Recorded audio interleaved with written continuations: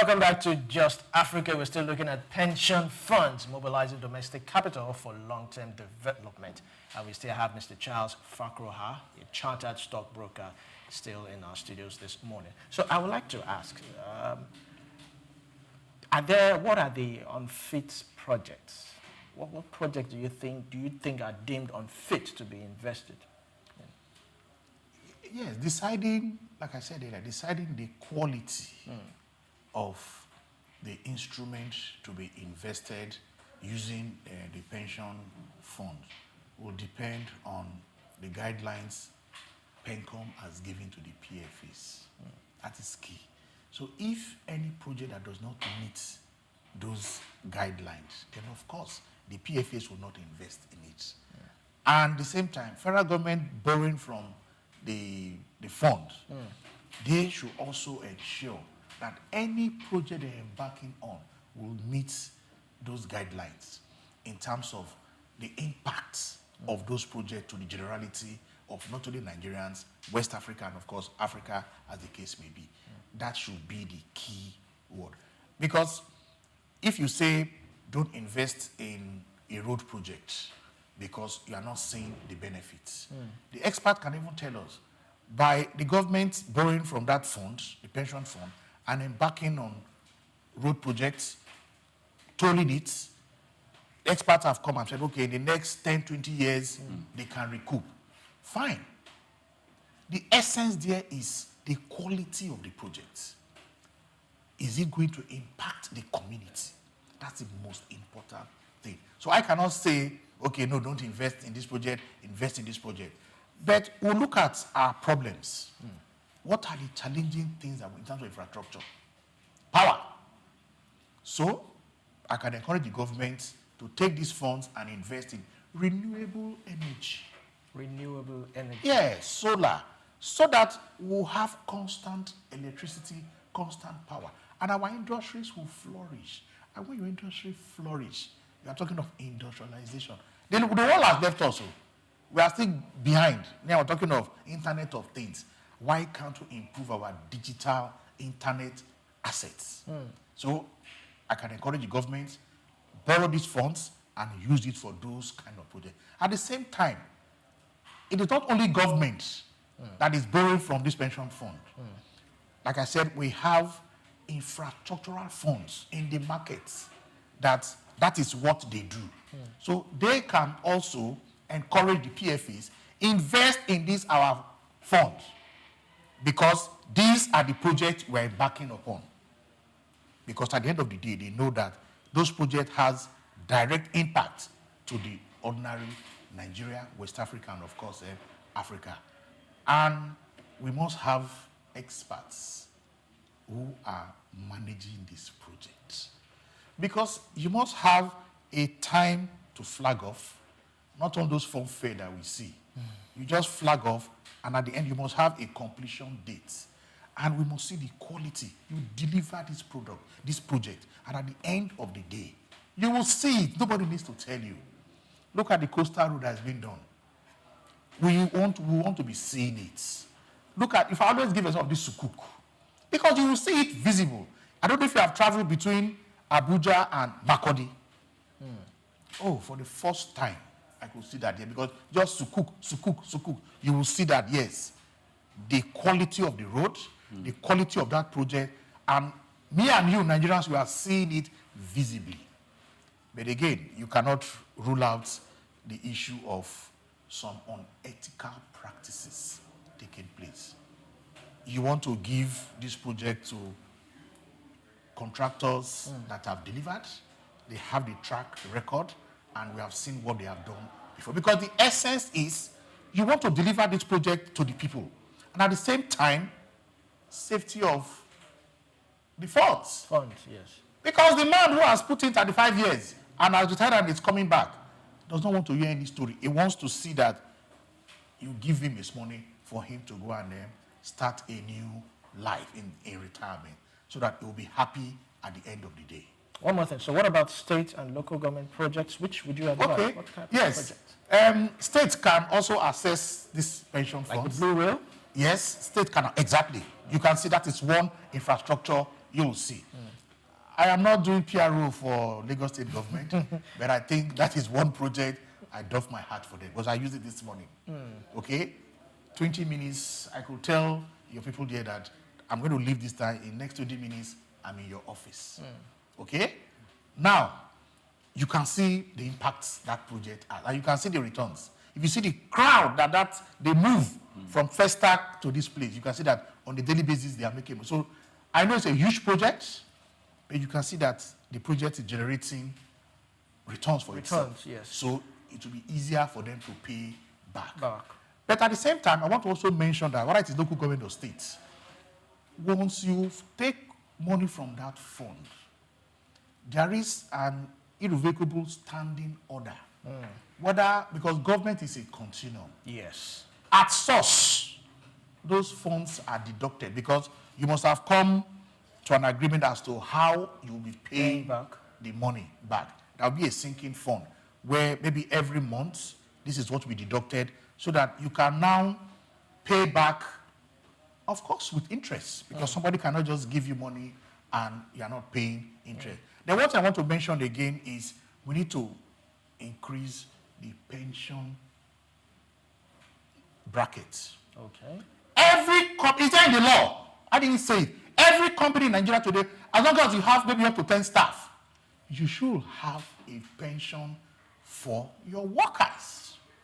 As long as you have 10, so that you are contributing to this fund. Yes. The government is having a lot of money to do infrastructural projects, and at the same time, you are securing their the future of Nigerian, West African, of course, African workers. So the man will give his best in the job. Productivity will increase because he knows that after 20, 30 years working, there is something for him that he can fall back to. Maybe, in fact, they're even saying ROSA, that is retirement savings account. Yes. You can even borrow from that to fund your housing project in terms of a NHF mortgage. So if a man knows that after 30 years he's going to retire, he has a roof under his head, then that will even reduce some of the issues of unethical practices we see today, both public and private sector. Because everybody wants to ensure that I cannot work for 30, 20 years, and at the end of the day, I don't have a roof under my head. So with this kind of mobilizing these funds for infrastructural development, making the economy better in terms of infrastructure, like I always say, digital infrastructure is key. We must put that in place. And at the end of the day, will increase productivity. And Nigerian worker, West African worker, African workers, at the end of the day, will be better for it. Okay, lastly from me, I have so many questions to ask, but I know the time will not permit us. So let me just take you through this route. I see that private organizations, first of all, the 19 trillion naira as at 2024 Yes. is huge, but it's not enough, given the population of Nigeria and the working. So the thing is, when people pay pension, what organization, institution of government determine and know it can see the record that organization XYZ has paid the pension or paid its own contributory part of the staff in this office, in that organization, into that pension account, and the staff itself had paid. Does this mean that sometimes these regulatory bodies do not have information on how much the staff earns, the percentage the staff is supposed to pay, and the percentage the organization was supposed to pay? Because this is depleting how much we're supposed to have in those accounts. Yes, that's a very good question. You see, and that is even the issue we have been talking about, because it's a criminal offense. Because it's an act. Pension Reform Act of, I think, 2024, but now reviewed Pension Reform Act of 2014. Yes. You know, and I'm sure they're going to review again and put in so many things. It is 10% from your employer. 10%. You, the employee, you can do 8%. You can even do more. Voluntarily, but voluntarily, yes, voluntarily. But regulatory wide is 8%. Okay. You can decide to do more. And this is collected, deducted at source, and sent to your PFA, who keeps the record, but the funds are now with the custodian. Now, if you are not sure that your organization is remitting, it's very simple. There are pension PFA's offices around you. You go and inquire. I don't want to advertise for any of them, but there are so many of them. You go and inquire. They will give you your statement, and you will see your contribution. You will see that of your employer's own. And if they have not remitted, you will see everything. That is when last your organization remitted to us. How do I take them up? Yes. We are coming there. Okay. Now, you can now go to PENCOM office. That is the commission now. National Pension. I'm talking of Nigeria now. Yes. Now, National Pension Commission. You can now go to the office, go to their website, and you make your complaint. And there are penalties for those companies that have deducted and they are not remitting. Yes. But you see the funny thing, we will see even government agencies. Let's not go into You know, yeah, one can say we give them forbearance. No. You know, because during that COVID, there were a lot of things that happened. That COVID period, if I mean, we are seeing what is happening in the banking sector. Yes. You know, you can give them forbearance. But now that is over. Ensure that as you deduct from your employee, you also pay your own counterpart funding and remit to the PFAs. It's as simple as that. And like I said, we should encourage more and more SMEs to have this pension for their workers. At the end of the day, it is for the benefit of, it's a win-win. The economy improves because we have large funds that can be used for infrastructural projects. The employer also benefits because the worker will be ready to work because he knows that this employer is taking care of my future. The employee will also benefit, knowing fully well that, when I leave here, this is what I'm going to collect. So you can see it's a win-win-win for everybody. So I'll just encourage government to improve on the regulation, that's using PENCOM now, and appeal to employers to ensure that they make that provision and contribute their own parts. In fact, we have even seen some companies that they will say, employee, don't worry. They will contribute both that of the employee. 18%. Yes. 18. Yes. They Wow. will, yes. So in that case, we are even telling those employees, you can, if your employers have done that for you, why not still, put more? So that at the end of the day, it's like it's what you contribute. When they invest, you get more at the end of the day. So it is for every Nigerian, every African to have that at the back of their mind that nobody takes care of you when you are old. The issue of trying to rely on your children. They are good though, but nobody does that for you. You have to take care of yourself when you are old. And I'll just conclude by saying, there's nothing wrong to be old. There's nothing wrong. There's nothing wrong to be poor. But it's a tragedy for you to be old and poor. So why not begin to take care of your old age? The first day you are given your letter of employment where you are working, that is that day you start talking to your employer, your HRO, to start remitting. Thank you. And this is a fantastic place for you to learn. Thank you very much, Mr. Charles Fakroha. I think we need to have a part two. There are so many questions. I have so many questions. It's my pleasure. But we're glad that we could experience or take just a bit of the wealth of your knowledge. Thank you very much. Thank you for having me. And this is where we call it a wraps on Just Africa this morning. If you have enjoyed the show, please comment, like, and share on our social media. You can also follow us on our social media page at Souqnews TV. I am Olumide Shokoya. Enjoy the rest of your day.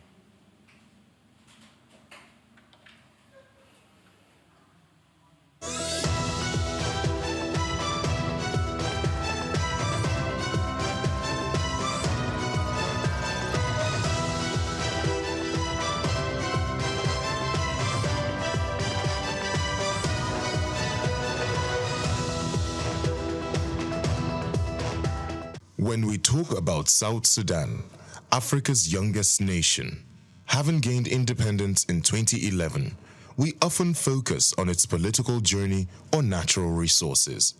But there's something else that holds deep generational value in South Sudanese lives, which is cows.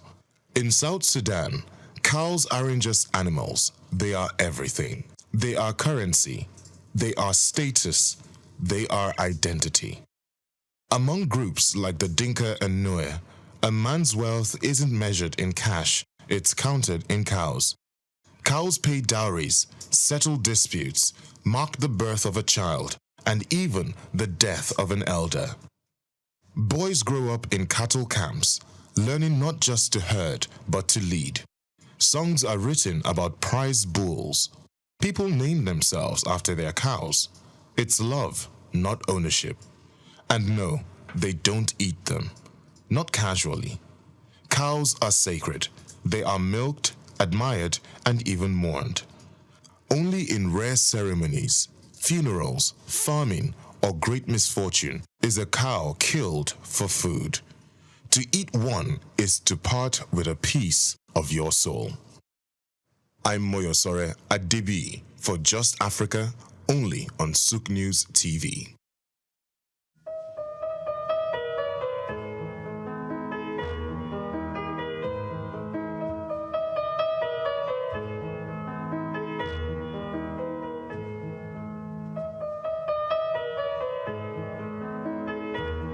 We're going to have increase in the number of facilities that we would visit in the year 2025 by 30%, that would have improved compliance and enhancement of data-driven decision-making using data analytics, that we're going to strengthen collaboration between our partners, and we're going to have 25% increase in our compliance rates by carrying out the key strategies. We want to expand our monitoring coverage. We want to enhance our digital infrastructure by integrating a secure online pathway. We also want to include the e-learning platform and our mobile platforms on the digital infrastructure. We want to strengthen our community engagement and build capacity of both the farmer staff and our partners. We want to drive innovation and research. This year, we want to carry out research on quality of care. In doing all of this, we want to make the health facilities in Lagos safer by leveraging on technology and ensuring that all our processes are data-driven. Thank you very much. Thank you very much, Dr. Onoriyede, Dr. Nibo Shinawo, Dr. Veronica Iwayemi, and Dr. Abiola Idowu. Your Excellency, the Governor of Lagos State, Mr. Babajide Olusola Sanwo-Olu, the Honorable Minister of State for Health, Dr. Isiaq Salako. Taking us further in a comparative study, I want to especially welcome a professor and consultant medical parasitologist at the College of Medicine, University of Lagos. He coordinates the International Malaria Microscopy, RDT Quality Assurance Center, as well as the country's World Health Organization malaria specimen collection sites in the College of Medicine, University of Lagos. Ladies and gentlemen, please let's put hands together for Professor Wellington Oyibo for the very short comparative study. Thank you very much. Thank you very much, His Excellency, Executive Governor of Lagos State, the Honorable Minister of Health, here represented here by the Minister of State for Health. Ladies and gentlemen, first of all, this is historic for us. This is a path we have planned, prayed for, and we are happy that it is happening. Mr. Governor, thank you for all you and for making this happen myself. I'm so happy and grateful to the Honorable Commissioner of Health. He has told the story.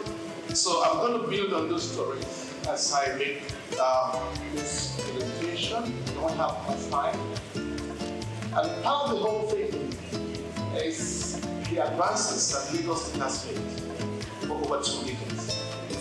The world is hearing it, and the signature of this project through the impact project itself, which is calibrated around the impacts that this project will be again for Lagos State. My slide, please. So what we know about malaria, in the 15th century, why was it called malaria? It was called malaria because the cause of that fever illness was not known. And it was connected to marshy waters. So malaria in Greek is foul. And that was all they could do. And it took some another 100 years before it was connected to mosquito bites. And today we are talking about fever and say all fevers are malaria. So are we going to the 15th century? And this is what we're trying to really unbundle in Lagos as it's still over 50 million people. My slides.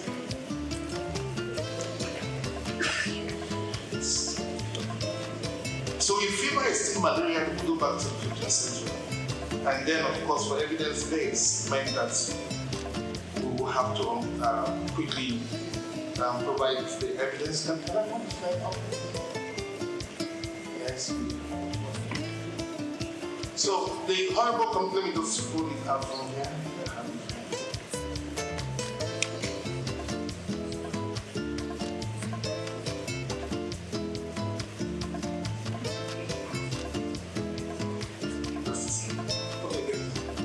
So I've given this background.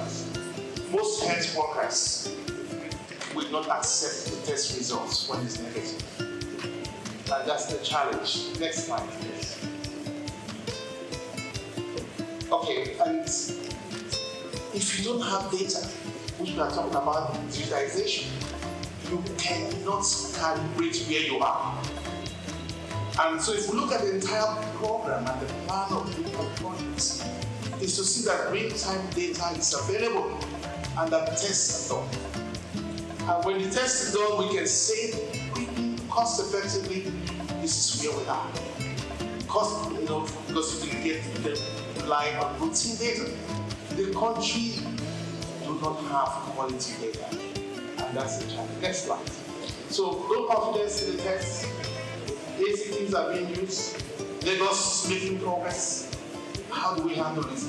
94 to 96% of the reporting for malaria in the DHIS that categorizes states and Nigeria comes from the primary healthcare center, and this from the public sector. It's important to recognize this. Next slide. And we're bringing this on board because we provide the quality platform for quality diagnosis at the College of Medicine. Next slide. And we do all of this carefully to ensure that these tests are good to be used for humans. Next slide. And what is learned? Please just keep on going on the slide because I'll just go through them. There are changes in Nigeria in terms of malaria epidemiology. Next slide. And then we see from the 2021 malaria indicator survey where Lagos is next month. And you can see where we are here at 2.6%. Hopeful. And next slide. Good progress. And we're talking about the path for pre-elimination. We have that path. And we are happy that this is being mentioned here today. And like I said, this signature. And in line with the stratification strategy and subnational tailoring by WHO. So we are quite on course on this. Next slide. And then you can see the different tests available. You can keep on hitting enter. You have microscopy that is powered by a human being. And then you have this rapid diagnostic test that is technology. But somehow we refuse to accept technology and we stay with humans with all the challenges. So that's what you see with microscopy. Just keep on pressing enter and all of this. And this is the test 15 minutes. The result is out. The other one will take any time. It will be 1 day. And then based on that, we have done the scoping assessment of facility in Lagos. Recent times, cosmetic clinics. So we're finding it difficult. We have limited capacity to ensure monitoring of these facilities. We also have inefficient manual processes because our digital platform is unable to carry out some of the processes in the agency. We're sitting on a lot of data in the agency. With AI to make sure that the test is actually having the results that the pharmacy or PPMD says it does. We then verify that the treatment, the appropriate treatment. And then in the impact program, to the public health system for malaria-negative patients to ensure that they're getting the proper diagnosis that they need and have a better understanding of what other febrile illnesses patients might have. Next slide, please.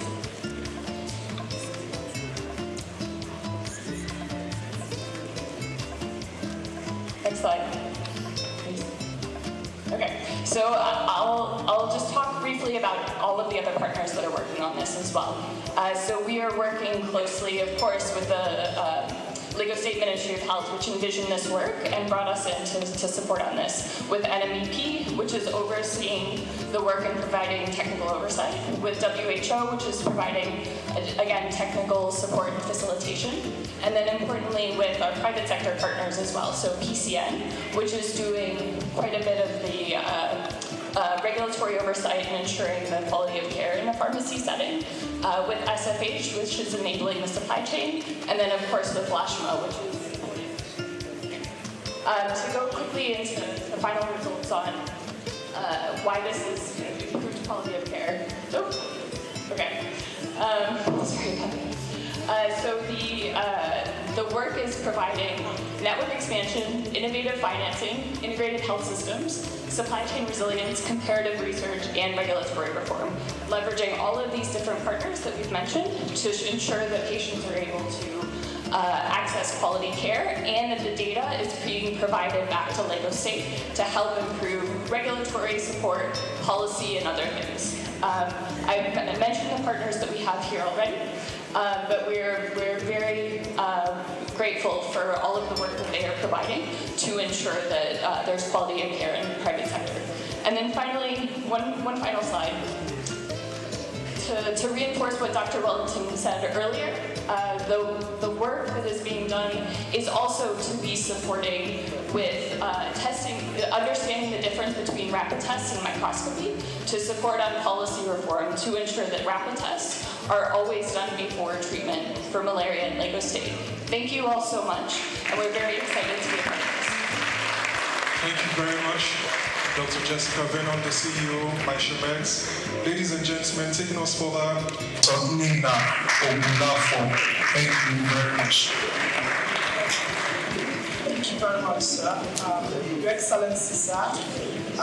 We're very happy that this is happening today. So just believe me to do something unique in terms of our focus for malaria control in Nigeria. To do this, I will call on Dr. Dao, Hospital Director for Souq.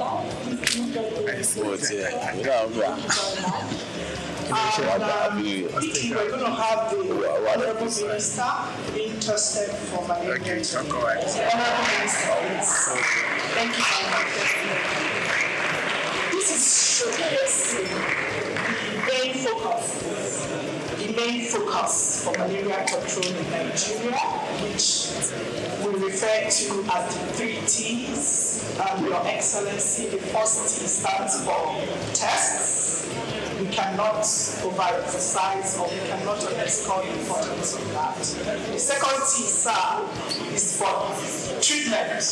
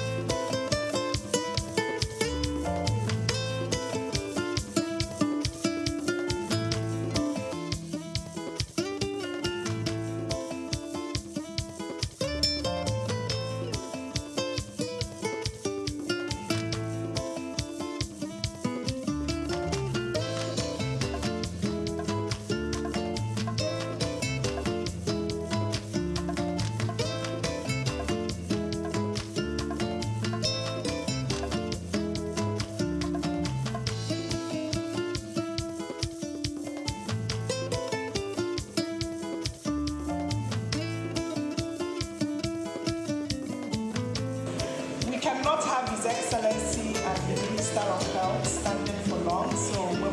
take their samples. We're going to have them seated again.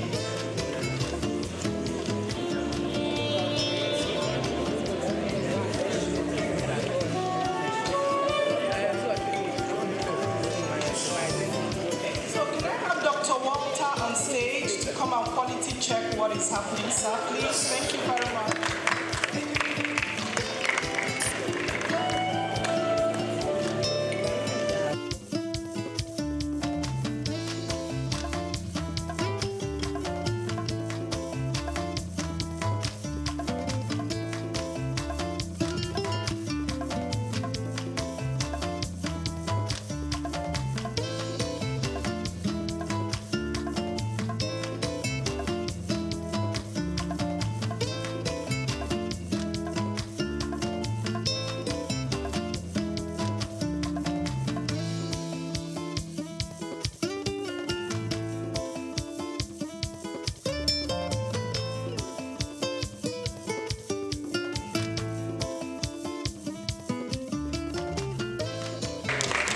We are witnessing leadership by example.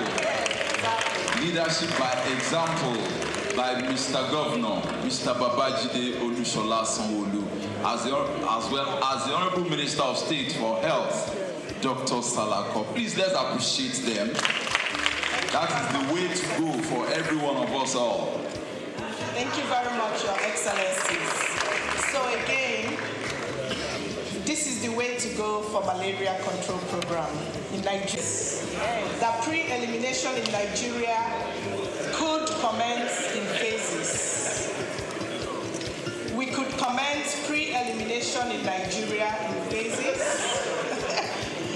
Thank you, Your Excellencies. Thank you. So back to the fourth bullet on my slide.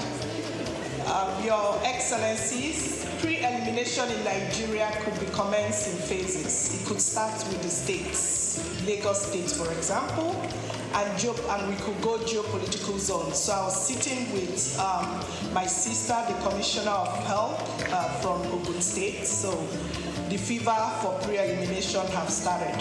So I also want to say that it stands on Lagos State to make sure that this pathway for pre-elimination is properly done.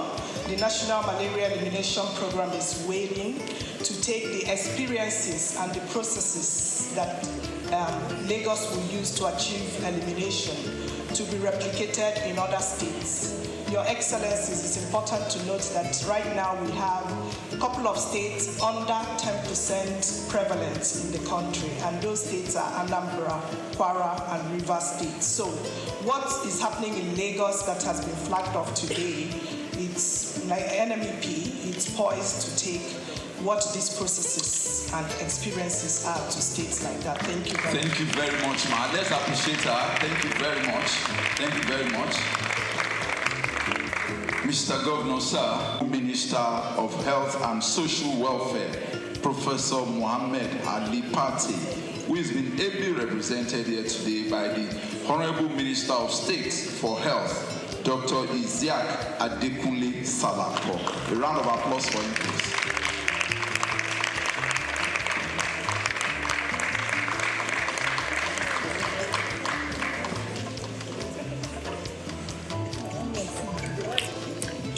Your Excellency, the excellent Governor of the Center of Excellence, Mr. Babajide Olusola Sanwo-Olu.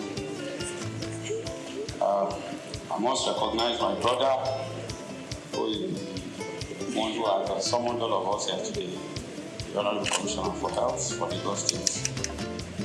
All members of the Lagos State Cabinet here present, our partners, WHO, World Bank, distinguished stakeholders in the health sector, gentlemen of the press. Because of time, let me say all protocols to be extended. We cannot keep the governor for malaria alone. He has to attend to water, to road, to several other things. So I will shorten my speech, but I must say that today I'm wearing two caps. You may not see it physically, standing in for myself, and also standing in for my brother, the coordinating minister for health and social welfare, Professor Party, who is unable to attend because of other assignments. I am most delighted to be at this auspicious occasion of the launch of the Pathway to Malaria Pre-Elimination and Digitization Program in the Center of Excellence, Lagos State, led by His Excellency the Governor, Mr. Babajide Sanwo-Olu. I recall that Lagos State pioneered intensive malaria case management in the early 2000s through the Eco-Free Malaria Initiative under the leadership of now our President, President Bola Ahmed Tinubu, the then Governor. I am most delighted to be here today to be part of another pioneering initiative now under Governor Babatunde Sanwo-Olu as Lagos State takes the lead in the agenda to end malaria by 2030.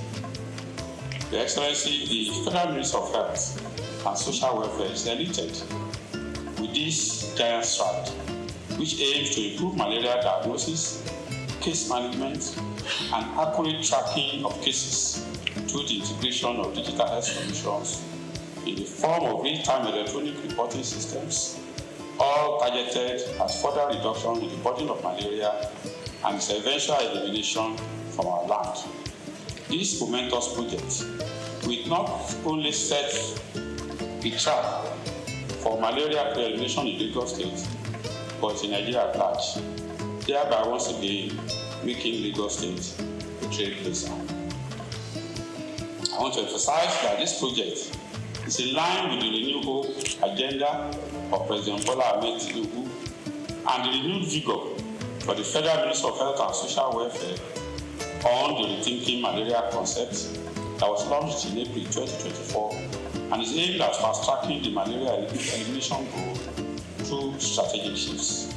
We have continued to make progress in this regard, and the inauguration of the advisory on malaria elimination in Nigeria, AMEN, the development of pragmatic costed plan of action, the expansion of permanent healthcare facilities, training of frontline health workers, and the initiation of domestication of affordable medicine facility for malaria to make malaria treatment more affordable are all testament to the progress we are making. Your Excellency, distinguished ladies and gentlemen, the Ministry is taking these steps in order to reverse the undesirable trend of being the highest burden malaria endemic country globally, accounting for 37% and 31% of cases and deaths respectively. I am confident that the Lagos State possesses the needed attributes that can help drive Nigeria to malaria elimination through such case-setting initiatives like this program. Furthermore, Lagos has been consistently the lowest malaria prevalence state in Nigeria, as evidenced from all the malaria indicator survey conducted in the country, with the most recent result in 2021 showing 2% prevalence, hence indicating a tendency of attaining pre-elimination when concerted and consolidated efforts are put in place. I wish to report that the challenge of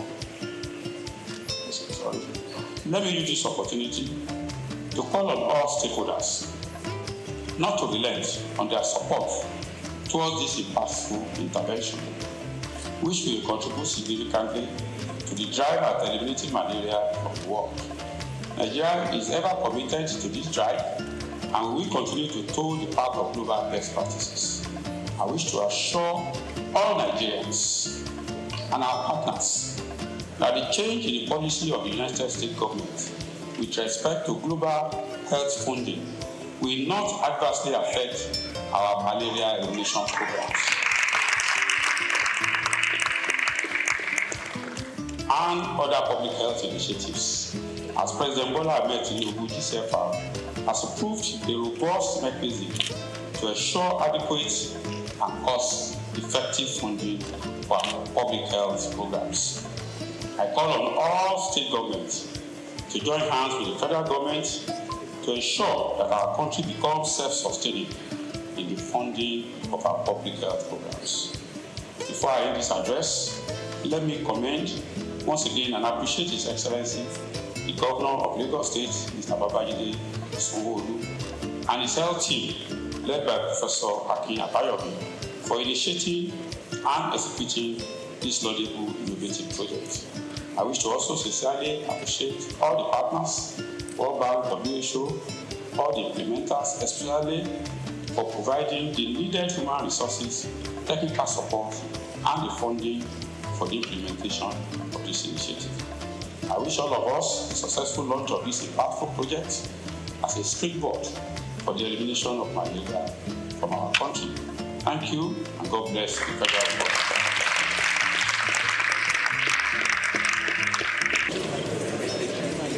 Distinguished invited guests, Your Excellencies, Honorable Minister of State, have your results.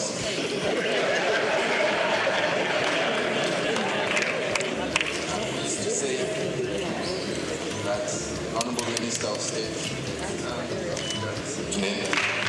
we will not be confining you in a bed in Lagos. Your result is negative.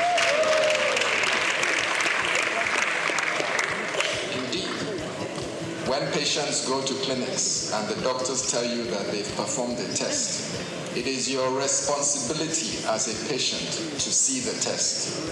Please ask for the test and take a picture of it and have a record on your phone. My governor, the Excellency of Lagos State, I'm pleased to tell you that you may continue with your duties. Congratulations, sir.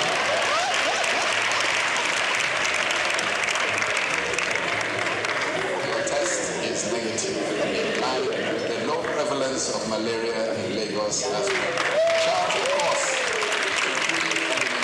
Thank you very much for your support, both the Honorable Minister and our Governor and members of the Lagos State Executive Council.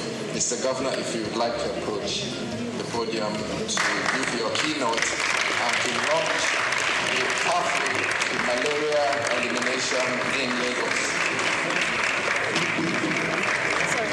Practitioner himself and a strong politician, Dr. Isiaka.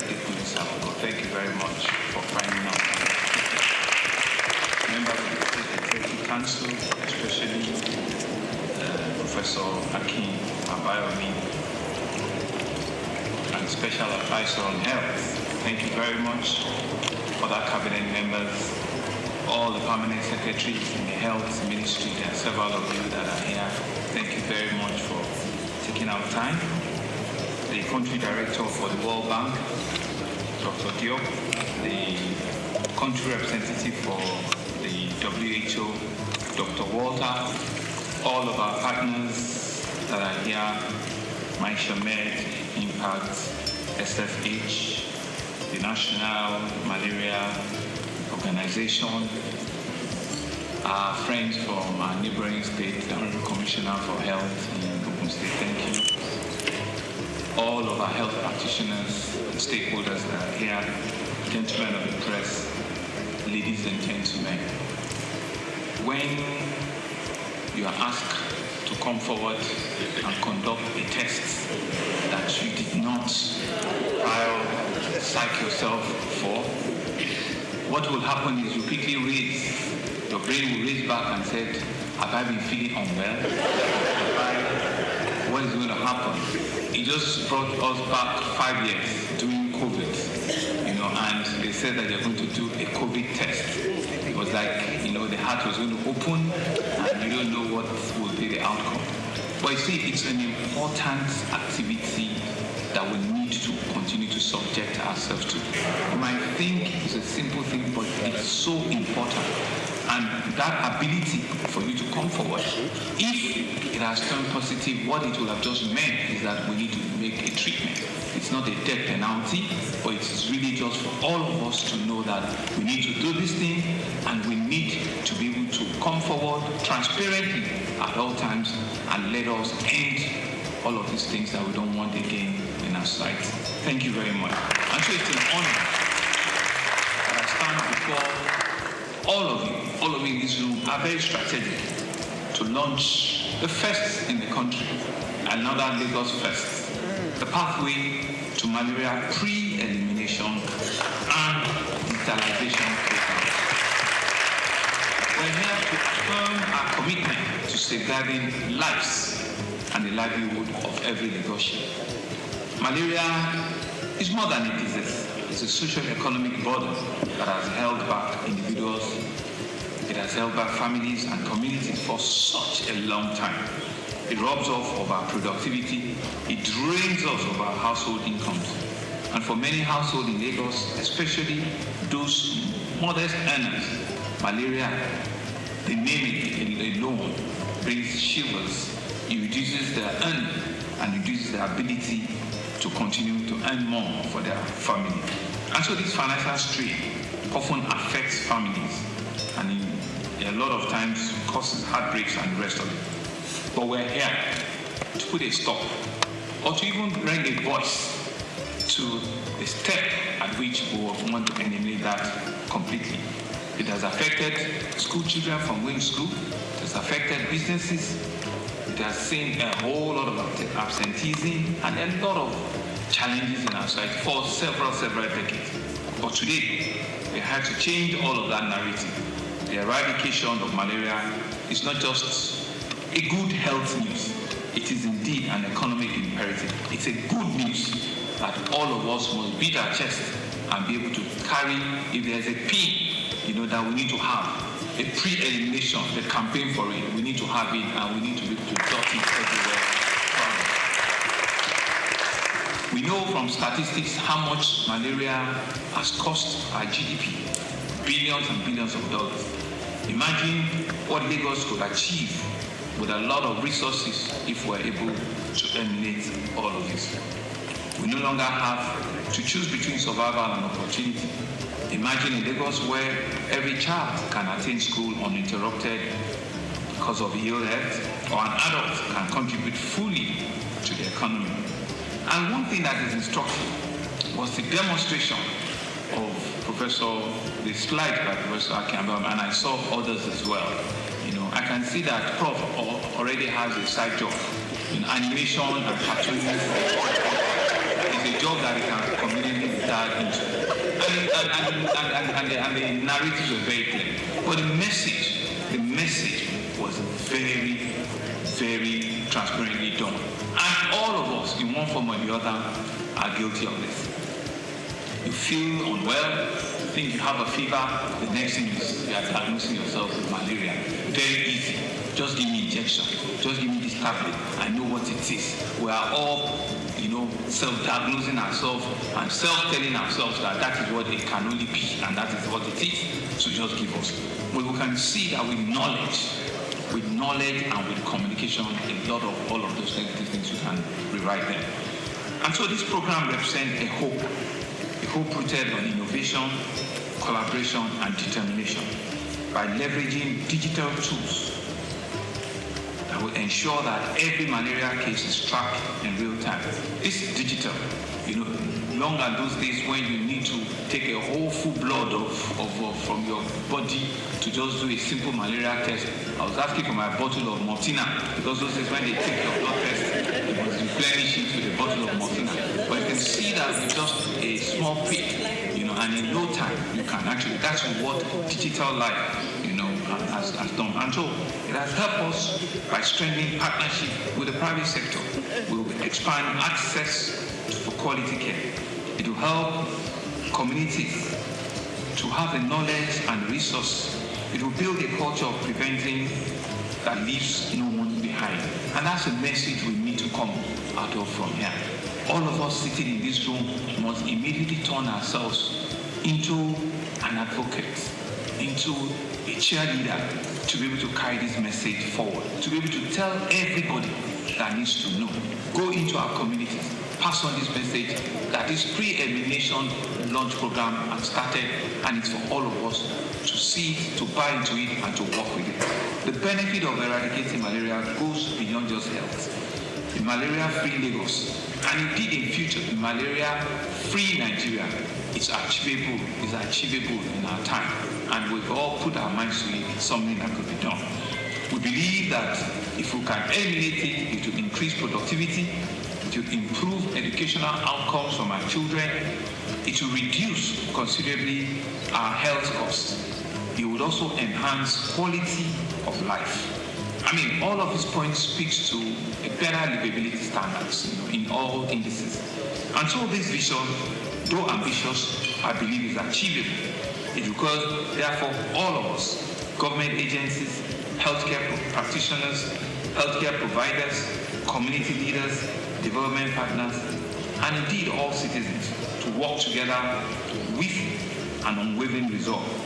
Success will not come overnight, but will be sustained effort and collaborative action. We will prevail. You saw the slides that a farmer and the lady on malaria and the lady on immunization. You saw the statistics between January and February, what the run rate should be.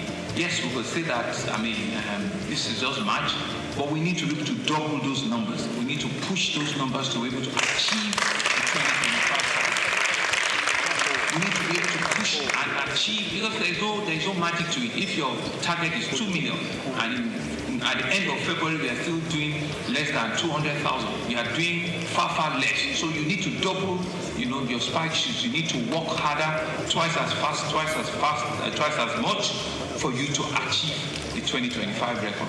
And Doctor told us, Prof told us from WHO that it's 2025. They are going to close the envelope. Hello? Yes, they said they are going to close it. And there's a 20. Where is it? I thought it was. They're going to close it. Our target is that we have to take that $20 million. We have to do everything to make sure that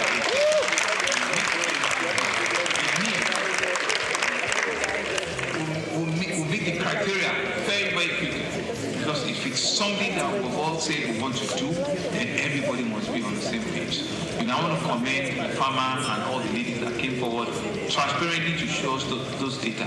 And what we need to do is we don't need to wait in October before we now cry.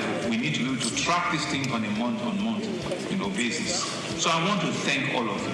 I want to thank our partners, the World Health Organization, the World Bank, the National Malaria Elimination Program.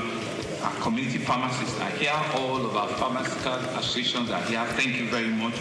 Our various private and public hospitals, and all of you that are here for your valuable support and making this initiative positive. Of course, permit me to thank in absentia our very hardworking Honorable Minister of Health and Social Welfare, Professor Mohammed Al-Pate. Our best regards and our best wishes to him. We know all of the things that he has brought about in his tenure as the Honorable Minister of Health. We wish him well. We are also tracking and monitoring, all of his deliverables, so that we can say at the end of the day, in your time, you did all of this. And to also thank the Honorable Minister of State for cooperating and operations with the Honorable Minister. We believe that if you do all of these things and you do them well, your time, your time in that ministry will be written in gold, and Nigerians will forever be grateful, because we know that you are pushing everything to ensure that we save over 1 million lives, and you're doing so many things, so many big health initiatives. I want to wish you well. To Dr. Diop, our country director for the World Bank, thank you for your invaluable support at all times, funding your technical assistance. We believe it will continue to catalyze our health initiative. To our country director on the Bill and Melinda Gates Foundation, Mr. Uche, whose organization's investment has been pivotal to malaria control. We say a big thank you. Dr. Walter, our WHO country representative, we believe that your expertise and advocacy capacity has helped us to push this forward. Thank you very much. To all of our partners, Marshall, Nets, who I met last week, I did promise, I said I'll be here in person.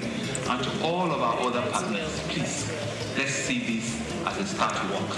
It's only when we achieve what we have said for ourselves that we have done the job. They don't pray people for attempts. They pay people for results. And it's the result that is important. It's the result that takes us to that final breathing point in which we all can say that, yes, we've done our best, we've contributed what we've needed, and we've seen the results. I believe that we have everything to make it work. We believe we have all it takes to eliminate, malaria completely in Lagos State. I want to congratulate our own Ministry of Health. Congratulating ourselves is telling you that you have a lot more to do, Prof, and all of you. But I will be watching, and I will do everything to continue to encourage you. And as a demonstration of that encouragement, I was whispering to Prof that I will also do something different. I will be promoting Dr. Idu as a permanent secretary.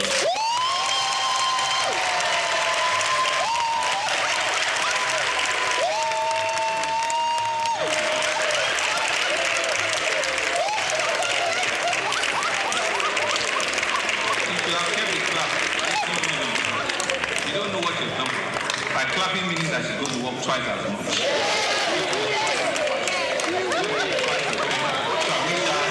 All the very hard work she's doing. To my fellow Lagosians, fight belongs to each of us. Let us embrace a preventive measure like eliminating mosquitoes, adapt, test before treatment. And I think that is the message we need to take away. All of our pharmaceutical establishment ensure that we can pass this message. Test before treatment. It is so important that we do not just take this for granted. Let us ensure that we can take this advocacy into our communities, into our nooks and crannies, and show truly really that once we have started this campaign in Lagos, go around every part of the city. We can rewrite the history of malaria in Lagos, and it is in our hand. It's all of us in this room that can help. I want to wish you all the very best, and I believe that when we work together, there's absolutely nothing that we cannot achieve together. Thank you very much.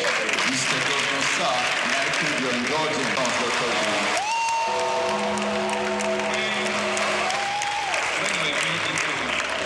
I really didn't like her. She was frowning her face one day.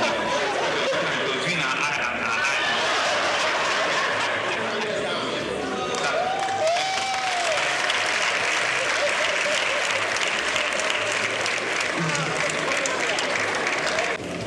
This pre-examination launch of malaria from Lagos State.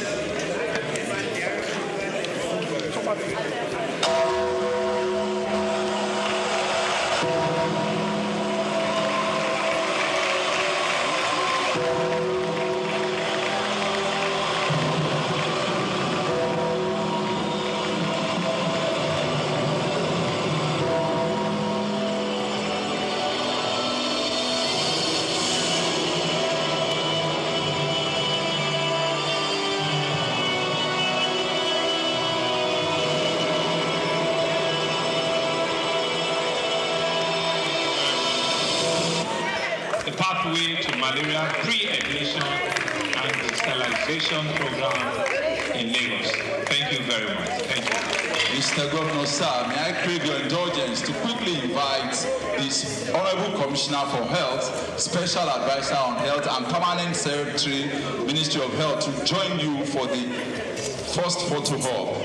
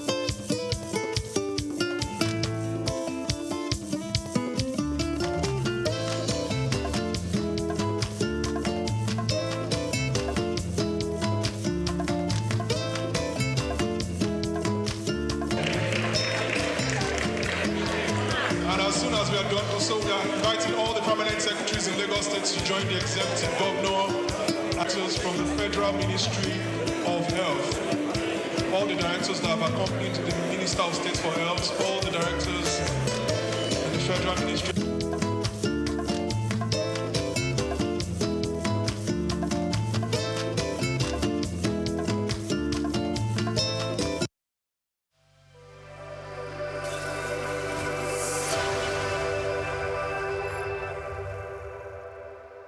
Yes, it's a beautiful day. It's a fantastic day. It's an awesome day. And we are super, super excited. Guess what? It is the Femi Walsh Prestige Partnership that is being flagged off right here at the Federal Palace Hotel. Oh, my God. Well, that thing sums awesomeness. We're being at a place where every conversation about Nigeria's independence happened. And then also thinking about royalty, you know, things that make us feel like we're kings and queens when we come into this place. I mean, I'm oozing. At this point. You know, talk about the scenery, the ambience, the rooms. This hotel is actually really, really good. And the fact that Femi Walsh is partnering with Federal Palace Hotel doesn't just give me the chills, like it makes me happy. Happier. Well, we're going to be having exclusive events, coverage, and we're going to bring in our expertise to come and give them that edge amongst... that finesse. Taking the brand globally through our media. My God. It's not something you want to miss out on this journey that I just started. We're going places, sis. The Federal Palace Hotel was established in 1960 and constructed by the A.G. Leventis Group. Perhaps one of the most notable thoughts about Federal Palace is that it was used as the venue for independent celebration of Nigeria in 1960. Over the years, the Federal Palace has now become a world-class ultra-modern facility with a touch of elegance. The hotel, which has been recognized nationally and internationally, has become a tourist attraction for many. Perhaps this is the reason Femi Walsh Group decided to partner with the Federal Palace by supporting the hotel with resources and equipment for coverage of all the hotel's events. The president and CEO of Femi Walsh Group, Victor Oluwafemi Walsh, accompanied by the vice president, Idahosa Osamanze, paid a visit to the hotel during the exhibition of the popular Iriri Arts Gallery.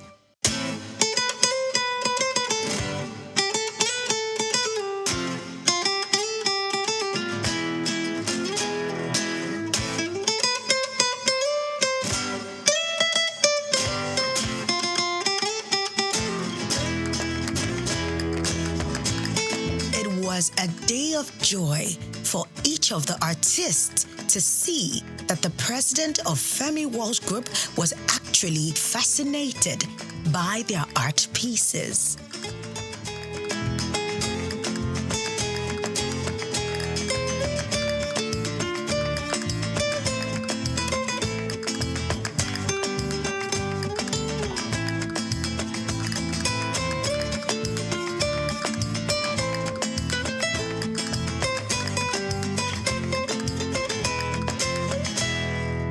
Coordinator of the Arts Gallery also expressed his enthusiasm and joy, highlighting the exciting prospects and opportunities arising from the partnership.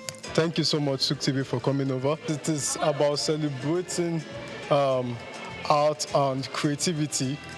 We themed it Luxury and Legacies exhibition. Luxury, as we all know, art is luxury, and the legacies that are left behind by artists are their crafts. So that is why we themed it Luxuries and Legacies exhibition. Ambassador Victor Walsh encouraged your artists while commending their creativity.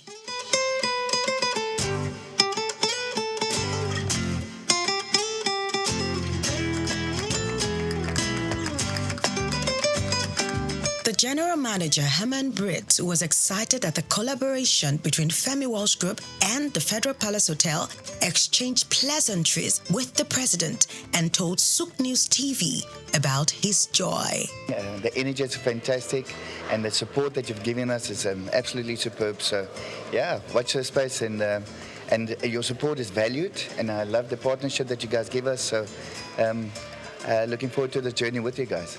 Other members of the senior management of Federal Palace who were on hand to receive the ambassador and members of the Femi Walsh team include Temitokpe Ifiodun, HR Manager, Billy Uguechi, Events and Banqueting Manager, Chef Chris Onyanu, the Executive Chef of Federal Palace, Oluwatoyin Sulaiman, Housekeeping Manager, Dotun Arogundade, Digital Sales Executive. Each of this senior management staff shared their feelings about the collaboration. We're actually so excited about this partnership with Souq News. It's going to, be beneficial for both Federal Palace Hotel and Souq News. And we know that all our new offerings will be extended to the larger world. We are actually doing things differently now. Federal Palace is actually doing a lot of things differently now. Our staff are ready to give the best of the best services to our guests. To cover our events and take care of Federal Palace in terms of media and all that. The Femi Walsh Group, consisting of all the different subsidiaries like Souqnews TV, the ALFM, Novacraft, and the machinery, look forward to doing great things with Federal Palace Hotel as we kick off the Prestige Partnership. We're going places, and yes, with Femi Walsh Prestige Partnership, what we want to do is make sure that we're giving the clients of Federal Palace the best of the best of the very best in terms of coverage, streaming, videography, photography. So if you have a wedding ceremony coming up, you got the birthday party coming up, whatever you have coming up, all you got to do is make sure you contact Femi Walsh because we give you the best of the best of the very, very best. Merci beaucoup. Merci beaucoup. Keep watching. My name is Uyai. I'm a textured artist, and keep watching Souq News. My name is Alexander Beja, and keep watching Souq News. Karim Joseph Aramide is my name. I'm a visual artist, and I'm going to tell you this: keep watching Souq. Hello, I'm Billy Macaulay Oguchi of Federal Palace Hotel. I'm the Banqueting and Events Manager. Keep watching Souq News. I'm Temitokpe Ifiodun, HR Manager of Federal Palace Hotel. Keep watching Souq News. Thank you, guys. Federal Palace. See you soon.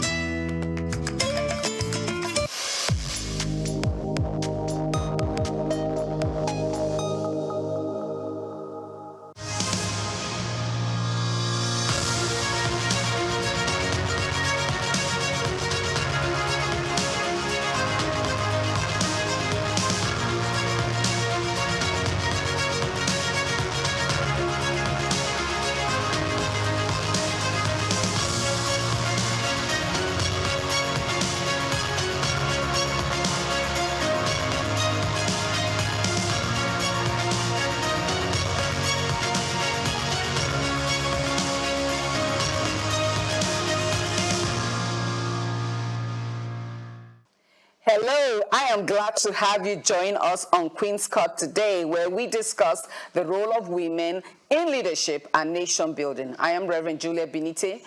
Raised in a highly networked world today, millennials, Gen X, Gen Y, and Gen Z, like other younger generations, value open communication, collaboration, and inclusivity. They appreciate having their opinion valued, considered, which aligns well with a democratic leadership lifestyle. Today, we will be addressing the behaviors associated with women in leadership through the lens of Americans' two youngest generational cohorts, millennials and Generation Z. And of course, we have a Gen X in the house. But before we get started, let's go on a short break.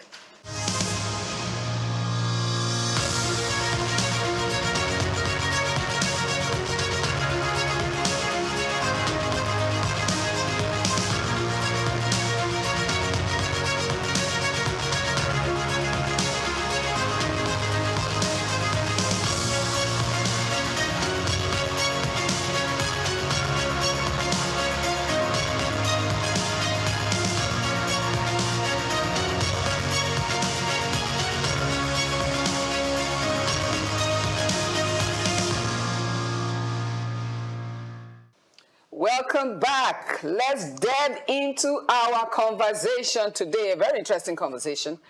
The perceptions of millennials and Gen Zs, and of course, a Gen X is in the house with me. I mean, I'm close to the Gen X generation. We're going to be discussing, deliberately discussing some leadership issue, women in leadership.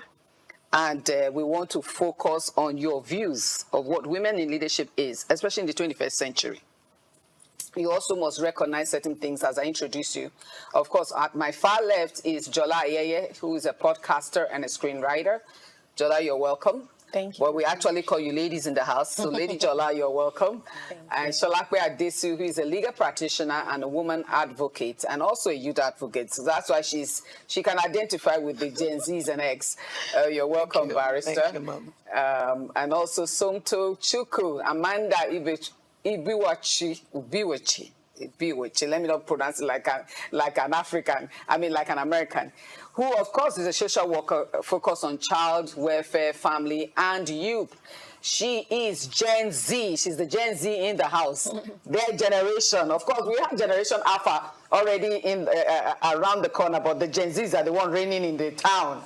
You're all welcome to this great show, Queen's Court. Thank you. Thank you. And today we call ladies in the house. You know, you are queens. Yeah. And so we're going to start with the Generation Y, which are called the millennials. They're actually Generation Y, called the millennials. And just for information basis, most of you were born between 1995 and 2009. So that's your generation. And so your generation actually is the unusual generation because it's a generation in the middle of the X and the Z. What are your thoughts on women leadership? When you hear women leadership, what comes to your mind? I think for my generation, women leadership is a bit more normal, I would say. I think our generation was the first to kind of see it as quite normal. So we weren't the first generation whose mothers worked, so our grandmothers also worked. So for us, the idea of women being in leadership was not necessarily strange or different. And then when you make it specific to Nigeria, I was born in 92. So around the switch between military rule and independence, there was a lot of economic boom. So we saw a lot of business happening and a lot of moms and aunties owning businesses and having sort of like high-ranking positions in telecoms and banks and things like that. So I think women leadership for us socially was something that we see and kind of understand, but culturally not so much as Nigerians. So it's very interesting in that women are supposed to be powerful, but only to an extent. And it's a very cultural understanding of that. So it's not strange to us. It's just a very weird dance that we do in that we understand that women can have these amazing jobs. You can make very big decisions, but our cultural context means that you have to figure out how to play this. We all know we're playing a game about to what degree we accept or understand women being in power and how comfortable our society is with it. That's a good one. So their generation already are comfortable with it. So I'll come to Generation X, which there's a lot of dichotomy and issues. Of course, Generation X were born from 1965 to 1980. And just after the baby boomers, who were mostly people after the World War. And so for us, Generation X, what is your classic understanding of women leadership? Okay, thank you, ma'am. You know, for this generation, I think leadership for us was something that we've had to fight for, as it were. It's a generation that had to fight for acceptance and for the society to understand that leadership is what every woman needs to do. For instance, we're a generation that that grew up amongst, there's a lot of contention within the society, economic, social, and it's a generation that went through a whole lot of problems. If it comes down to Nigeria, it was a season where you had military, of course, we had democratic, the civil war, all of that. So you have multi-dimensional issues that women in this generation have faced, both from cultural to emotional, marital. So you find a lot of people within this age range that are battling with some emotional issues, battling with even accepting themselves and finding themselves before even thinking of getting into leadership. So I think that's one of the things that that is predominant amongst the X generation. I agree with you. You know, they said the Generation Z sees women leadership as a right. Why do you think so? What's your thoughts on women leadership for your own generation? Okay, so just like the millennial said, Gen Z, we more of came under that knowledge of, okay, yes, women leadership is a thing, and I feel like we are more outspoken now. We are seeing our generation more open in terms of getting their dreams, getting their passions, and achieving them on a big scale, on a global scale, on a national scale, and also on a big scale. So this is also a generation where there's also a lot of dilemma in terms of feminism, cultural, ethic issues as well. Because even if as we are right in this birth of women leadership, there are still a lot of challenges that we face, and but we are more of a driven force, and because of what we see now that technology has advanced, social media has boomed, we are more versatile with everything that pertains to leadership roles and being out there. So our generation right now are in the peak of it, and even as much as there's a lot of awareness, there's still a lot of training that needs to happen for our generation to now become leaders and now rule amongst, because right now there are a lot of millennial women leaders, but Gen Z is not so much. You see Gen Z diving towards a lot of good things, but not essentially building our nation as well. And then there's also a conflict between influencers and leaders. So now you see people, Gen Z now calling themselves influencers, but not all influencers are leaders. So we have this dilemma in our generation right now. So that's where it is as it stands. Wow, that's an interesting thought there, because there's a Kevin that defines leadership as a process of social influence which maximizes the efforts of others towards achievement of a goal. That leadership stems from social influence, not authority or power.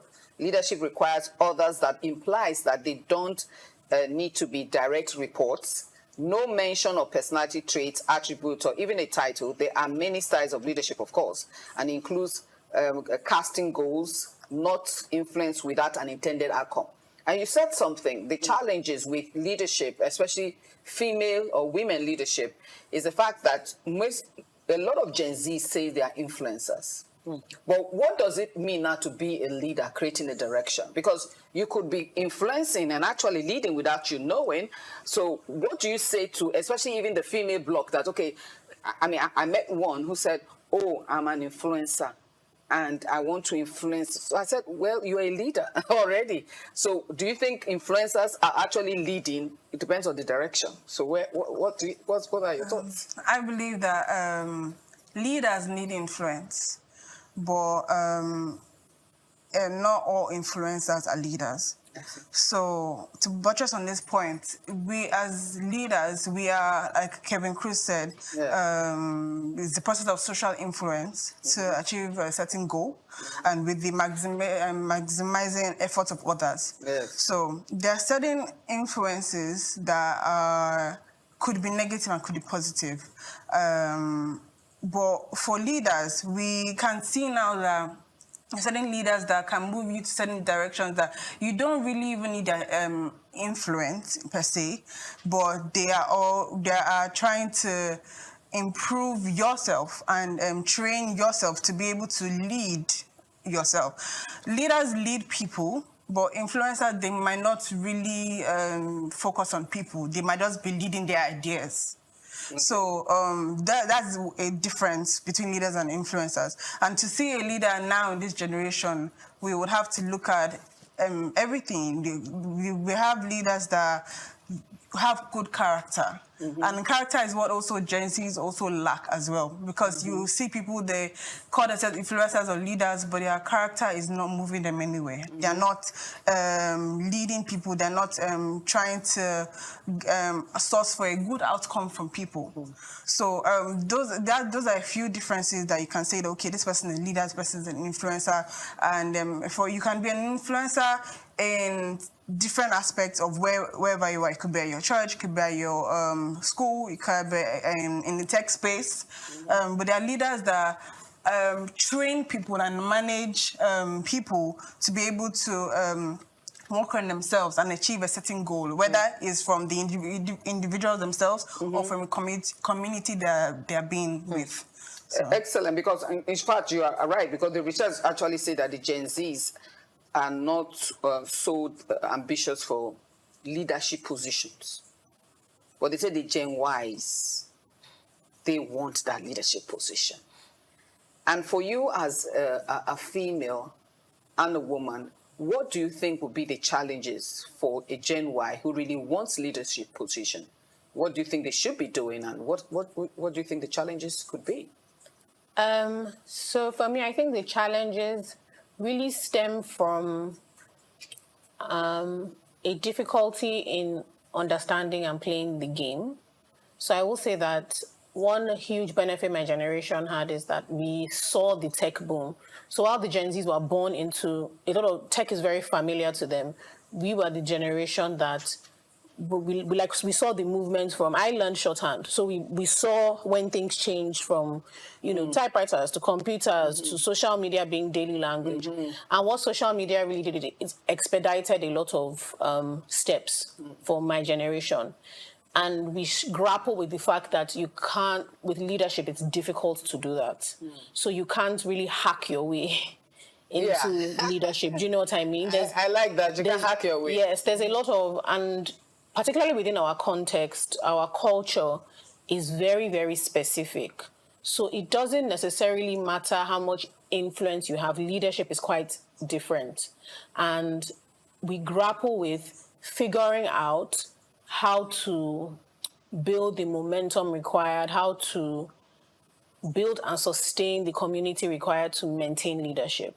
So I think that's why we do very well in business, things that are very individual. Yes, so I can figure this out by myself. I don't need to have sort of like consensus. I don't need to build relationships. I don't need to have the sort of like a general agreement. I can do this thing by myself. Maybe three of us agree, we build a company, we go to the market, it's not working, we get on social media, we find a new supplier. Everything is very, very, you figure it out as you go along, but leadership is very, very different. It requires consensus, it requires building. I mean, a good example I will give is a lot of our parents that worked in civil service understood how to build relationships. So every other weekend, my cousins, my colleagues' daughter is getting married. They're traveling to different states there. And so they understand what it takes to kind of build consensus. But because my generation did not have to do that career-wise, it stumps us to understand what it takes to do that as leaders. And then when you add a layer of being a woman and what that takes, it's just really, really difficult. So we're hungry for leadership, yes, but it's why you see a lot of ambitious women in my generation, because we understand how that works. We understand that for you to get respect, just make the business work and people will respect you. They may not like you, they may still say nasty things about you and how you came about your money and your work, but eventually it would speak for itself. Doing that in a leadership position, in terms of leadership, is just a lot more difficult. So I think that's what the challenge is. I agree with that, and you're actually right, because the research also shows that the Gen X actually have a social capacity more than the Gen Ys and relationship. And one key thing that came out of the research is that their capacity for conflict resolution is much, much higher. So as a Gen X, as women leadership is evolving, in actual fact, they say it's going to take 100 and 50 years plus for us to bridge the gap of this gender equality. But the research also shows that the Gen Ys are most likely to break the glass ceiling if they are able to overcome the challenges. What advice would you give as Gen X, and also what do you think those challenges are that must be overcome if a woman must lead? Because women leadership is necessary, and I'm going to show you from, as we continue our conversation after this thought, you will see why it is necessary that the Gen Ys understand that leadership is the only way for us to bridge the gap. Awesome. Thank you so much, man. You know, Lady Jola may brought it out so succinctly. Yes. And I love the fact that you've been able to break down the challenges of Gen Y. And it's so sweet knowing that you see the gap that you will bring in is that you see the weakness of Gen X and then see the advantage of Gen Y. And if we leverage together, then you see that women leadership will actually advance. And I think the advice will be then that the gap is to, as much as we carry the passion and the zeal for leadership, which of course we all agree here that women leadership has come to stay and is a necessity, but that as much as we want to pursue that, then we begin to look at what are the gaps, what are the things that didn't go right with Gen X. And I think Gen X was modeled up in the challenge of trying to balance relationship. You have the home front, you have people, what are they going to say? So most women couldn't take leadership positions because they are considering the relationship dimension, my children, my husband, my family. How am I going to balance this? And so you find them just playing small to prevent. Okay, so most of our mothers or most of us in this generation either have opportunities to start businesses, invest in a lot of things, but didn't do it because they felt there were too many things holding them back. But we have a generation Y who are more eager and are willing to make the move. And I like the fact that the technology that they got into or that came with them actually opened the advantage and gave them the advantage. But the important thing then will be to bring a bridge between that passion and then the relationship. But for me, leadership is more about self. And I think that's why Generation Y may have a challenge. Because leadership is not just about achieving things, being a business leader, being the CEO of a company, leadership is more about you, the values that you bring out and you bring to society. And that's why it's not like the social media. I also love the distinction between, the distinction between influencers and leaders. Because for Gen Z, they see leadership as influence. How many followers do I have? What can what impact can I create here and all that, which is beautiful. But leadership is about, it must come from you. There's an internal part of it that needs to flow out. So I think that the real advice will be that beyond all the advantage of technology, beyond the passion and the zeal and the vision that we carry, it must be that we then must first sit in and settle in to say, what am I? Who am I? What do I want to do? We have to pay attention to the internal personality that we have and build that character from inside that then begins to shine out, because actually the influence then comes from you, not just about what you achieve, not about the position you're currently occupying, but much more about what you're able to give in terms of personal value that begins to ooze out in other areas of what you're doing. Okay, so for all of us, whether Gen X, Y, and Z, in your opinion, what do you think that will help to accelerate women in leadership? Because at the global level, women in leadership is still below 25%. The highest, even in the area of governance, is Rwanda. Rwanda as a parliament and people in the government of Rwanda, 61%. The highest in the world. Even America, with all her liberty and speaking about freedom, it's still abysmal. Russia is still higher than America in women leadership. What is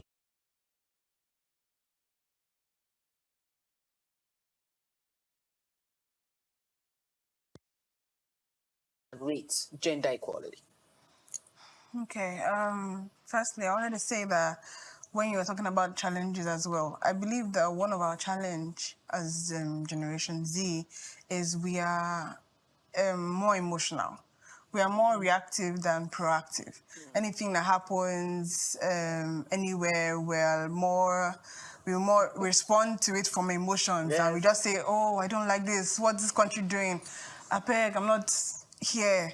So instead of us thinking ahead and saying, what can we do to be able to grow and learn and be in those positions and those places that clearly are not working.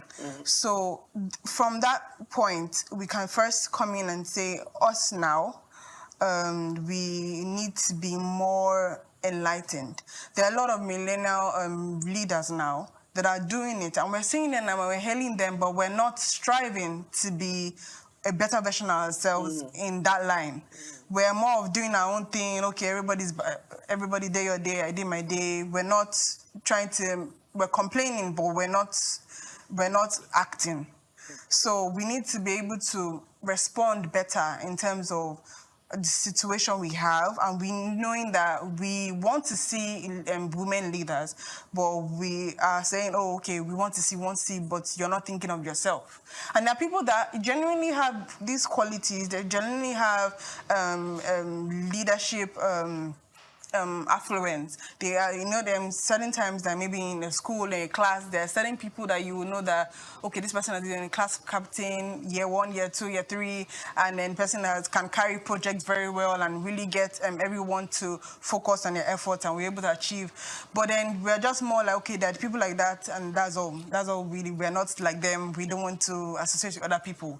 So we need to be more involved in now self-awareness, knowing what skills that we can develop. Not only there are different skills you can learn personally on your own, whether it's a professional value, professional way or career-wise, but there are a lot of times that we need to even work on ourselves more inwardly. So we need, now that there are a lot of examples in the term of millennial generation, we need to look more into those people, and we need to familiarize ourselves with news. I would say I'm kind of a victim as well in terms of we're not really acquainted with knowledge. We're not really acquainted with knowledge because we see these things and okay, everything, this is happening, oh wow, that's so sad, but we're not looking out for any source. Was there any organization, was there any welfare that came to this aid? Was there anything that, that was structured to hold these people that fell in place? But we're just more like, okay, we see it and we pass. So from the first angle, we need to get more involved in knowledge and get more involved in what is happening. And we need to, there are a lot of millennial generation now that offer classes, offer trainings. We see those things as, oh, we're just wasting time, but we need to, with the resources we have, we can engage in those classes, we can engage in those trainings. I have people, even my mates, that are giving classes globally, and people are attending, and especially women are developing themselves internally. But you see only a few of those classes of women in the whole generation of us. Excellent. We're going to go on a short break and we'll be right back to continue this discussion because we've got to hear from these millennials. I think it's their stage now, so they have to tell us what women need to do because that glass ceiling, we are breaking it.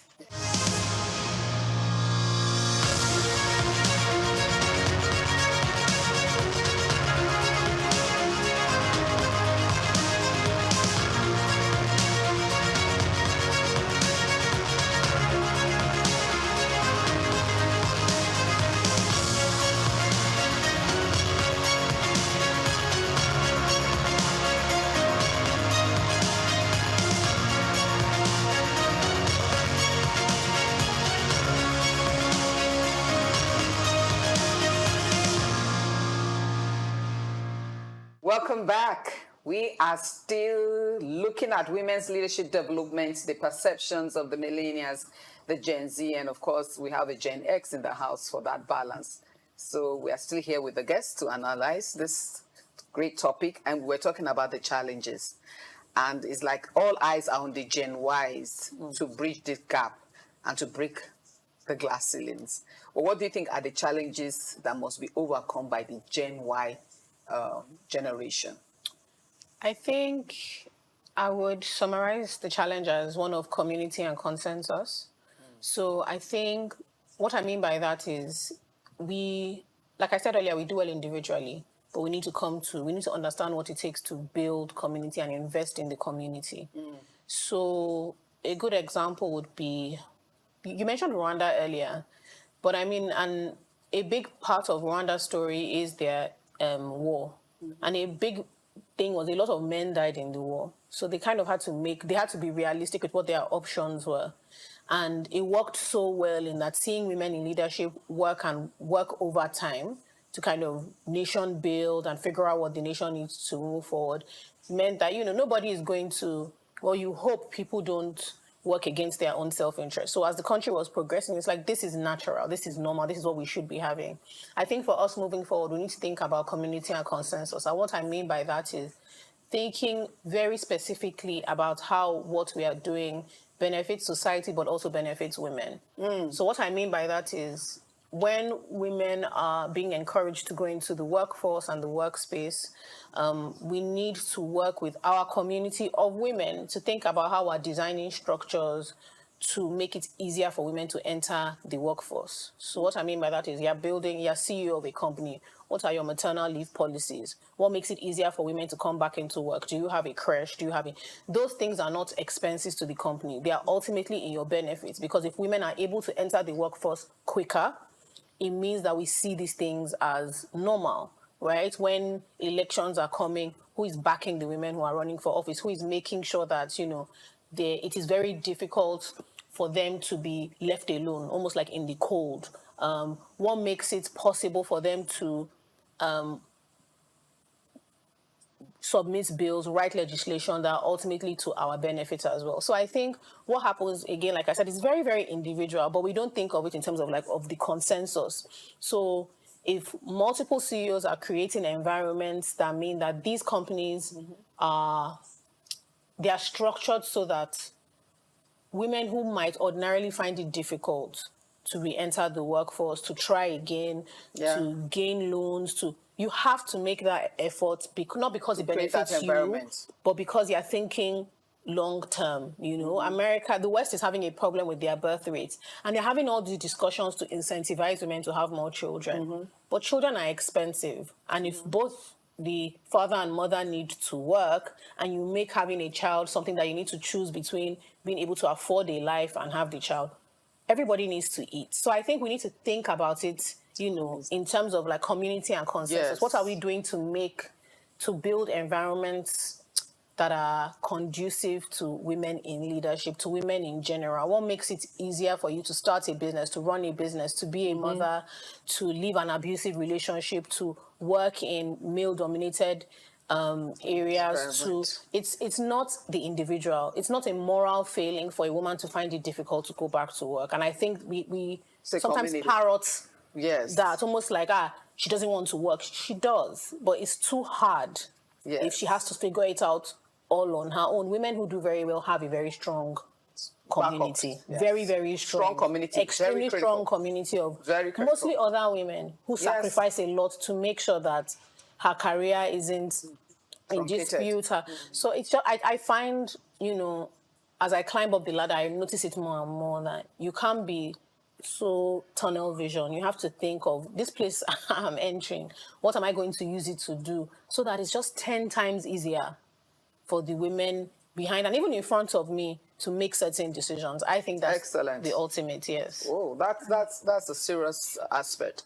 And for Gen X, Gen X, after 25 years going for so long, Beijing happened. We're talking about 35% of women involvement in whether governance or boardrooms.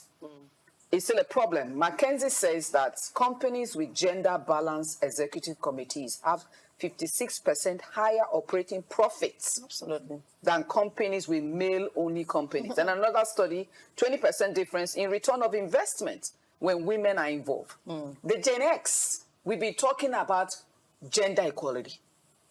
Speaking. What are these challenges that we need to overcome quickly, in partnership, especially with the Gen Y and even Z, to break this glass ceiling and to bridge that huge gap of gender equality? Okay, so I very much align with Jola's comments in terms of the policy changes that we need to begin to look at, legislative changes in terms of work, labor issues to ensure that I think Lagos State is the only state so far in Nigeria that agreed to 6 months maternity leave and even give some paternity leave issues. But nationally, that has not been adopted. It was only done in Lagos State for government workers. But I know that's tough for private business owners, you know, and all that. But these are things we need to look at as policy changes. But aside from that, I think, again, for me, a major emphasis will be to we need to look at doing a lot of reorientation for the male gender. Yeah. I think the critical part of how far women leadership will emerge, because you see, unfortunately, we're here because we have cultural issues that have kept women down. Mm-hmm. And these cultural issues are not just against the women, they are also cultural issues that have influenced the thought pattern of our male counterparts. Mm-hmm. And so we find them unconsciously, though, but actively working against women emergence, not because they want to be wicked, but they just feel it is odd, it's not done, it's not acceptable. You know, my father didn't do that, you know. And these are issues that we need to deal with. So we need to also find a way to get our male counterparts to begin to see women leadership as very, very normal. You know, I agree with them. The statistics that you rolled out, and even United Nations has shown you that every time you put economic power in the hands of a woman, the results are better. The results are, the social impact is higher than just, so we need to begin to see this as normal. I, in my own practice, generally encourage companies, you're setting up boards, you must put women, find a space for 1, 2, 3 women on the board of your company. You cannot overemphasize the benefits that will give you. And I tell you, the same benefits that accrue to directors, when you give it to the women counterpart on the same board, and then, okay, she needs to be on maternity leave, she needs to, you know, these are things that will enhance female leadership. And I think that is where we must begin to go to. Our men, we must find a way to have the he for she thing, we must invest in it. Oh, yes, we had he for she, actually, on this program. We got men to speak. Good. So as we begin to wrap up, we want to get to a point of reference, of understanding that women generally are multitasking, they pay details to attention, better with conflict resolutions, ability to deal with issues of fuzziness, but also very emotional. Absolutely. And so as in your different generations, the issue of emotionalism and women leadership is also at the base of some conflicts. How do women quickly overcome their emotionalism and embrace to understand that leadership is competitive? Because there are 2 issues. Number 1, stress. The research shows that women feel that leadership is stressful. And so please don't give me too much stress. Secondly, the work-life balance that she's talking about, that you're talking about, organization ensuring that there are crutches. So even if a woman wants to do a 3 weeks maternity leave or 1 month, it's her business. It's her body. She can take care of it. Drag her baby in the car with a car seat chair and just get to work. Because after all, she's working all the time. She's working at home. She's organizing. She's doing a whole lot. So, but how do we help women finally to overcome this challenge of emotionalism, especially from the Y and Z? Habit, the X has a whole lot that they have passed on. So we're going to start with the X. What is this thing? We need to get out of it. Who loves me? Who likes me? Who doesn't greet me? Who greeted me? Yeah, I will correct the next generation nicely like I always do. They can't get away with it. But how do we just get out of this place and just lead? Yeah, okay, so the issue of emotionalism, I think it's a main and common challenge ground for women, because somehow we feel that it is natural But even though we are all created with emotions, it's about being able to manage that emotion. We must get to the point where we get to control. And then besides, you know, women don't just use emotion at workplace. They even use it in their marriage. I know sometimes you want to manipulate and get your way out by being emotional with your spouse and things like that. But I think it's just time for us to know that being on the top of emotion is limiting. Number one, we have, as women, we have the mental faculty, we have the capacity to make decisions. We have decisions to make. We are in positions, we're not only making decisions for ourselves, we're making decisions that affect many other people outside us, our employees, our children, our spouses. So many things depend on our decisions. So we cannot afford to sit on the spot of feeling bad. This is how I didn't like the way I was spoken to and all that. We must. It's about choosing to mature and choosing to grow and outgrow it. And I think this is where the issue of our temperaments and all that will come in. But albeit it's the responsibility behoves on us, you know, for us to wake up to knowing what's my weakness, how do I overcome it. You don't have to be overly angry with people. How do I manage it even when people are not living up to your expectation? And then how do you manage it when things are not going the way you feel like, instead of just falling into depression and beating yourself too hard, but to say, okay, yes, I failed, yes, but I'll get up, I'm going to win again. You know, and I think that it comes from a lot of emotional strength, internal strength, and that's why we must build that internal capacity. We just must build it up. Yeah. So, Generation Y, the millennials, there's a research that is coming up that a generation are going into more psychosis due to maybe failures, fear of failures, like I said, the stress issues of leadership and the issues of work-life balance. And for many of you getting married, you have a baby, the issue of postnatal depressions, and a whole lot of it has increased dramatically even among the Gen Z. So how do we, Gen Y, how do we really overcome this? Because leadership requires adversity quotient, high adversity quotient, because you're being bombarded on all sides. So can you speak to that, to your generation? How do we overcome this? I mean, I know you're going to be tired of me saying this, but I really do strongly believe in the notion of community. I think every time I read or speak or talk to people about, I have a lot of friends who have children now, and postnatal depression was higher when they were alone, when they had no support. You know, a lot of them, unfortunately, because the state of the nation, gave birth abroad. And you know, those 3 or 4 weeks where they didn't have any help was where they were their most vulnerable mentally. They are running on very little sleep. Especially the new moms, they don't really understand what's going on with the baby. They have feelings about inadequacy with their body. Their memory isn't as great as it used to be. So they have all these weird things happening at the same time, and then they're just alone. They don't have the same level of support.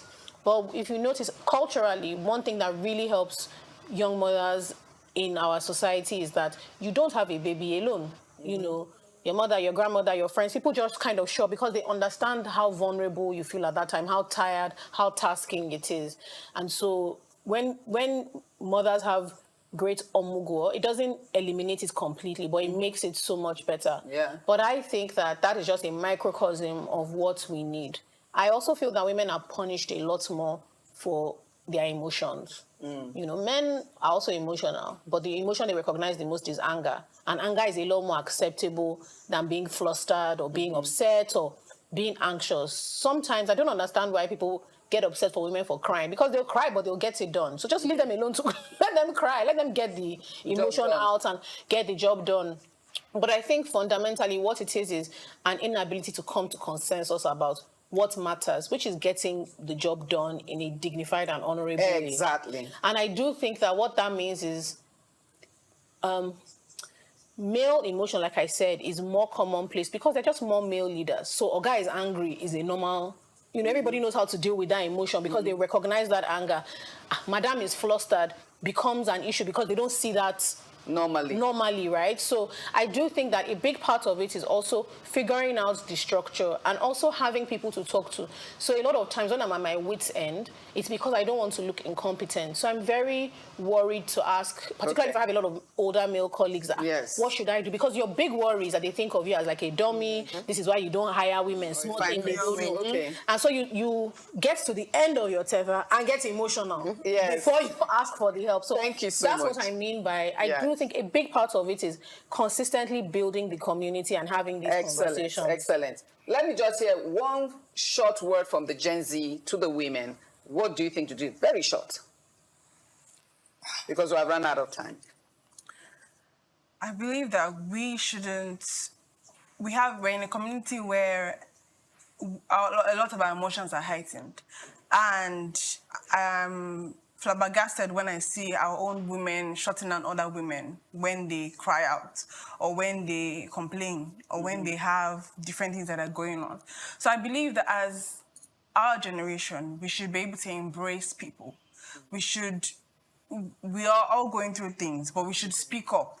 And also, don't look at the older generation and say, oh, this older generation, they don't understand what we're going through. They went what you went through, even more. So we have to know that we are seeking for higher advice and higher authority. And we have to know that those people are there and they are willing to help you. Don't be set back on what you think and what social media portrays. Excellent. Thank you very much to our guest, Lady Jola, Lady Somto, we call her Somto anyway, Somto Chukwu, and of course, Lady Barrister Sholakwe.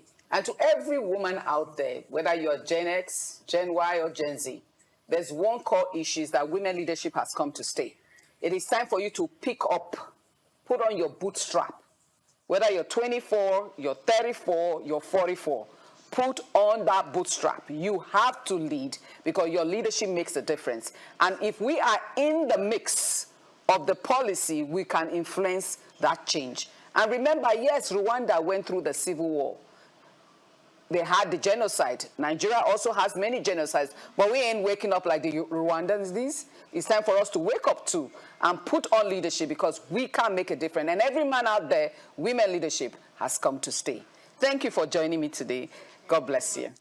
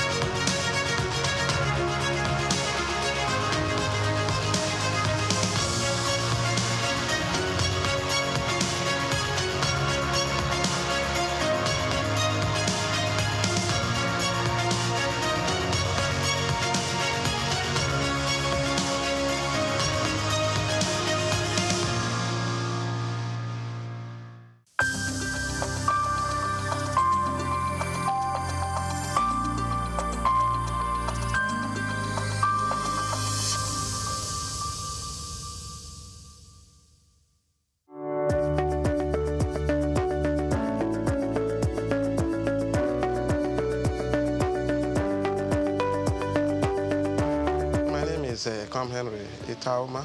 I'm from Akwa Ibom State, Eke local government precisely.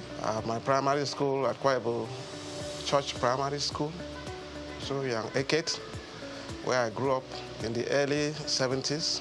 I moved into government secondary school at Eket. I finished my school set in 1981.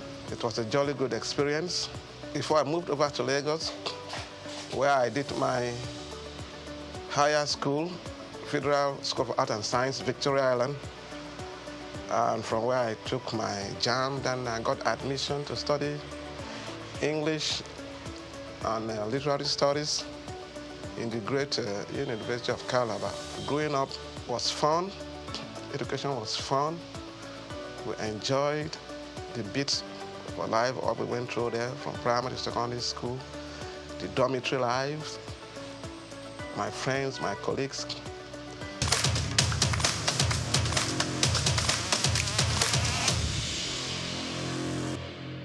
Coming over to Lagos was quite an experience. My first time in Lagos, arriving after a tortuous journey back then.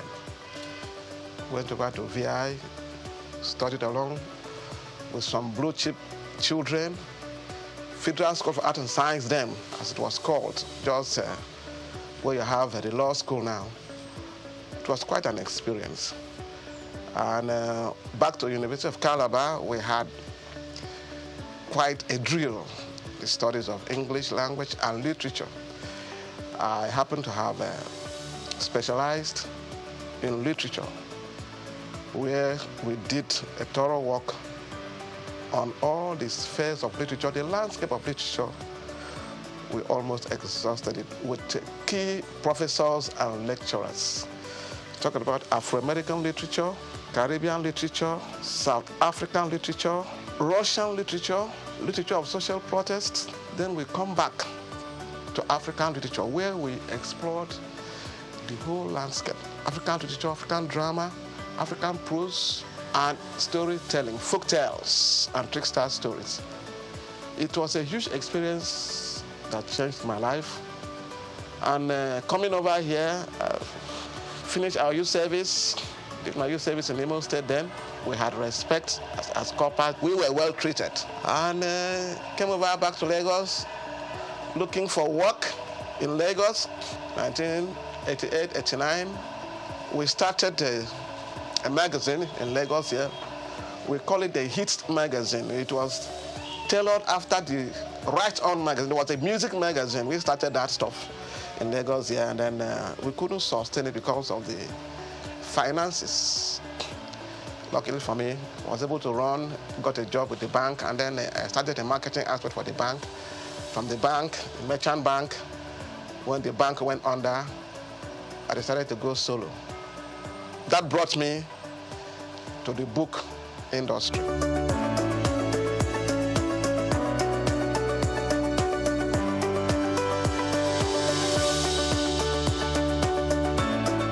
I have always have this passion for books, right from my primary school to my secondary school.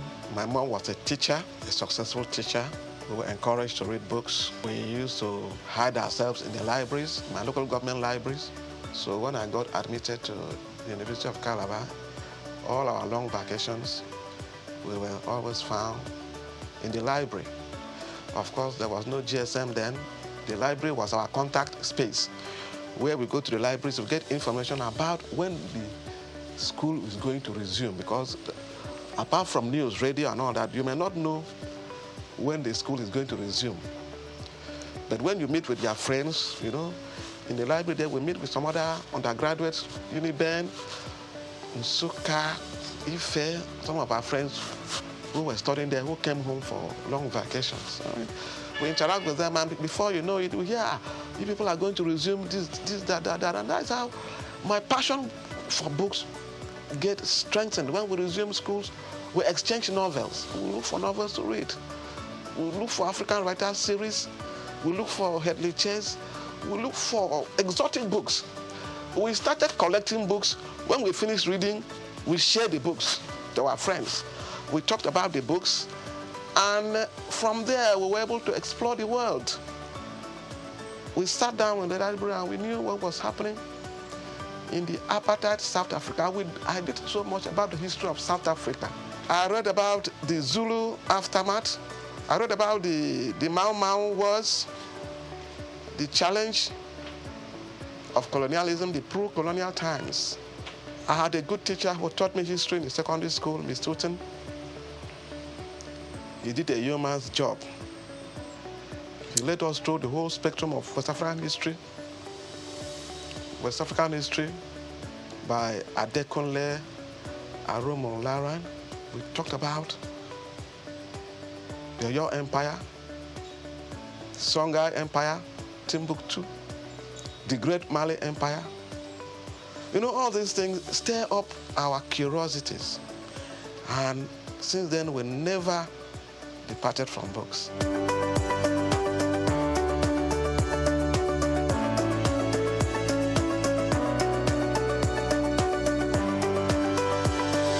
have worked in close association with the Institute of Public Analysts of Nigeria, IPAN. These are people that do analysis for products, water analysis, analysis of waste and effluent, radioactive activity, food and drug analysis. We have worked with quality control experts across the industries. We have worked with establishments where they do root crop research. We have worked with the pharmaceutical research industries, medical research bodies, malaria research establishments, cancer research establishment. These people look for us for specialized information in the management of special disease and treatment. Treatment in oncology. People in the area of traditional medicine, alternative medicine, natural medicine. They look for it. We are partnering with the Nigerian Institute of Science and Technology, Institute of Natural Medicine in Victoria Island, to work with them in the area of the development of herbal medicines in Nigeria. We have books we partner with them to promote. You see, medicinal plants from eastern Nigeria, medicinal plants from the northeast, medicinal plants from the southwest, medicinal plants from the south-south. We market these books for people who want to know. No, we are working now on the production in partnership with relevant institute of the Nigerian pharmacopoeia. We know about the British pharmacopoeia. We know about the American pharmacopoeia, the Japanese pharmacopoeia, and herbology. We are working towards having the Nigerian pharmacopoeia. This is going to be a compendium of materials that talks about medicinal plants of value, medicinal plants that have healing properties. We are working with specialists, pharmacognosy, phytochemists, and by God's grace, this is going to come into fruition. We partner with the Pharmaceutical Society of Nigeria and all kinds of health bodies that we can't even mention. So many of them invite us for their annual conferences, which is rotated across different states in different years across the nation. So we've traveled, and in most of these conferences, you have experts, deans of faculties, heads of departments that reach out to us with informations in books and journals that are relevant for their students and for their practitioners. We don't only market reference books and textbooks in all fields of study, all fields of human endeavor. We also market relevant journals, research journals, peer-reviewed journals in sociology, in psychology, in law, research journals in oncology, in public health, community medicine, in nursing, research journals in nutrition and dietetics, food science, international relations. We partner with the Nigerian Institute of International Affairs in Victoria Island. We have key journals in world affairs, African affairs, and these journals will help them to distribute to all relevant establishments and departments that need it. So it has been a great job, very taxing and exciting.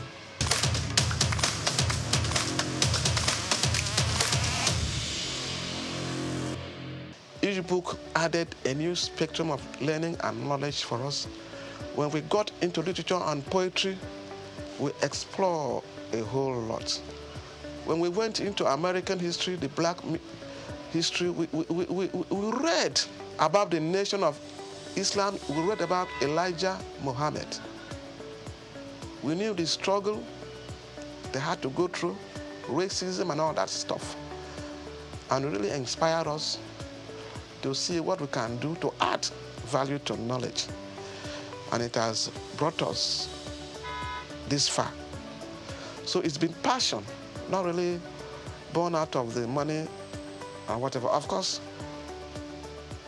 when you have value to present, you'll be appreciated in many ways. We have had sundry appreciations from establishments, from institutes across West Africa and beyond. You know, we partner with international publishers all over the world to source cutting-edge materials for our clients. We take pains to go through a lot of materials that come in here. Whether there are new materials or whether there are new, we believe that when you are doing research, there is what is called cross-cultural research. You start from the past and then come to the present. Research in any field, what happened before, where we were before and where we are now, and then we'll look forward.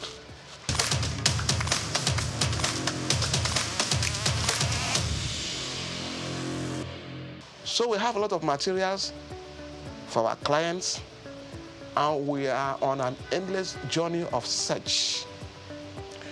When we started this business, we came face to face with HIV. We go after books on HIV and AIDS. We got them across our clients and our readers. As we went further, Ebola came, and we sourced for materials for medical virologists. It's a virus. Clinical virology, we gave the books to them, and they were very happy. We got the materials. We did what is called public health awareness to get people assured that these things are preventable. That is not the end of life.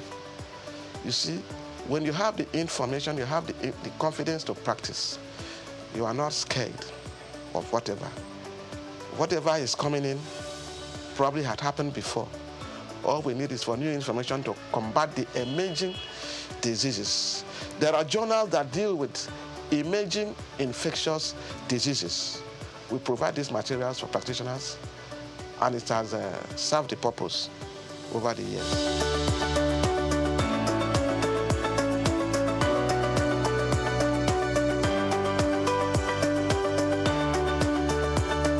The secret of my success has been the impartation of specialist knowledge, tertiary knowledge for professionals. You know, education and learning is a lifelong journey. People talk about continuous professional development. For instance, in the media world and the real estate world, we have partnered with people who are doing media studies, you know, the print media, the electronic media, mass communication as a whole. We have provided a lot of materials for them. So now we have specialists in the media, we have special editors, screenwriters, short story writers, photojournalists, you know, and we provide them these materials. In the real estate world, we have attended conferences of real estate practitioners, providing cutting-edge materials for them in real estate development, information technology, property development, property law. All these materials assist them in the practice of real estate. We have gone far more. We work with people, the QS, quantity surveyors, town planners, environmental managers, people who do environmental audits, environmental impact assessment, you know, space planning. We work with them, you know. And these materials we get from all across the world. If you are practicing in this area and you need materials to improve your services and the value you are creating, you will need us. We have a whole list of experts in different fields that reach us when they have challenges, when they have need for special information to solve specific problems. They reach out to us. They call, yeah, a bookman, all range. We need books in this area. For instance, we had the former Minister of Health, that great woman, Gonja Iweala. She will always call us, look, all range, we need books on international economics. And we used to give her books on international economics. And many other experts like that. We have books for people who are doing radioactive interventions.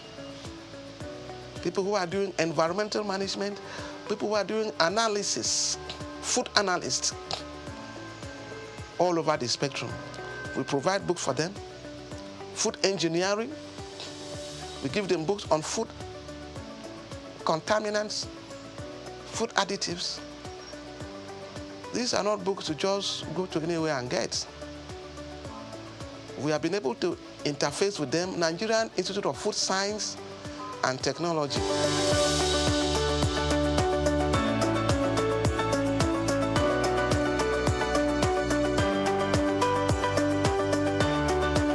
Reading has a tremendous impact on influence on human life.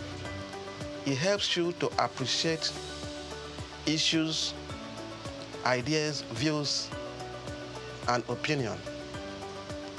It makes you an active participant in intellectual discourse and in intellectual environments. You are not ignorant of what is happening around you. It makes you a leader.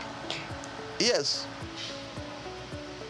not all readers are leaders, but most impactful leaders are readers.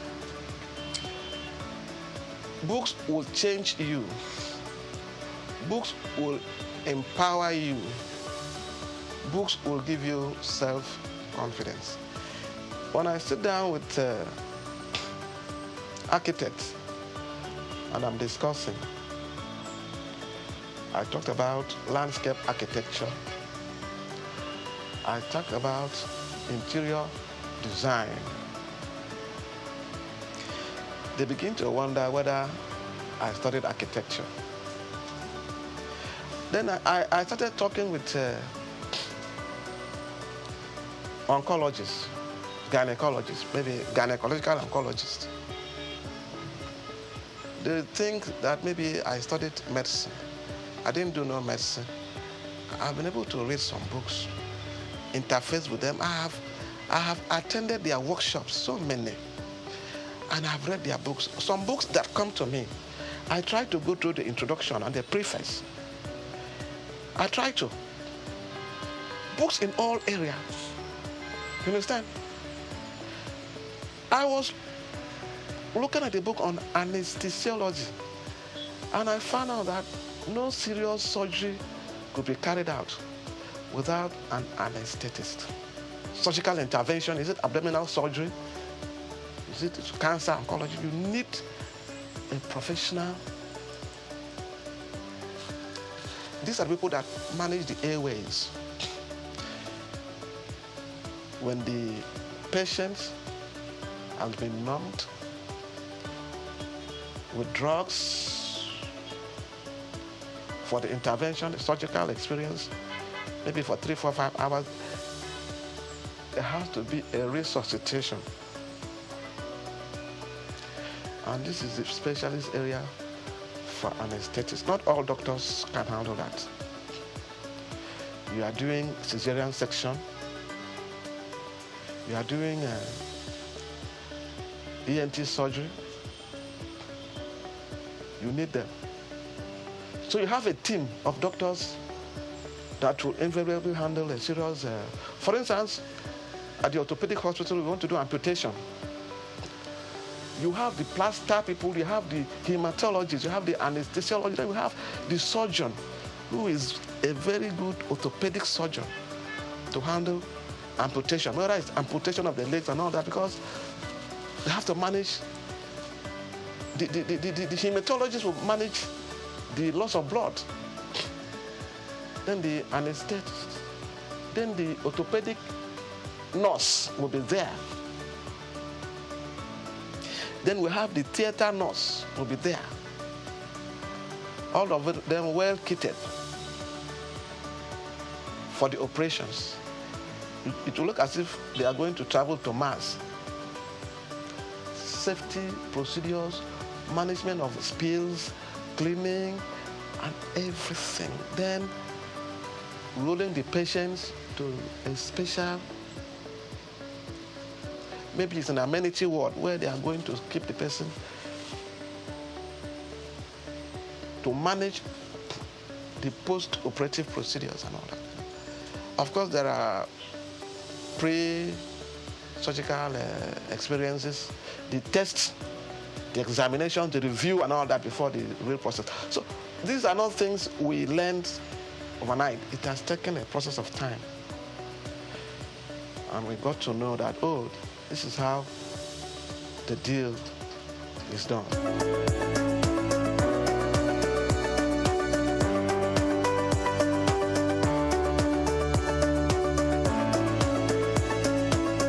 Insurgents of e-materials, e-books, digital books, and of course, the World Wide Web.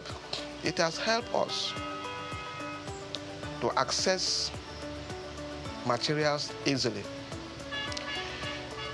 But you see, initially people were afraid that with the advent of the e-books and all that, that the textbooks, the physical books, will be phased out. But that is far from the truth. Libraries still get their core text and materials. They have the sections for the core text and materials and journals and serials. Then they have the section we call the digital libraries. Polytechnics libraries, university libraries across the countries, they have these sections. But my experience with these digital libraries has been the management of digital libraries, the power situation in Nigeria, and the maintenance culture. Most of the institutions that started with the e-library, they have always come back to complain that these materials, within a short spell of time, because of instability of power. You know, the computers and all the digital infrastructures, they need steady and standby power supplies. Most of them have acquired the solar systems to power these equipments, but truly speaking, it has not been sustainable. Sometimes we had some dubious students vandalize these facilities, and then people always have to fall back on books. With the smartphones now, students can get a lot of materials and all that, and they read. But I can tell you that people who are doing serious research, they come back to us for books. You are doing research, you have to do your references, your bibliography. You have to show evidence, materials you have read, both online and offline. You are doing your doctorate program, master's program, to whatever level.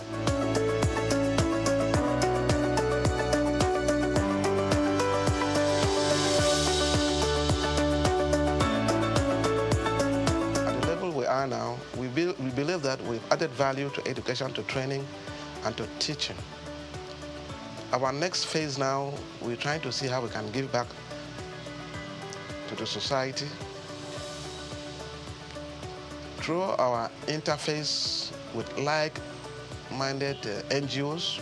We are started our book cafe, all-range book cafe, where we invite people. It's a private library to come and read and study in a relaxed atmosphere, where you can come in and do your book reviews. If you're a writer, you come in and do your book reviews, review your textbooks. Going forward too, we also have our NGO, which we are working on, that borders on environmental management. We call it the Campaign for Sustainable environment. This is a program we have been running the last 5 years. We are talking about global warming and climate change. We do environmental education.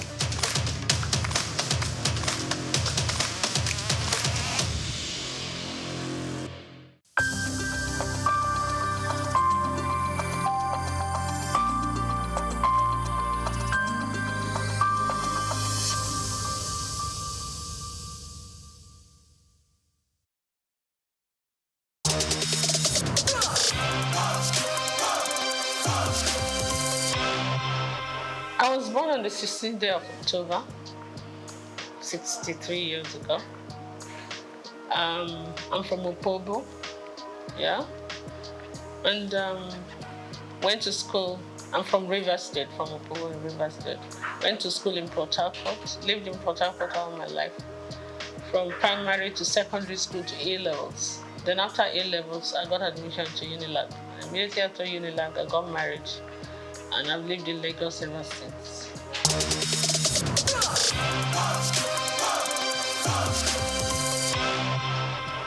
Well, it was fun for us because me and my husband were very young. My husband was 25, I was 21 and all that. But we learned on the job. We were friends. We were friends for 3 years when I was in Unilag, university, and we came out, we got married. So we're like children that just got married. But I had my parents. My parents were his very good friends. So when I get naughty, he would report me to my parents. When I didn't know these kind of duties were demands of somebody's wife, they would tell me this is my responsibility. I'm like, no. I will agree to some, I will not agree to some. But I mean, it was fun. We had our ups and downs, but we kind of pushed through it. And then the children started coming, and it was a different ballgame.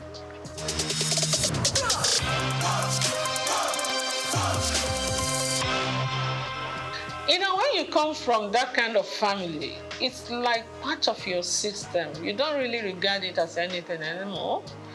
But sometimes I get the shock of my life because there was a time my in-laws came to Opobo for one ceremony, and I saw the king.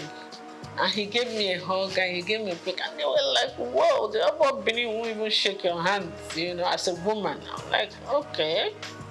I mean, it's the same family, you understand? So we're used to that. I think we take it for granted. But maybe some other people say, you must call me a princess, you must call me that. I'm not into all those kind of things. I'm not at all, I've never been. So I can't start tomorrow. But yeah, great King Jaja of Opobo, my great-great-grandfather. And my children, when they studied it in school, they went to Corona school. So they came, Mom, we're telling our teacher and our classmates that this King Jaja of Opobo, they told them about King Jaja of Opobo in school. And they said, that's my mommy's great-grandfather. Like, whoa, no, it was like a big deal to them, for us.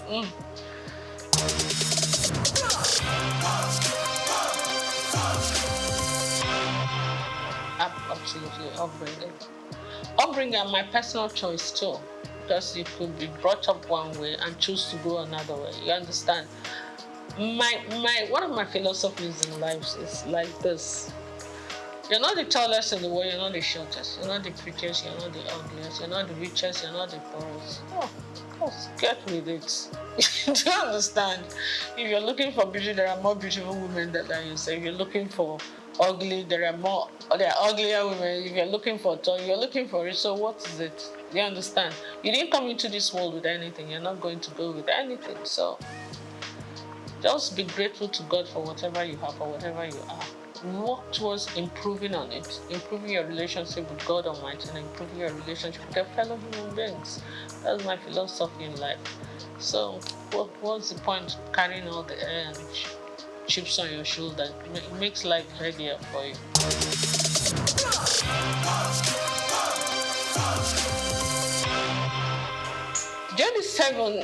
Seven is my favorite number. It's a number for perfection, and I was born on the 16th of October. My star sign is Libra. We're always looking for perfect balance in everything. It's just an influence from the horoscopes, I'm told. But J is my husband's name, D is my name, and 7 is my favorite number. Lazy way of forming the name of a company, isn't it? So I did, and it stuck. And I knew I was going to go into couture, so that was it. Easy.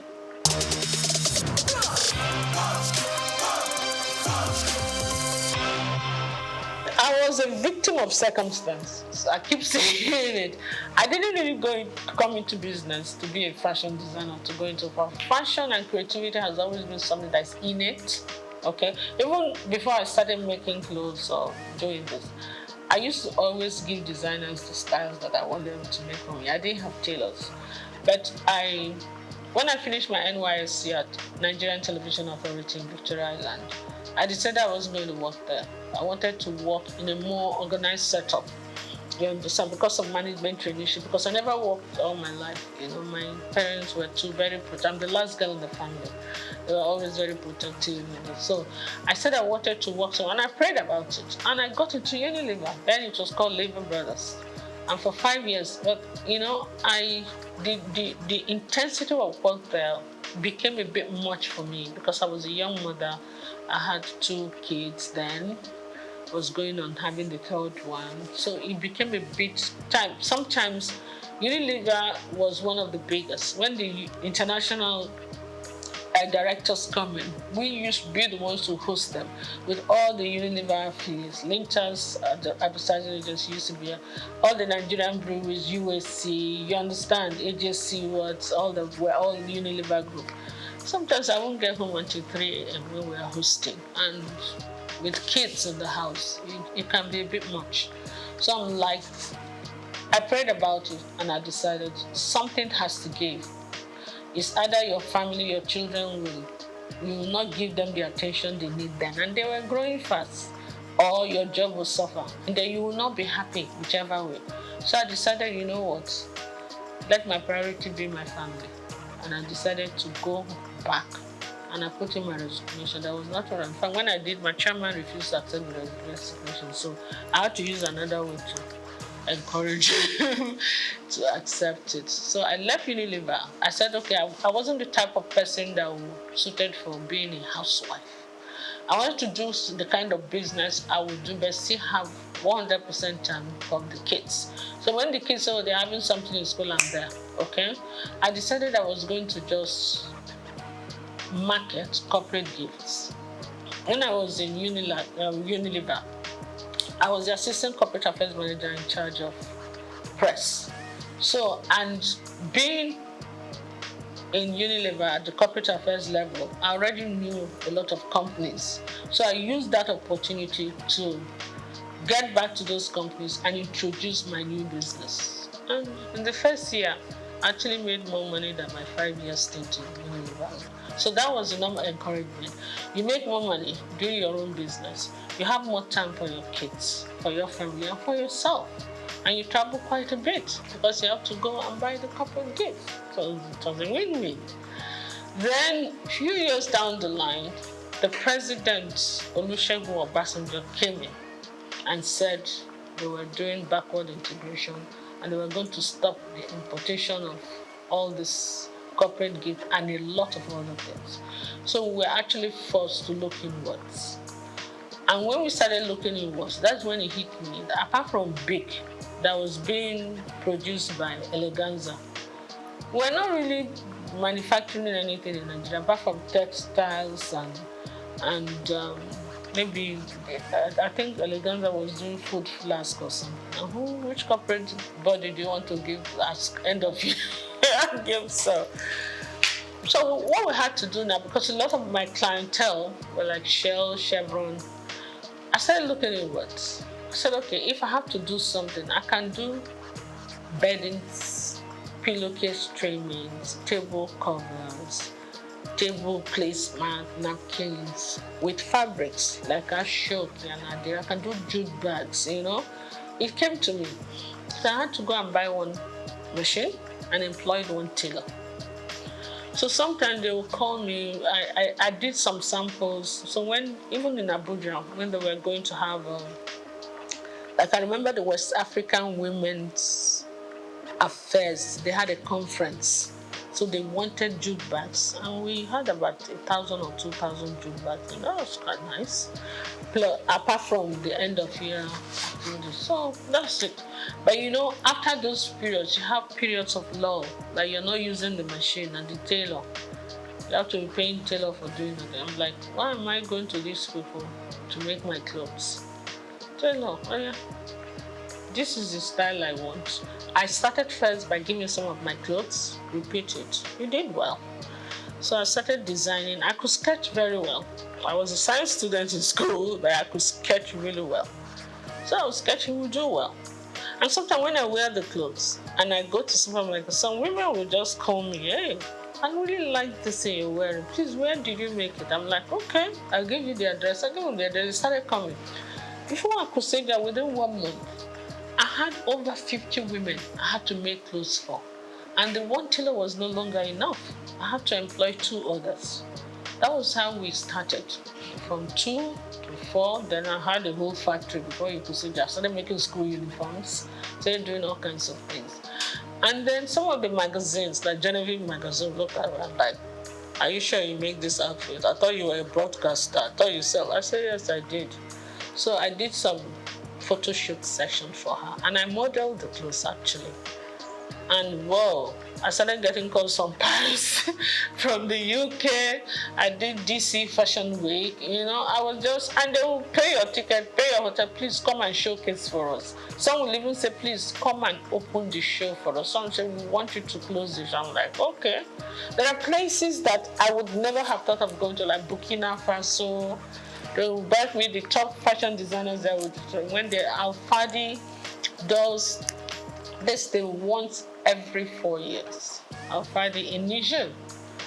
The Niger government sponsors it. He calls all, including Elisab, every international designer, they will go, especially the Moroccan ones, those North African ones, Indians. So they invite one designer from each country. So they used to call me to come because of what I used to work a lot with Ankara and Ashok, and I do international acclaimed, how would I put it, couture outfits with Ankara, big hats, funny looking, structured clothes and all that. So that was how it went, you know. And I did all the magazines. I've won all the awards. So after a while, you know, I started thinking of concentrating on exports. In the process of doing that, my husband took ill. After 2 years, we lost him. So when I came back home, I gave a lot of things a lot of thought. My kids were still in school. My daughter got married. She was in Australia already. And then my kids, my 2 boys were still in school. So I said, look, this fashion design group is not going to pay school fees in pounds sterling and dollars. So I said to myself, you know what? Why don't you give the man hours to the industry, the family business that were yielding the most income? That was how I started kind of just saying, you know what, let me just minimize it a bit. My core clients were still coming.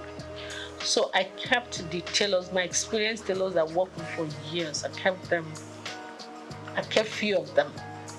And I kind of cut down on that business. I said, you know what, let me just go and face the family business and do this for the people who really know what I'm doing. And word of mouth goes. So I'm still doing that, but my priority is really not that, you know.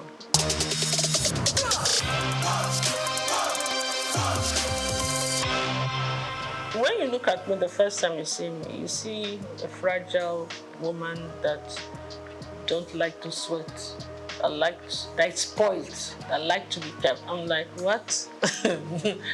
Absolutely not. My husband didn't want me to do anything. He just felt he wanted to spoil me. I said, that's not how to love me at all. Please.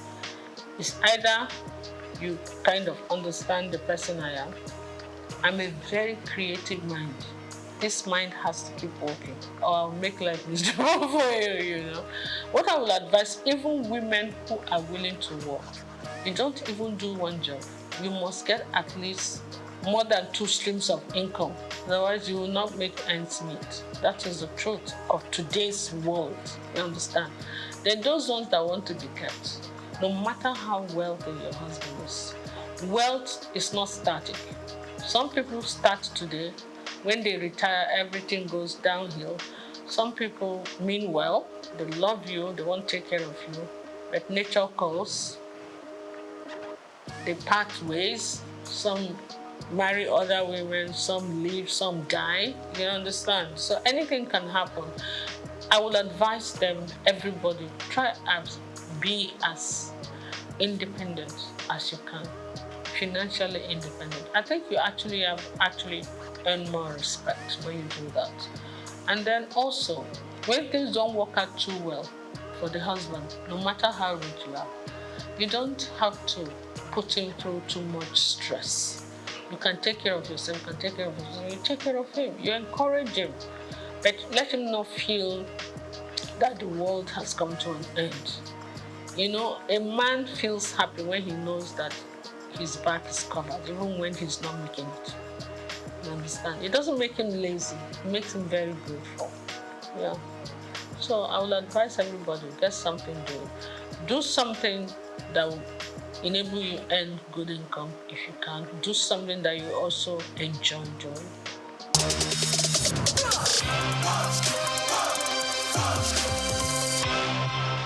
I've always believed in garbage in, garbage out. Yeah? Garbage in is the stress abound. You cannot control that. But you can control your attitude towards stress. Stress is the #1 killer and ages of everything in this world. It's your attitude to stress that you have to manage, and that depends on you. What you put in your mouth also depends on you. Your mind, your heart, your spirit, your soul. You have to be loving. You have to be forgiving. You understand? All that depends on you. So it's actually you that decides whether you're going to age gracefully or you're not. Forget about the genes first. It's true. You understand? Some people are so malicious. When you offend them once, oh my goodness. They will carry it in their chest, and the chest will be expanding, and they won't sleep well, and they begin to have problems. Meanwhile, the person you're angry with does not even know you exist. It's crazy.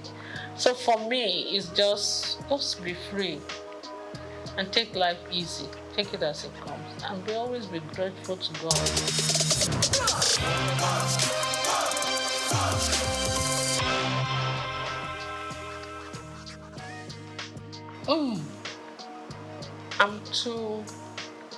I'm too honest and straightforward. It's either I will be killed immediately, or because I will tell you the truth, no matter whose house is God. I don't think I can play politics. I'm not a politician at all. I am a very straight shooter. I will tell you to your face when you're doing stupid things. That was my relationship with my mom, my dad, my husband. So most times, I'm the last girl in the house, so maybe when they were disciplining the first ones, by the time they got to my turn, they were a bit tired. So we could talk to my parents anyhow. But I don't do it to create whatever. I just feel that if anybody worth talking to, is worth talking to with honesty and integrity. And when you want to play politics, they will see something that is black. They will say it's yellow. I can't do that. For the love of me, I can't.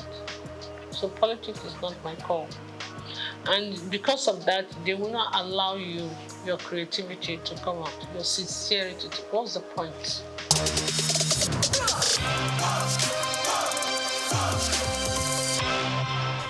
Yes. I'm actually planning some kind of, I met some of my old models that are doing very well. And you know, when you deal with a lot of these girls, some of them have traveled with me to Niger. Sometimes they'll tell you, bring 2 of your models. You know, some of them, we have very good relationship. We're going to do a reunion one of these days. It will be fun. And they are all calling, when are we going to do this? I say, don't worry, we'll get a reunion done. Because we need to revamp revisit the fashion industry, see how things are going. They're doing well. The new ones are doing well, and I just pray that the environment will not discourage them, you know.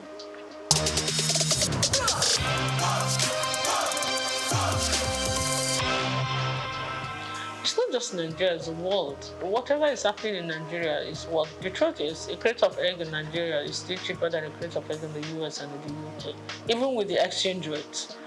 So it's not just Nigeria, the world is experiencing some kind of. The way I see it is like the pangs of birth before the child finally comes. You know, that intense labor. And then when the child is born, everything is calm and beautiful, everybody's happy. I think we are just towards the end of the labor pain. It's going to get better, but we're going to pass through a lot of that before it gets better. And when it finally gets better, we'll all be smiling. But right now, the whole world, not just Nigeria, is crazy. If you look at international, listen to international news, it's actually crazier than here. I just pray. Yes, I live opposite, I won't even say it, on the street. One of the big men that live on that street, his birthday was yesterday, and the whole street was filled with beggars, hungry people. It was really crazy. I felt so bad. We were pushing each other, killing each other, fighting just to get a plate of jollof rice. It was very sad. It didn't used to be that bad. There were a few people who would come hang around, but the whole street, I couldn't move anywhere yesterday because of it. But I hope it gets better soon, so that the best in all of us can come out. Because hunger and poverty can actually bring out the worst in people.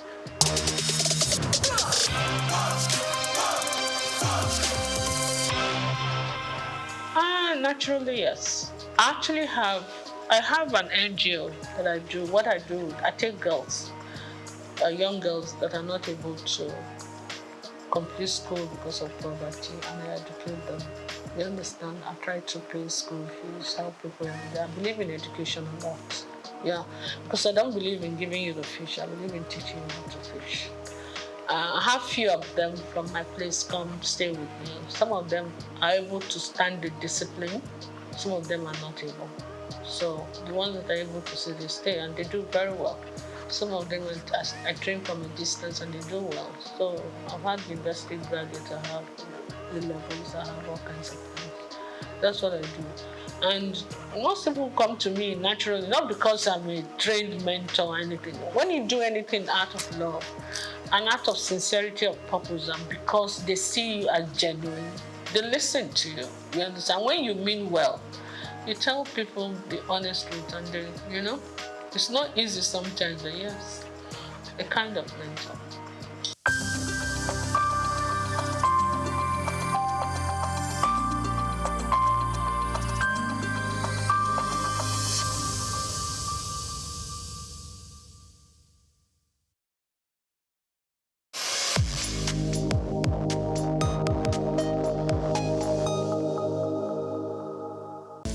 Just what you need right here at Femi Wash Media. Call it the Midas Touch, and you wouldn't be wrong. Let us record, produce, mix, and master your audio like nobody does. Reach us on our contact today for the best quality job.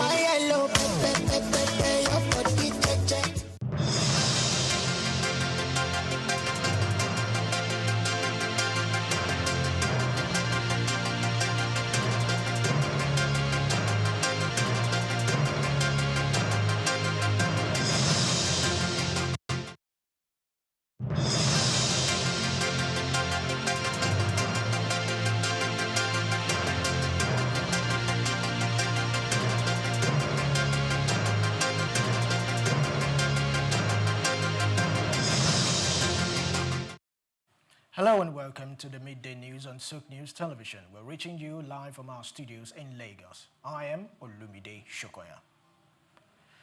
President Bola Tinubu has called for stronger collaborations among West African nations to tackle the region's growing security threats and unlock its economic potential, speaking at the 67th Ordinary Session of ECOWAS in Abuja. Tinubu described violent extremism and cross-border crimes as challenges that no country can face alone. He urged members of the state to urgently activate ECOWAS standby force, saying it must move from concept to reality as a tool for regional peace and stability. He noted Nigeria's completion of a military logistics depot in Sierra Leone, adding that the country is ready to provide sea and air support for any ECOWAS deployment on the economic front. The Nigerian leader decried the low levels of intra-regional trade despite West Africa's potential to become an economic powerhouse. He called for the removal of trade barriers, greater policy and harmonization, and more platforms for private sector engagement. President Tinubu also praised ECOWAS trade initiatives, including the Free Movement Protocol and Regional Investment Code, but stressed that implementation must be accelerated.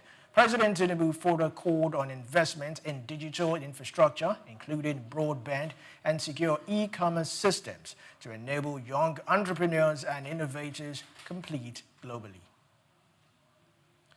Now, the federal government is in advanced talks with the World Bank to secure an additional $65 million for a project aimed at strengthening Nigeria's procurement and environmental system.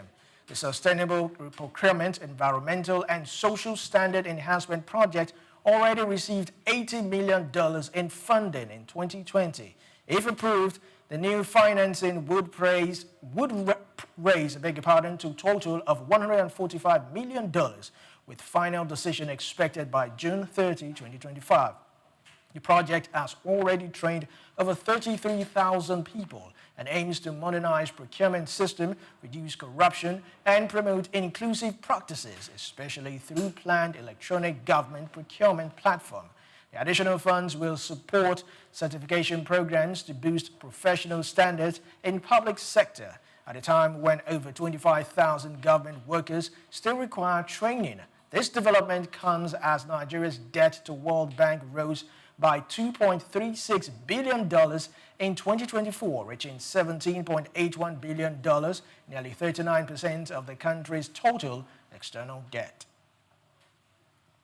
Now, the federal government has announced over 1.7 trillion naira in new investment to strengthen Nigeria's agricultural sector and support farmers nationwide. Agriculture Minister Abubakar Kyari said 200 billion naira will go directly into support programs, while the Bank of Agriculture has been recapitalized by 1.5 trillion naira to improve farmers' access to credit.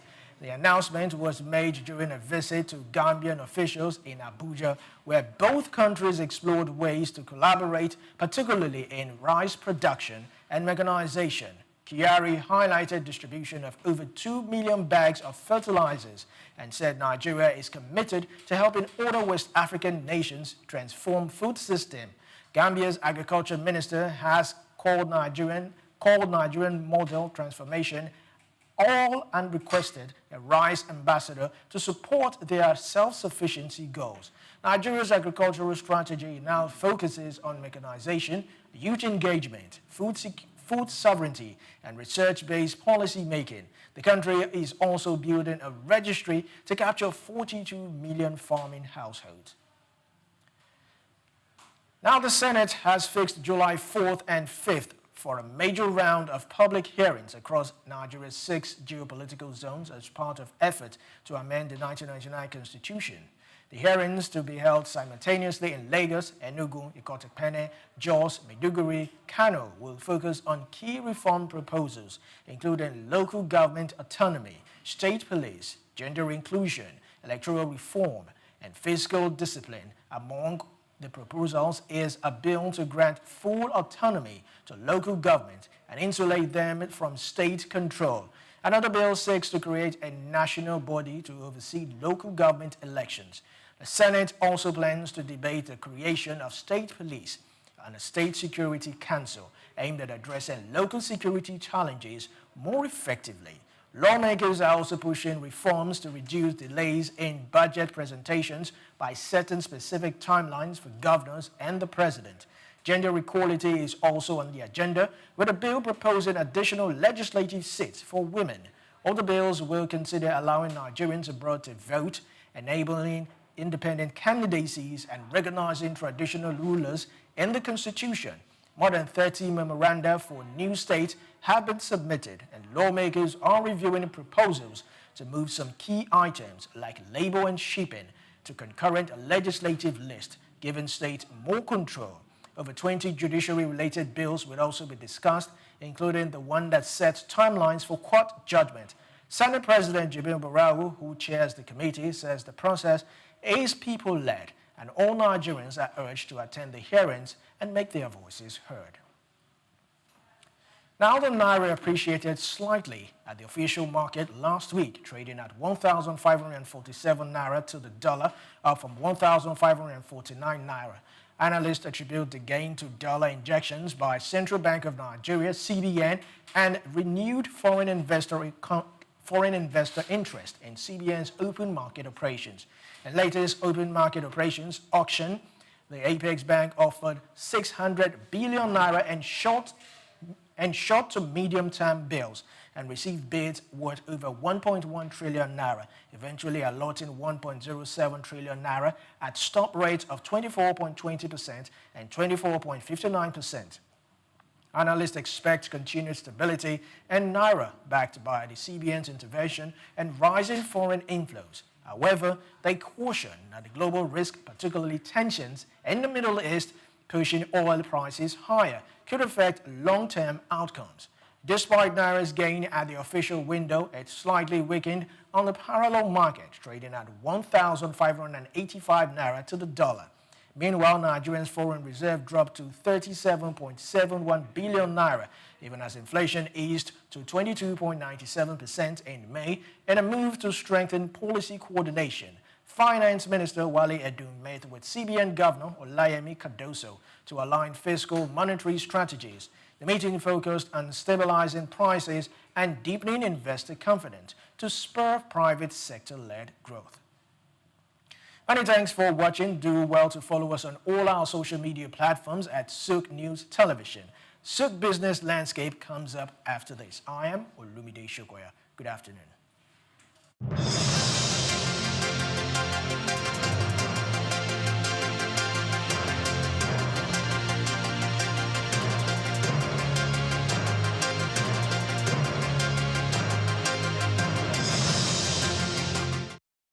When Emeke talks about black gold, he isn't referring to oil.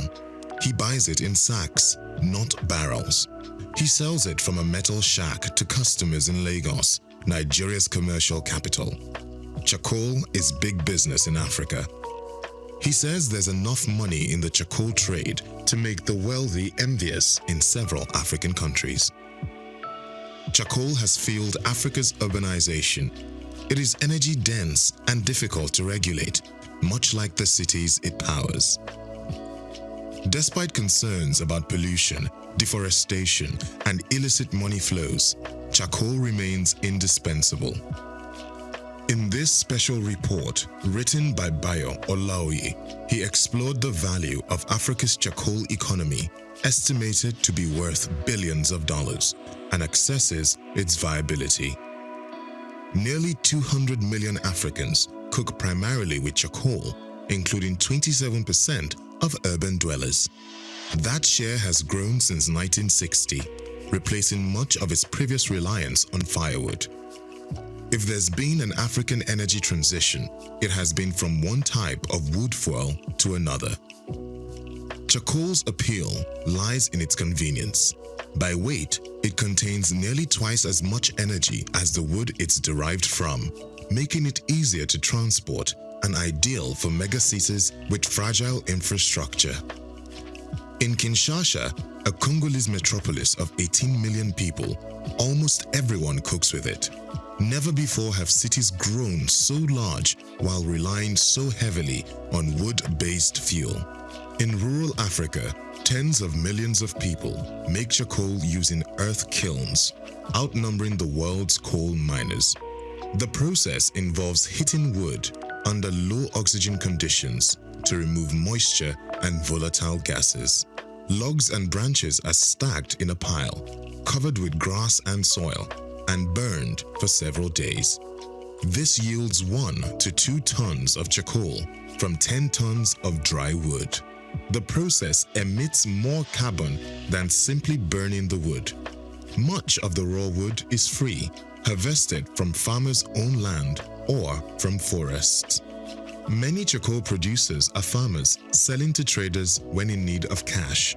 Others are entrepreneurs who bring in work teams, distribute chainsaws, and pay off landowners or local chiefs. Locals often complain about outsiders cutting down their trees. In Kenya and Uganda, vigilantes have even attacked charcoal trucks. Africa's charcoal trade is estimated to be worth tens of billions of dollars, possibly more than the continent earns from cocoa or coffee. The money trail often leads to soldiers or government officials. The United Nations Security Council banned charcoal exports from Somalia because jihadists were earning millions by exporting it to the Gulf, where shisha smokers prize the aroma of acacia wood. Charcoal production leaves destruction in its wake. In Mozambique's Mabalane district, 2/3 of the woodland was affected by charcoal harvesting in the decade leading to 2018, according to one study. To mitigate the damage, governments oscillate between legalizing the trade through licensing and forest management and banning it outright. Sudden bans, however, often fuel a black market. Enforcement becomes a chaotic negotiation involving traders, officials, police, soldiers, and local communities. Lorry drivers move at night and pay bribes to checkpoints. In Uganda, where charcoal production is banned, it's smuggled across the border and transported under official seals from South Sudan. Other policies promote clean cooking. Liquid petroleum gas, LPG, which burns cleaner than charcoal, is exempted from VAT in Kenya. Some companies have introduced metered gas canisters so consumers can pay as they go, easing upfront costs. Today, more than half of urban Kenyans use LPG as their main cooking fuel. Bond Manufacturing, a company known for efficient stoves, has stopped selling its charcoal models and now promotes electric stoves subsidized by carbon credits. Experts say charcoal is on the decline in Kenya, though it remains prevalent in countries like Madagascar and Zambia, where alternatives are limited. Phasing out charcoal will have economic consequences. The trade is informal and decentralized, while gas is distributed through large firms and creates fewer jobs. Charcoal provides roughly 275 workdays per terajoule consumed, compared with 95 for electricity and 15 for LPG. Gas imports also strained foreign currency reserves. For now, most consumers juggle multiple energy sources. Charcoal production in Africa is still growing at about 2% annually. But one thing is clear: as long as there is the ghetto, there will always be charcoal. I'm Moyosore Adebi for Souqnews TV.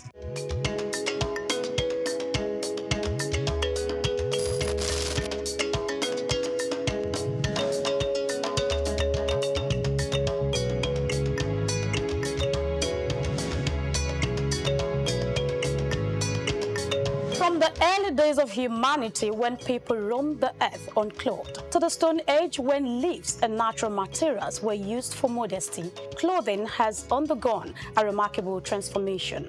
As we progress to the weaving of fabrics and the art of textile printing, Ankara emerged as one of the earliest and most distinctive forms of attire. Today, Ankara has evolved beyond its origins, becoming a significant cultural symbol for various ethnic groups, states, and nations. Ankara, more than just a fabric, it's a symbol of pride and culture for millions across West Africa, deeply embedded in their identity and heritage. I bet you've been in touch with this fabric one way or the other, but have you ever asked where and how it all began?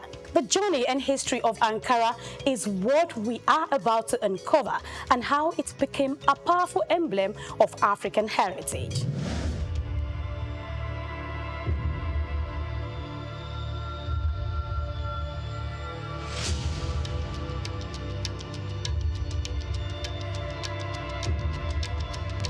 The story of Ankara begins not in Africa, but thousands of miles away in Indonesia, using the batik techniques. Batik is an ancient Indonesian art from where wax is used to create different patterns on fabric. The process involves applying wax to certain areas of the fabric to resist dye, creating elaborate designs. In the 19th century, Dutch colonizers who controlled Indonesia recognized the appeal of batik and then sought to replicate it.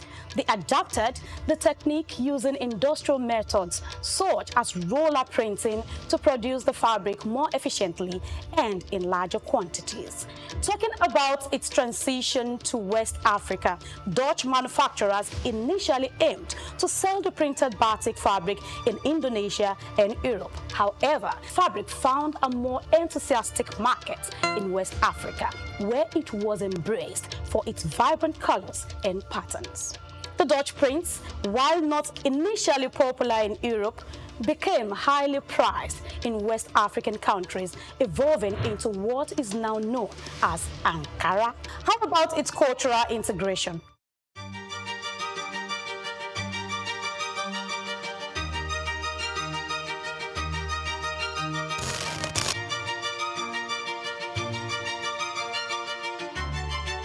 Well, the exact individual or company responsible for introducing batik to the African market is not well documented, but over time, Ankara became deeply integrated into West African culture, symbolizing various aspects of identity, status, and tradition.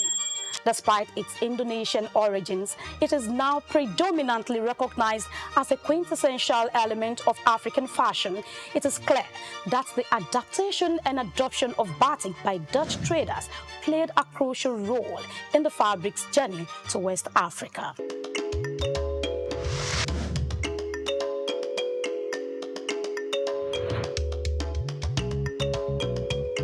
By the early 20th century, these vibrant fabrics had become deeply embedded in the West African culture, from bustling markets to family gatherings. Ankara was more than just clothing.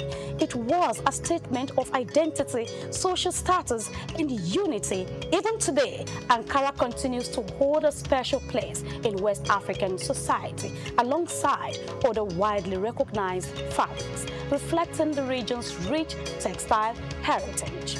Talking about human civilization and the remarkable transformation of covering our body, Ankara fabric stands out with a deep historical root. Let's take a look at some of the beautiful collections and hear from one of the biggest retailer in Balogun Market, Lagos Island. I deal in what you call it, Ankara fabrics. We have the bigger one, which is vegetable block wax.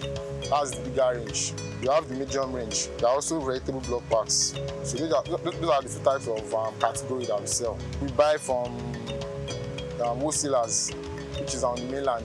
Then we sell. Like people use it for ashwebi. Some people use it for ready to wear, like tailors. They use it for ready to wear. And some people just buy it for maybe like a mini celebration, or in short, all celebration, all ceremony and celebration. So this one now, this is a medium high target, vegetable block wax. This is a medium one. If you touch it, you will see the texture. It's not that 100% cotton. So compared to this one is a big one. Yeah. So when you touch it, you see the difference. This big one, this medium. This is big, this is medium. Yes. That's the difference. This has more quality than this. So that's just the difference. And it's not that this one is bad. It's just that some people's pocket. that will determine if you can go for big. Some don't like the medium one, so they go for this. They based on this. Buy some that can't afford this, just buy this. So the rest is just about design. Yes. The two types that you have in there. Yes. The rest is just about design, different designs. It's not.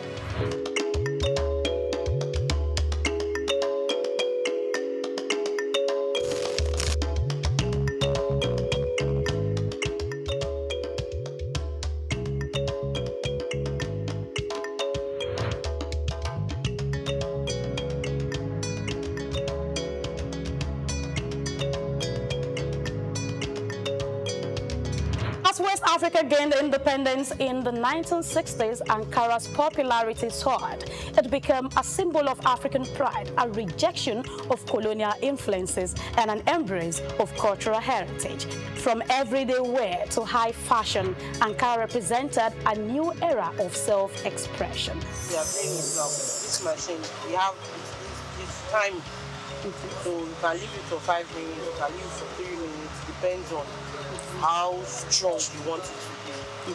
So, and as long as you can keep it for that a couple of times, that's how it will last. Will last, okay. And another thing that makes it fade off easily is washing machine. Oh. Yeah, when you are using a washing machine. So it should be hand washed, not...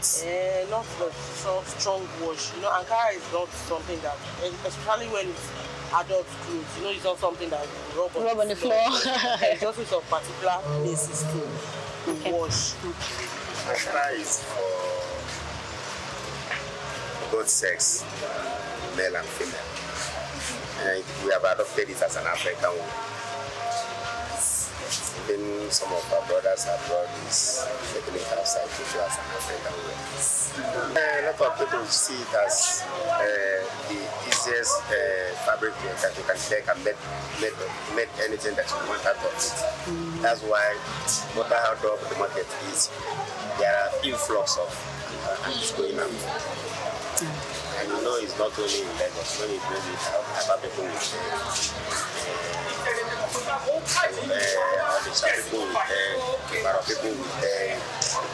people with all sorts of places. So that is how it spread. So you'll be surprised that you're sitting down here, you will see design today, tomorrow you will not see it again. So there are some trends in Ankara, there are some outfit that is like, well, you can't specify now because anybody can wear anything, but you see some colors that are too sharp. You say that is outside color. Igbos like dull color, yellowish, and you know there are some like this one that is here now. Is an Igbo uniform. That's fragrance stuff. An Igbo uniform. If you see, go to. Okay. If you go to function, you see things like that. And if you go to market, it's a separate, and the price is different. It doesn't move like the others. Okay. So you have to buy with caution. Today, Ankara is not just a fabric, it's a global phenomenon, worn by millions. It graces runways from Lagos to Paris, New York to Tokyo. As a symbol of African pride and identity, Ankara continues to evolve, influencing fashion, art, and culture worldwide.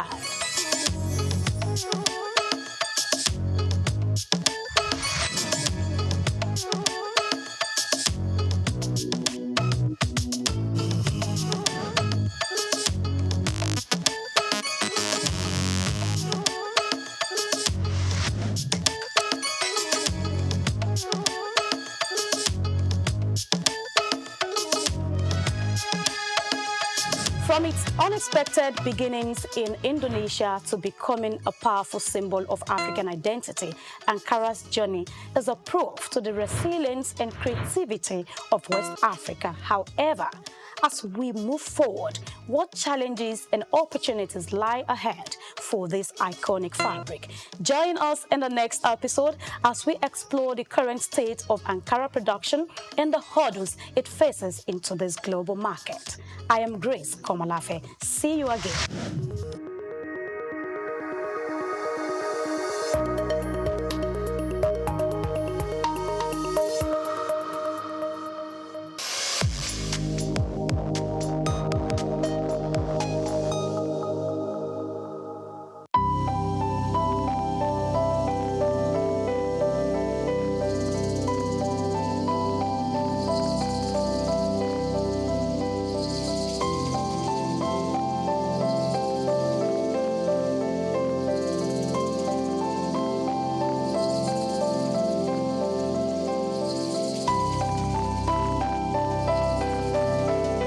Trafalgar Square, established in 1844, is a symbol of British naval history and a popular cultural spot in London. Named after the 1805 Battle of Trafalgar, it has been the site of celebrations, protests, and cultural events, representing the changing identity of the city. It houses several landmarks, like the Nelson Column, St. Martin-in-the-Fields Church, and the National Gallery. The Nelson's Column, a tribute to a naval hero, is the main feature of Trafalgar Square. Standing 52 meters tall, completed in 1843, it honors Admiral Horatio Nelson's victory at Trafalgar. The column is topped with a statue of Nelson, and 4 bronze panels at its base show scenes from his battles. Surrounding it are 4 large bronze lions added in 1867, symbolizing British power. Iconic part of British culture, not just in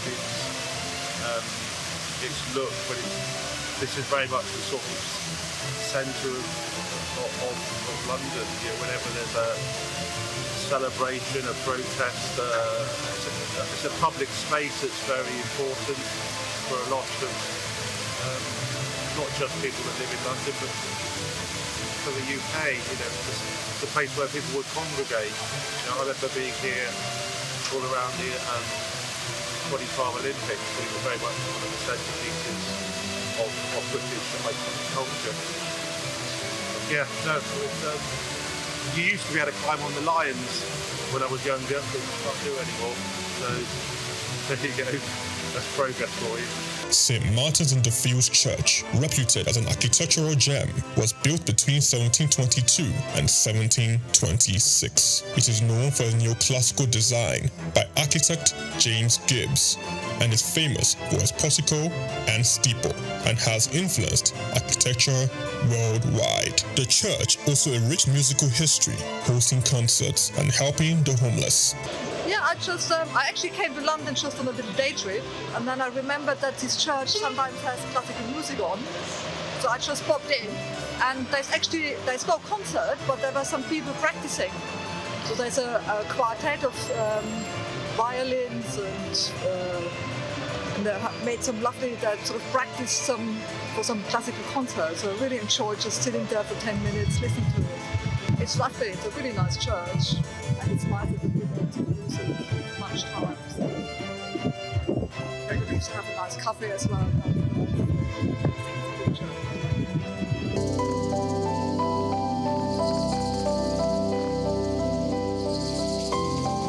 The National Gallery, founded in 1824, is a treasure trove of art.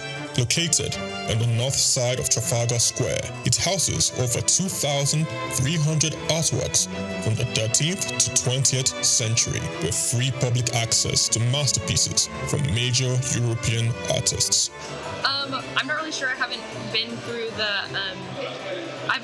the museum yet, but I'm here for a Christian heritage tour to kind of learn more about the history of the Protestant Reformation in England and Christian history here in England through the paintings that are in the gallery. So that's what I'm here for today. Trafalgar Square blends Britain's naval history with modern art and culture. It remains an important public space, attracting millions of visitors each year to experience London's rich heritage and vibrant atmosphere. Chike Okolo, reporting for Souq News. We've got just what you need right here at Femi Wash Media. Call it the Midas Touch, and you wouldn't be wrong. Let us record, produce, mix, and master your audio like nobody does. Reach us on our contact today for the best quality job. At the Africa Development Studies Center, ADSC, we are committed to driving sustainable growth and development across Africa through innovative training and research. Our mission: empowering leaders, policymakers, and professionals with the tools they need to create lasting change. With customized training, dynamic research programs, and study exchanges on leadership, management, and other critical development topics, ADSC offers a platform for exchanging cutting-edge ideas and global best practices. We provide comprehensive services in research and consultancy, capacity building and training, education programs, publishing and knowledge sharing. Our esteemed faculty, composed of seasoned experts and researchers, ensures a learning experience that is insightful and practical. We specialize in policy development, implementation strategies, monitoring, and evaluation. At ADSC, learning is engaging and enjoyable. Our unique methodology includes talks, interactive exercises, games, video screenings, and lively seminar discussions, all in a comfortable and friendly environment. Ready to make an impact? For more information, email us at info@adstudycenter.com or call +234 912 439 2362. Visit us today at www.adstudycenter.com to explore our programs and upcoming events. Africa Development Studies Center, rethinking development for Africa. Afrobeats is a classic overnight success story, except it didn't happen overnight. I'm happy to be here. One of the key things about the Omniverse is that it's designed to go beyond an event and designed to be fully something that people can engage beyond the summit. The point being that Nigeria has so much to bring to the world in terms of these things, but we will be bringing fresh energy, fresh ideas, a fresh engagement, and we're obviously open to collaboration. But hip-hop, it never dies. What's the difference between Thor and Shango? Thor is approaching $50 billion in revenue. Shango's broke somewhere outside Lagos. And that's a lack of imagination on our part, Africa, and they're all Nigerian. So to be seen and to be noticed is very hard if you're not in the place where all the noise is being made.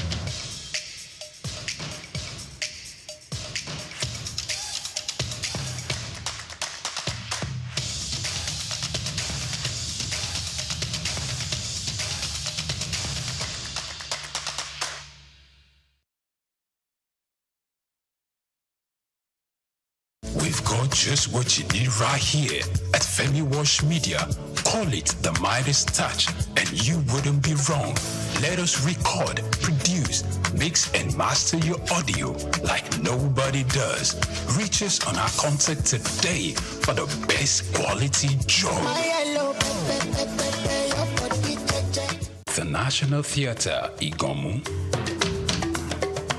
Built during the military regime of Olusegun Obasanjo and finished in the time for the Second World Festival of Black Arts and Culture, FESTAC, in 1977.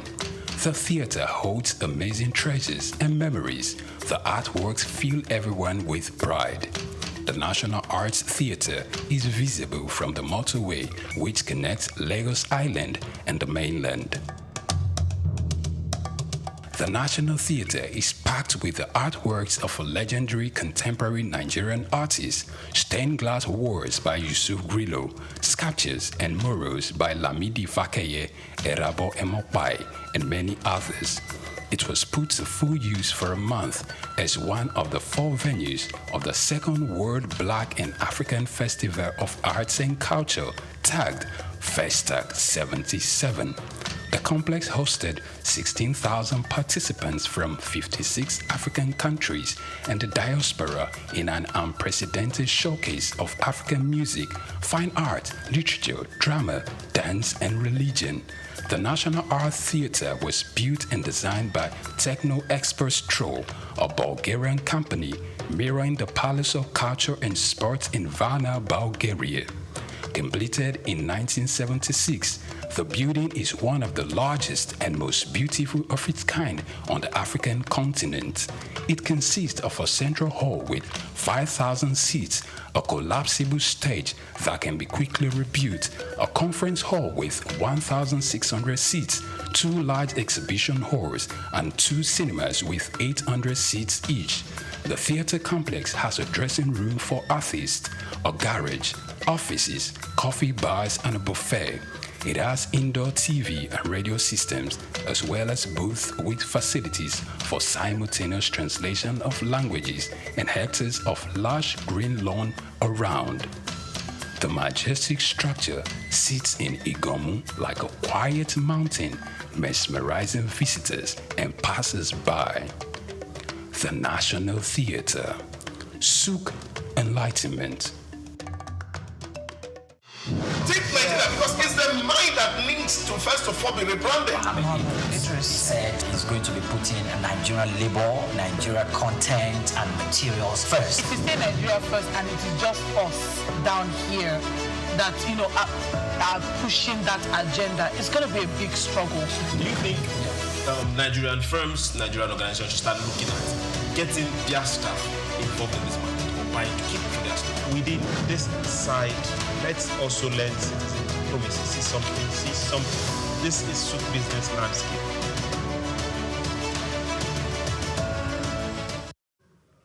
Good afternoon and welcome to Souq Business Landscape. I am Moyo Adebi and it is great to have you join us again. Today we will be unpacking some critical developments shaping Nigeria's economic direction. From a 200 billion naira investment aimed at strengthening food security through modernized agriculture to a record-breaking surge in point-of-sale transactions driving Nigeria's cashless economy, but also raising new concerns about financial fraud. We will also examine the growing crisis at Nigeria's ports, where importers are losing over $500 million annually due to clogged terminals and rising costs. And on the global front, rising oil prices triggered by renewed tensions between the United States and Iran are already driving fuel prices higher across Nigeria. Stay with us as we break down what these stories mean for policy, business, leaders, and everyday Nigerians. We'll go on a short break, and when we return, we'll begin in earnest. Take Nigeria because it's the mind that needs to first of all be rebranded.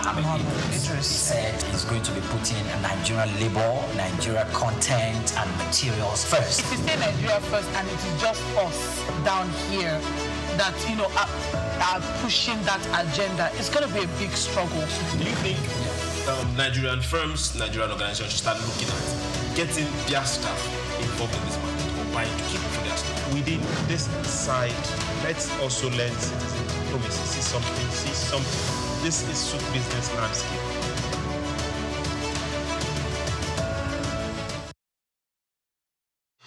Take Nigeria because it's the mind that needs to first of all be rebranded.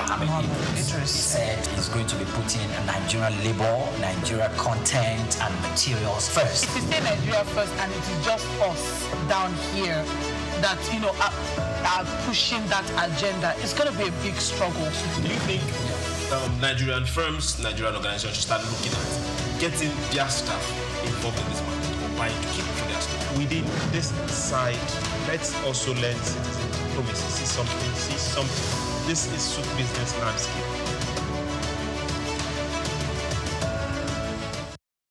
Okay, welcome back to Souq Business Landscape. Once again, I am Moyo Adebi. I'm not doing the show alone. As always, we have the usual suspects in the studio. Omobola Sandra is right here with me. Good afternoon, Moyo. Good afternoon. Good afternoon. Yes. And also we have Mr. Priye Krumale in the studio. Hello, Moyo. Good afternoon, Lagos. Good afternoon, Nigeria. It's good to be back here again. And of course, our resident think tank, the one and only Dr. Osamaze. Thank you so much for joining us today.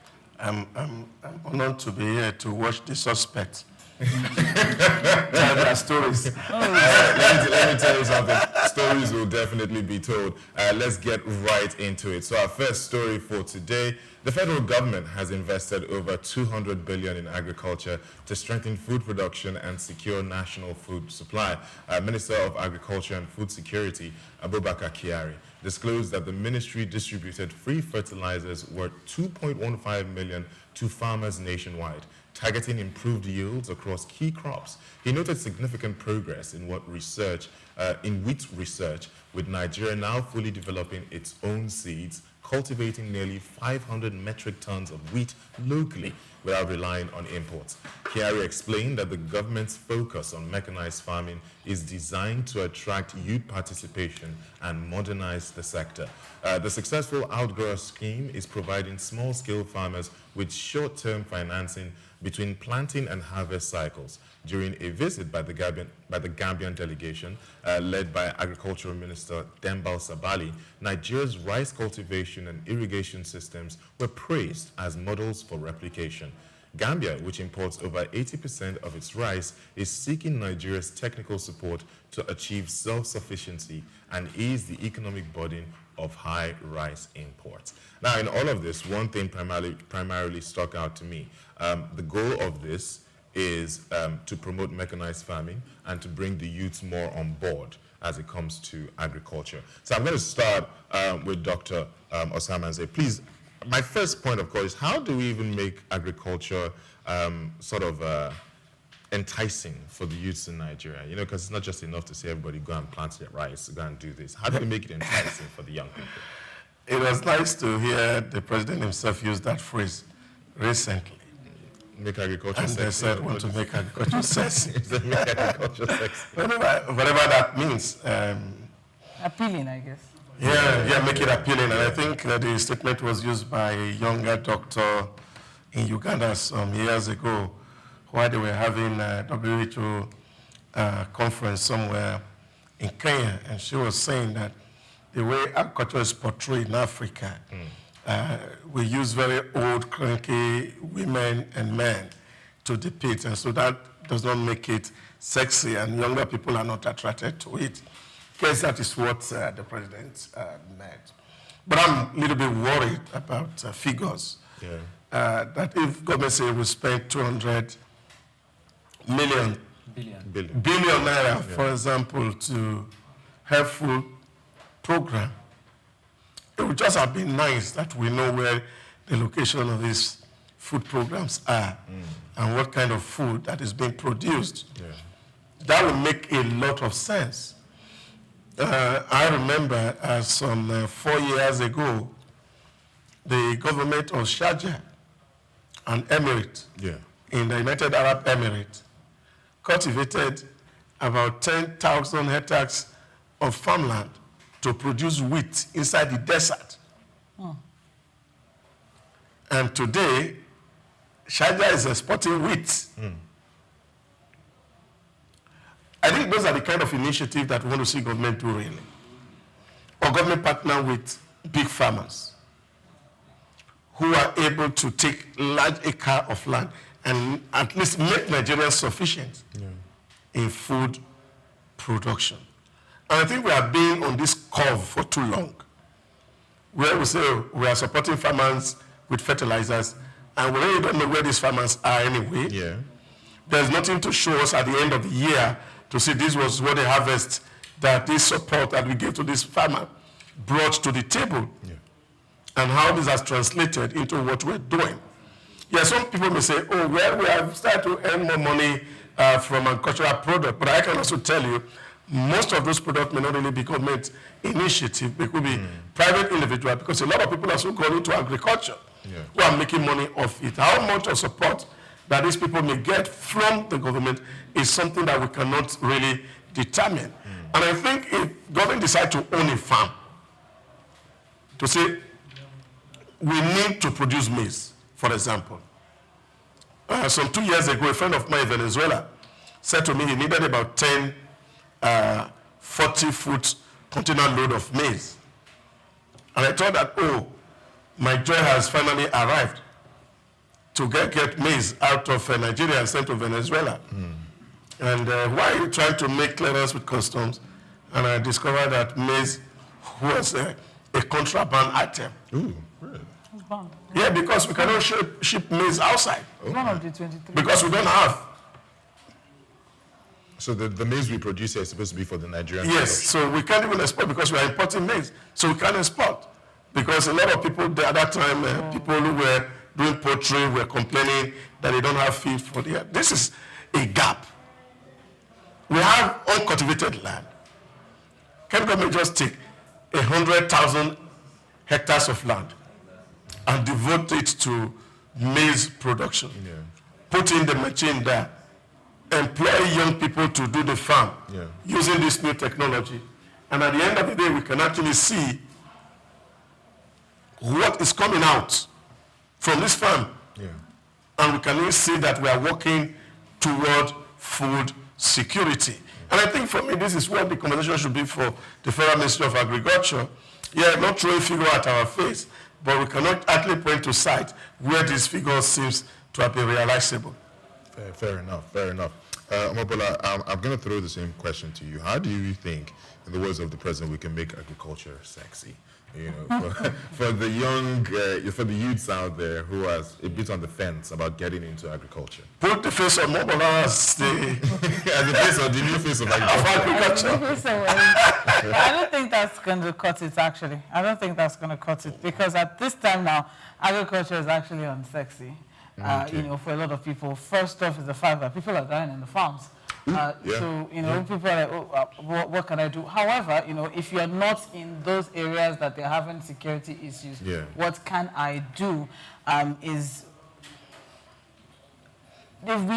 think our parents, so, you know, before time, they've made agriculture look like a very, very tedious, you know, work that, you know, you have to put your back into it and all of that. And, well, let's face it, a lot of youths nowadays just want, you know, let's get this thing done. However, if we can actually take advantage of agro-tech, okay, you know, a lot of youngsters are looking for easier way out of certain things now. So they would prefer something that will make things easier for them, where I don't need to till the ground and, you know, hoe and everything. So I think if, you know, mechanized farming is introduced, agro-tech is introduced, maybe they would be interested in it. And then also, the youth nowadays need some sort of reorientation as well, as regards, you know, patience, and because farming is not something you don't grow today and then you expect to harvest, you know, the next day. So I think those are the factors that need to be put into consideration. Security in major farming places, and also agro-tech, you know, exploring the option of agro-tech, mechanized farming, and also, you know, the fact that there needs to be a reorientation. I think the national orientation, anyway, I think they have a lot to do in that aspect. It should, actually. I mean, agric was made compulsory for me in school. It was like one of those electives that you have to do it when you get to terminal level in the school I went to, you know, and the interesting part was you now had options. So you can either be an horticulturist, they look at flowers, tend to flowers, or you actually go to the farm and, you know, your progress is monitored and evaluated at the end of the semester. So if we can also, you know, incorporate it into education as well, secondary level, tertiary level as well, incorporate it into the education that back in the days, you know, people, back in Dr. Go ahead, say. They used to go to the farm, you know. I don't know if Doctor went to the farm. I did. Okay, well, they used to go to the farm. It was part of the curriculum, all right? It was not something that, you know, you did as punishment, like what they do now, where you go and cut grass. No, it was part of the curriculum that, okay, there's agricultural science. And then in agricultural science, there's a theory aspect and there's a practical aspect. So I just think that it's something that these are the things that can be done, you know, to make agriculture, quote and unquote, sexy again. You know, I agree with that. I would like to ask you, Pre, 70% of the population, the rural areas in Nigeria, they gain gainful employment through agriculture. Do you think that part of the problem here is that we see agriculture from a subsistence point of view? It's not fully mechanized. It's not fully mechanized. Do you think that that's part of the problem, why people don't want to get into it? Okay, first of all, during those time when I think at that point in time, what we were chasing them was subsistence farming. Where households were responsible for feeding themselves. So at the corner of their houses or from the kind of life that they are exposed to, they plant what they are going to eat and they eat what they planted. So at that point in time, the intention of getting into agriculture was not solely for the purpose of selling, because that was even the time, Dr. Dawata was speaking, that was even the time where trade by barter still existed, deep down in the forest and in the villages. I think, if cares not, when I was 2, 3, I met it. I stayed with my grandparents. I don't think you met trade by barter. Because even me, I didn't meet just a moment, Doc. I met my grandparents who traded with starch. They go to the market with starch and they come back with yes, that's a commercial agriculture. Okay, fine. Okay, so what do you mean by small scale? Okay. So what is trade by barter? Trade by barter was the fact that there wasn't a market so much that what people were doing was they were exchanging product for product. That's okay, but this is also product for product. No, it was product for money, really. No, this is product for product. What I experienced, okay. my grandmom was product for product, and that was deep in the Ogbijo village of Delta State. Shout out to Delta. Yes, I did, and I saw that because I stayed with her for a short period of time. So they were subsistence farmers. And I went to the farm a few times, but I escaped. I stopped going because it was quite tedious. It was quite very, very demanding. And I do not have the strength to do that. Staying in a village with my parents. What does the government have to do for someone like you to say, you know what, I'm going to take up fine, the mechanized farming. Mm-hmm. Mechanized farming where we don't need to, because those era, the kind of farming that it is quite laborious and it's very, very demanding. You don't expect anybody at this moment in time want to do. So subsistence farming, and if you are going to do subsistence farming, it will be capital intensive. Yeah. And if private individuals cannot afford that money, is the government willing, or the Bank of Industry, probably the Bank of Agriculture, willing to put down a program in place where they can give out loans to verified farmers on a single-digit basis, so that they are able to use that money and refund back the money to the government. I think that will do. The one that Mr. Kiari was talking about, the reason is for food security. That is why when this administration came in, they changed the Ministry of Agriculture and Rural Development to the Ministry of Agriculture and Food Security, because they are trying to make food available. Because one of the things that has made food... Plus the creation of the livestock... yes, exactly. So one of it, climate change, is having its toll on agriculture. COVID-19 played its own role, and of course natural disaster, which is flooding, also had its way. So whilst they are trying to change these, it's good because the minister actually referenced 2023 where they imported with regards to wheat, they imported some wheat seedlings from outside the country, and because they engaged in large production, they were able to sustain it. And in 2024, they didn't import because they were able to work on the importation they did earlier in 2023, and at the same time, they got some level of deals that help us to supply local markets with that. So I think if you can replicate that, not only in agriculture, but in other aspects, so we'll be able to do good. However, one other thing I must point out is the Outgrower Scheme program. The Outgrower Scheme program is it's more like a contract farming, where you have farming companies. They are not specifically into agriculture, but they seem to play intermediate role between those who consume agricultural products and the farmers.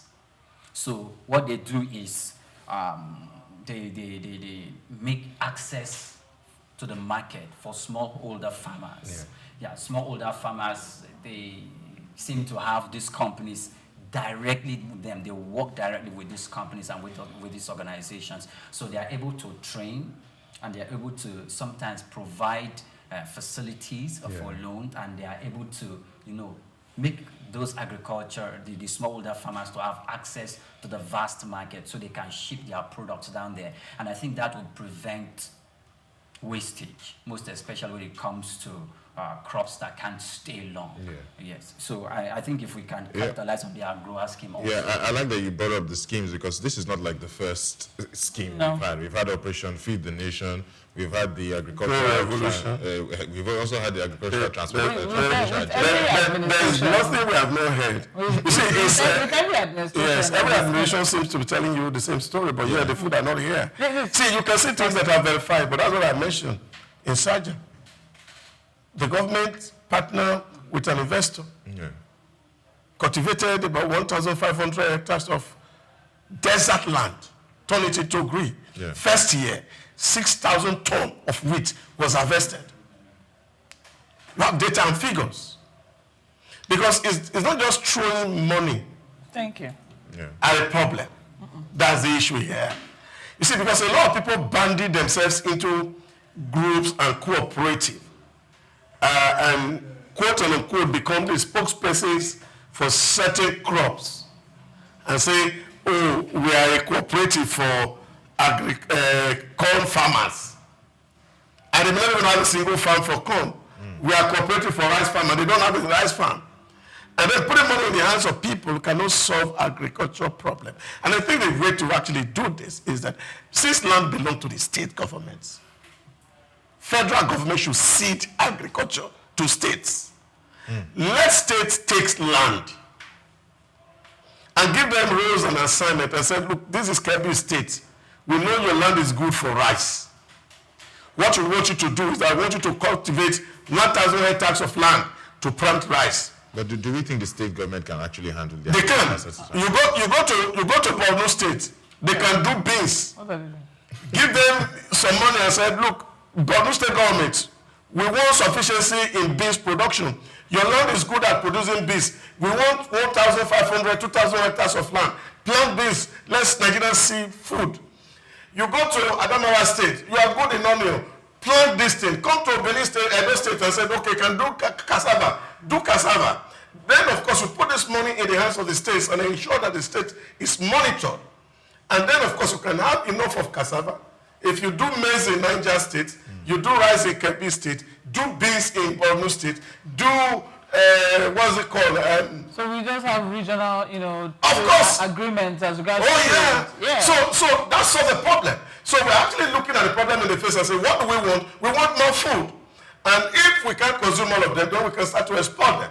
And of course, this will develop the trade around those places. The younger people who are leaving school will definitely be employed, and the economy will turn around. All this idea of shipping fertilizer to bourgeois and elite of society that really will not get to the hands of this thing. Because what some of all these things do is that if you look at the way our party is developing, sometimes it's coming from your party and destroy it for the next election to say we are using this for campaign. This is my worry about this kind of use of fund by the central government. Yeah. And I don't think central government should really be so much involved in agriculture. States at the maximum, but local governments could find crops that they can concentrate on and develop those crop areas, and then Nigeria will be food sovereign. That's one of the major issues with this, funding issue, because a lot of things are politicized.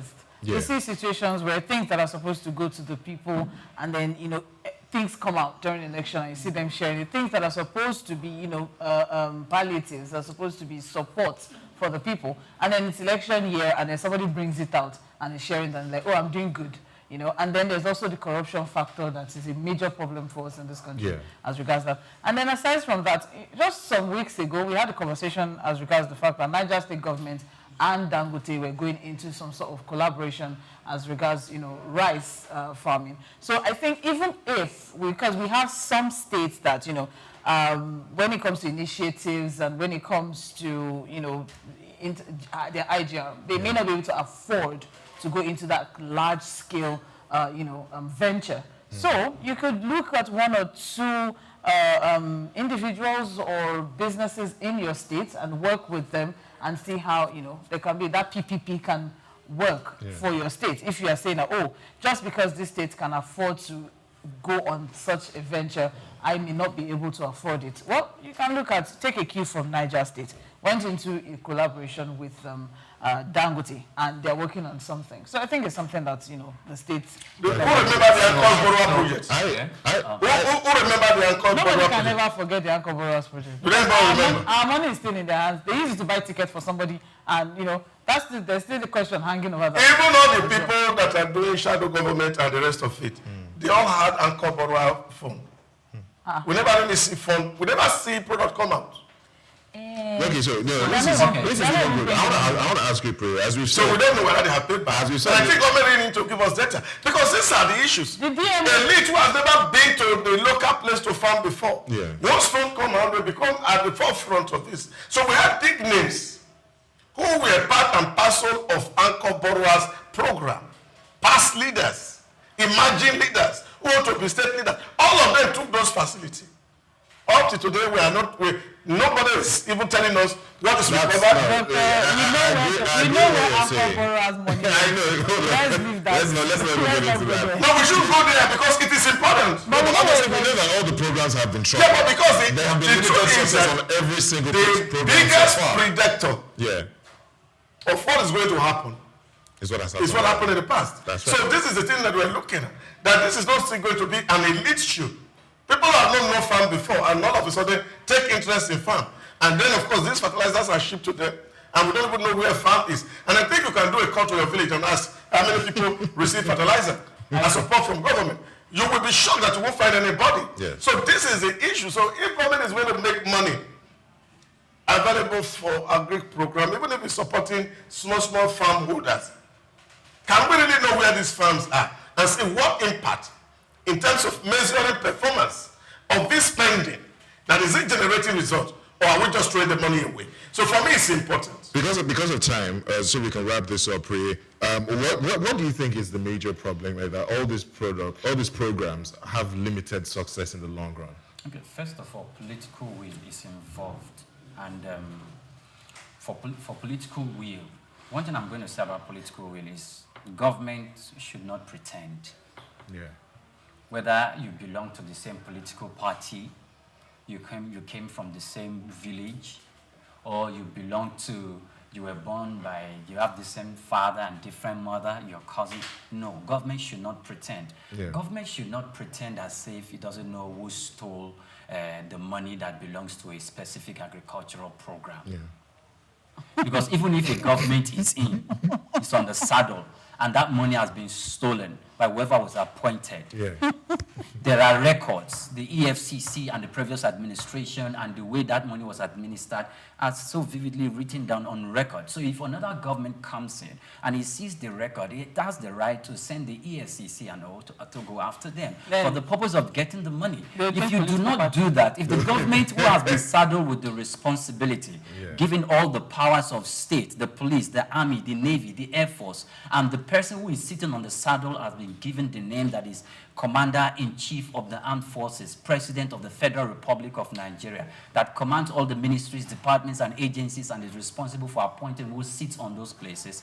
And if people have stolen that money and you get into that place, you cannot order the EFCC to go after those people because you felt they are party members. Yeah. If you touch them, you must have been touching. If you are touching your party, then you are part of the problem. Yeah. So the government, political will is number one thing.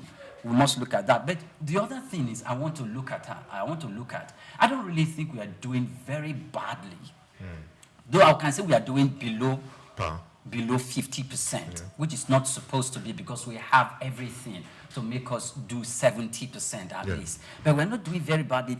This is our worst state when it comes to agriculture compared to what we used to have previously. At least that's what I heard most experts say who are very, very conversant with happenings in that industry. So if this is where we are, apart from insecurity and the corruption that we just spoke about, and we are still performing worse the way we are, why is the Gambia coming to study to replicate to replicate what we currently have now? And that destination was to Kebbi State to see what we are doing, and they felt that our model that we have in Kebbi State is worth copying because they want to go and replicate it in their state. Currently, as we speak, the Gambia imports about 90% of the agricultural produce, maybe rice, into their country.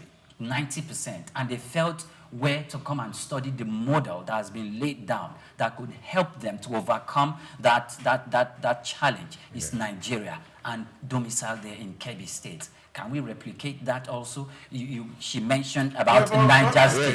She mentioned Niger State. Yes. Because my point is that we are not really doing that. To be involved, because the issue here is money. I think government should be allowed to involve. We should not restrict. We should not restrict state government. My view is state doing well. Take for example the current Minister for Budget and National Planning as the governor of Kebbi State did excellently well in terms of rice plantation, and that's why you remember last Friday we were talking about the lake rice here, where Lagos State has to partner because there are two very big processing farms in in Kebbi State. They're doing very well, and they were supplying lake rice to Lagos State, Lagos Kebbi rice, because the state involved in it. Yeah, that's the point I'm making. But I don't think that this should be the tough, really, where the federal government should be playing. That states should be empowered to do more. We have, for example, the farmer governor in Niger State. The young man is doing excellently well. In short, even when the president visited the state, he has to commend him.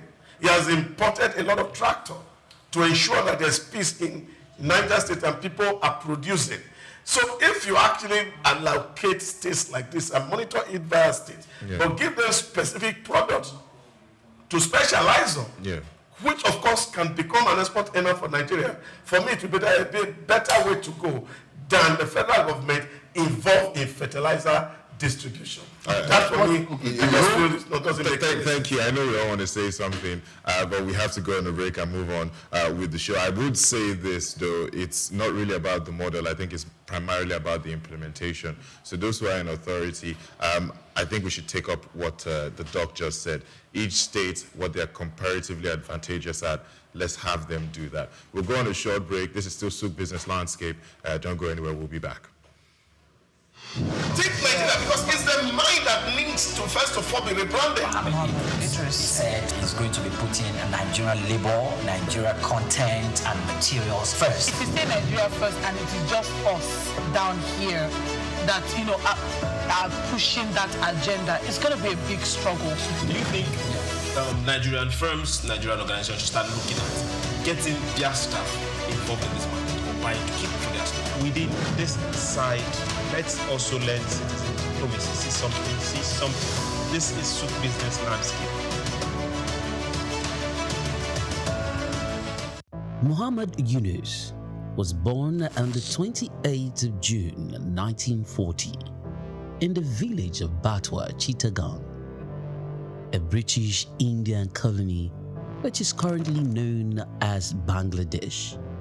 He attended Lama Bazar Primary and Secondary School in his village and passed the matriculation examination into Chittagong Collegiate School, where he ranked 16th out of 39,000 students. After his graduation in 1961, Yunus joined the Bureau of Economics as a research assistant and was later appointed lecturer of economics at the Chittagong College. During that time, he also set up a profitable packaging factory on the side. In 1965, he received a Fulbright scholarship to study in the United States, where he obtained his PhD in economics from the Vanderbilt University Graduate Program in Economic Development. Between 1969 and 1972, after his keen education excellence of apex heights and proportions in the United States, he returned home and was appointed professor of economics at the University of Chittagong.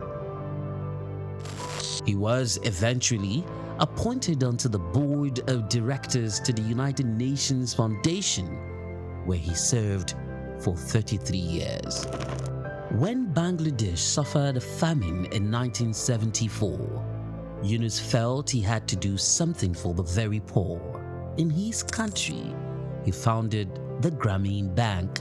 His motivation was to create economic and social development for the very poor, giving long-term loans to those who wanted to start small enterprises to pay back when they can. The aim to help was to get many of them out of poverty. For this, he was awarded the Nobel Peace Prize in 2006. Muhammad Yunus is a recipient of numerous international awards for his ideas and endeavors, including the Humanitarian Award in 1993, World Food Prize in 1994, Independence Day Award in 1987, Bangladesh's highest award, the King Hussein Humanitarian Leadership Award in 2000.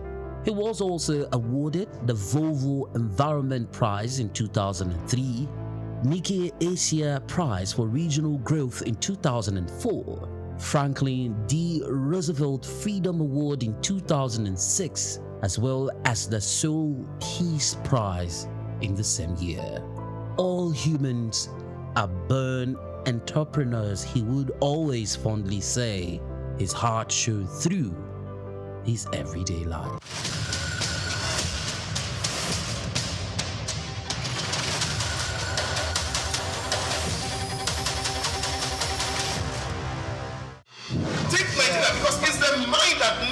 First of all, be rebranded. Idris said he's going to be putting Nigerian labor, Nigeria content and materials first. If you say Nigeria first and it is just us down here that, are pushing that agenda, it's going to be a big struggle. Do you think Nigerian firms, Nigerian organizations should start looking at getting their staff involved in this market or buying to keep for their staff? Within this side, let's also learn citizen diplomacy. See something. This is Souq business landscape.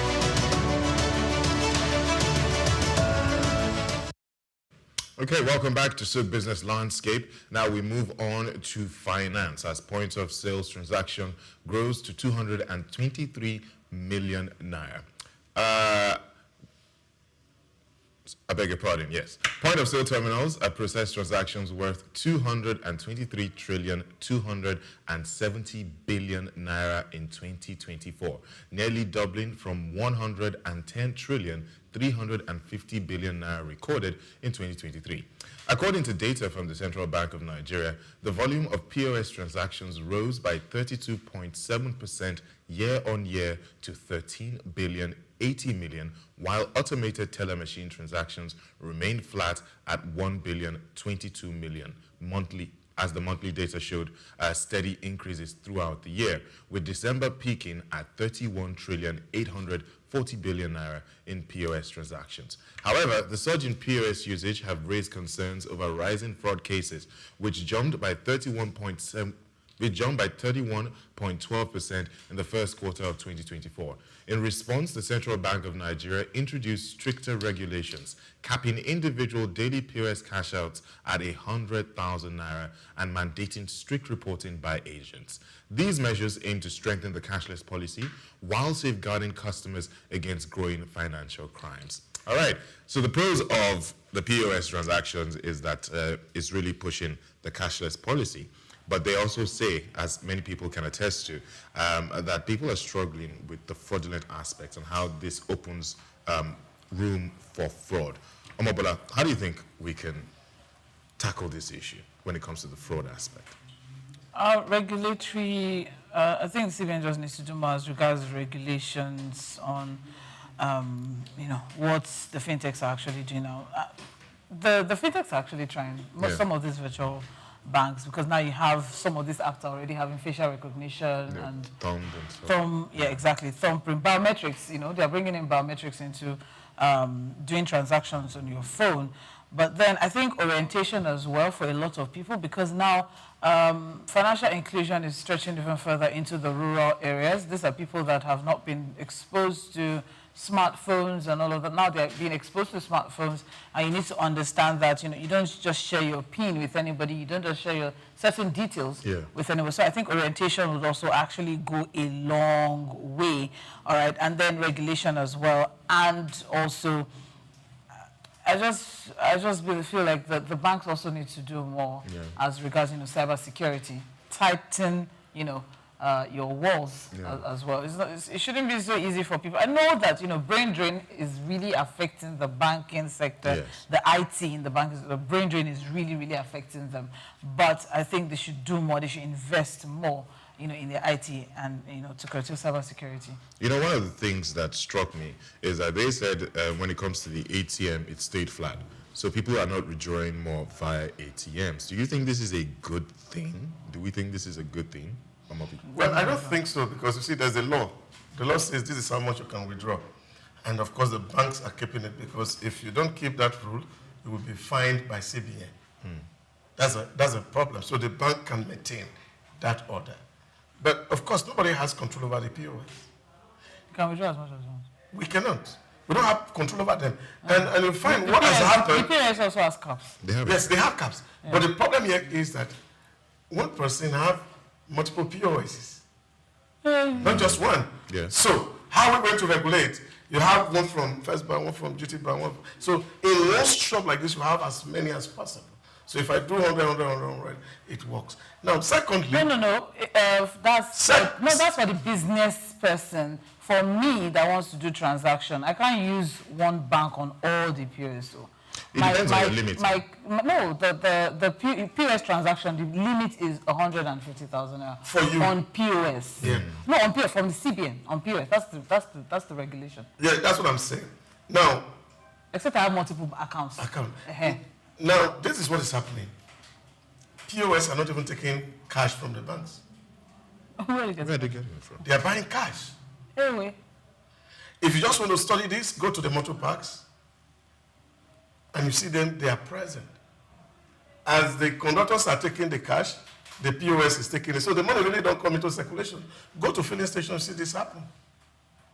And so wherever there is huge cash transactions, POS are there to buy the money. So it does not really come in through the banks. So they have ways of sourcing their own cash. But there's trouble. They can't withdraw a certain amount over the counter. So this is the issue. So how do you block that?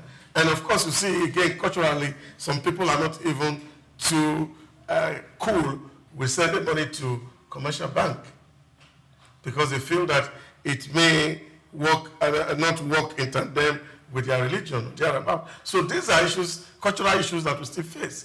That's actually empowering these operators. So we have no money outside of what the CBN can actually control. So where they have control, yes, it can be stable. But with the POS, I don't think there's so much control. Can I share something personal? Hold on. Let me even share something personal. I've noticed lately that you could go to a bank and try to use the ATMs, and almost like 70% of the time, their ATMs have no cash in it. To what end is this, and why is there a deliberate attempt to push withdrawals to the POS? There's a conspiracy theory on that actually, some of these people, because some of the banks allegedly, the POS guys it's easier for the POS guys to collect cash in the bank. That's the theory now, and because of that, so they want people to go to the POS. And I think it's even cheaper actually. Is it for us? POS, no, for the consumer. POS is actually cheaper. The POS for 5,000 is 100. But if you, it's per transaction is 107. Per transaction. It's 107. But what if it's what if it's an issue where I want to use the ATM? I think as a customer, I should have the right to be able to say I want to use your ATM machines because you charge me monthly for this in your maintenance charges and all of that. Why should I go there and there's no money inside? Because one thing I do know is that the banks are saving a lot of money by not putting money in this. So why do we need to use cash for everything, though? That's the essence of cashless policy. We're trying to reduce the amount of cash in circulation, and if it's just that the way our business, our SME. Let me put it that way. The way our SME, structure is, I want to buy yam from, the guy that is selling yam in the wheelbarrow. He doesn't have a POS.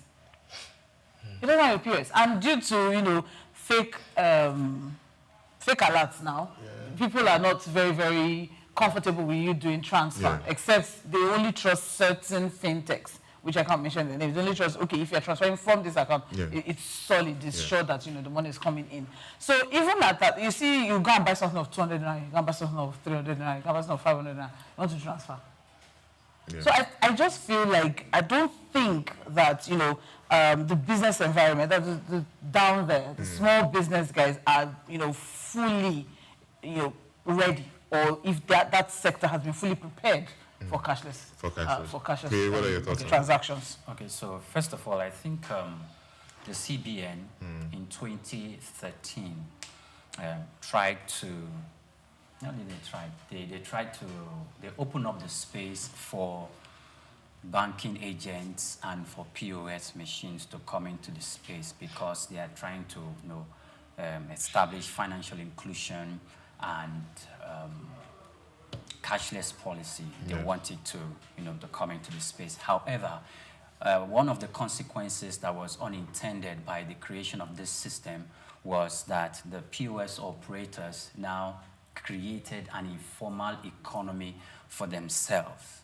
where they have to, one, buy cash from people, like Doc has said. They buy cash from businesses that most of the time accept physical cash when they carry out businesses, and that include transporters and those who sell by the roadside, including filling stations. The other thing is these POS operators, they equally go to ATMs and they withdraw, they carry out multiple withdrawals from the ATM using different ATM cards that are registered with their business names. It could be different business names. So they do that. And so when the regular customer who, like you, go to some of these ATMs who want to withdraw money, they're telling you you can't use it because there is no cash.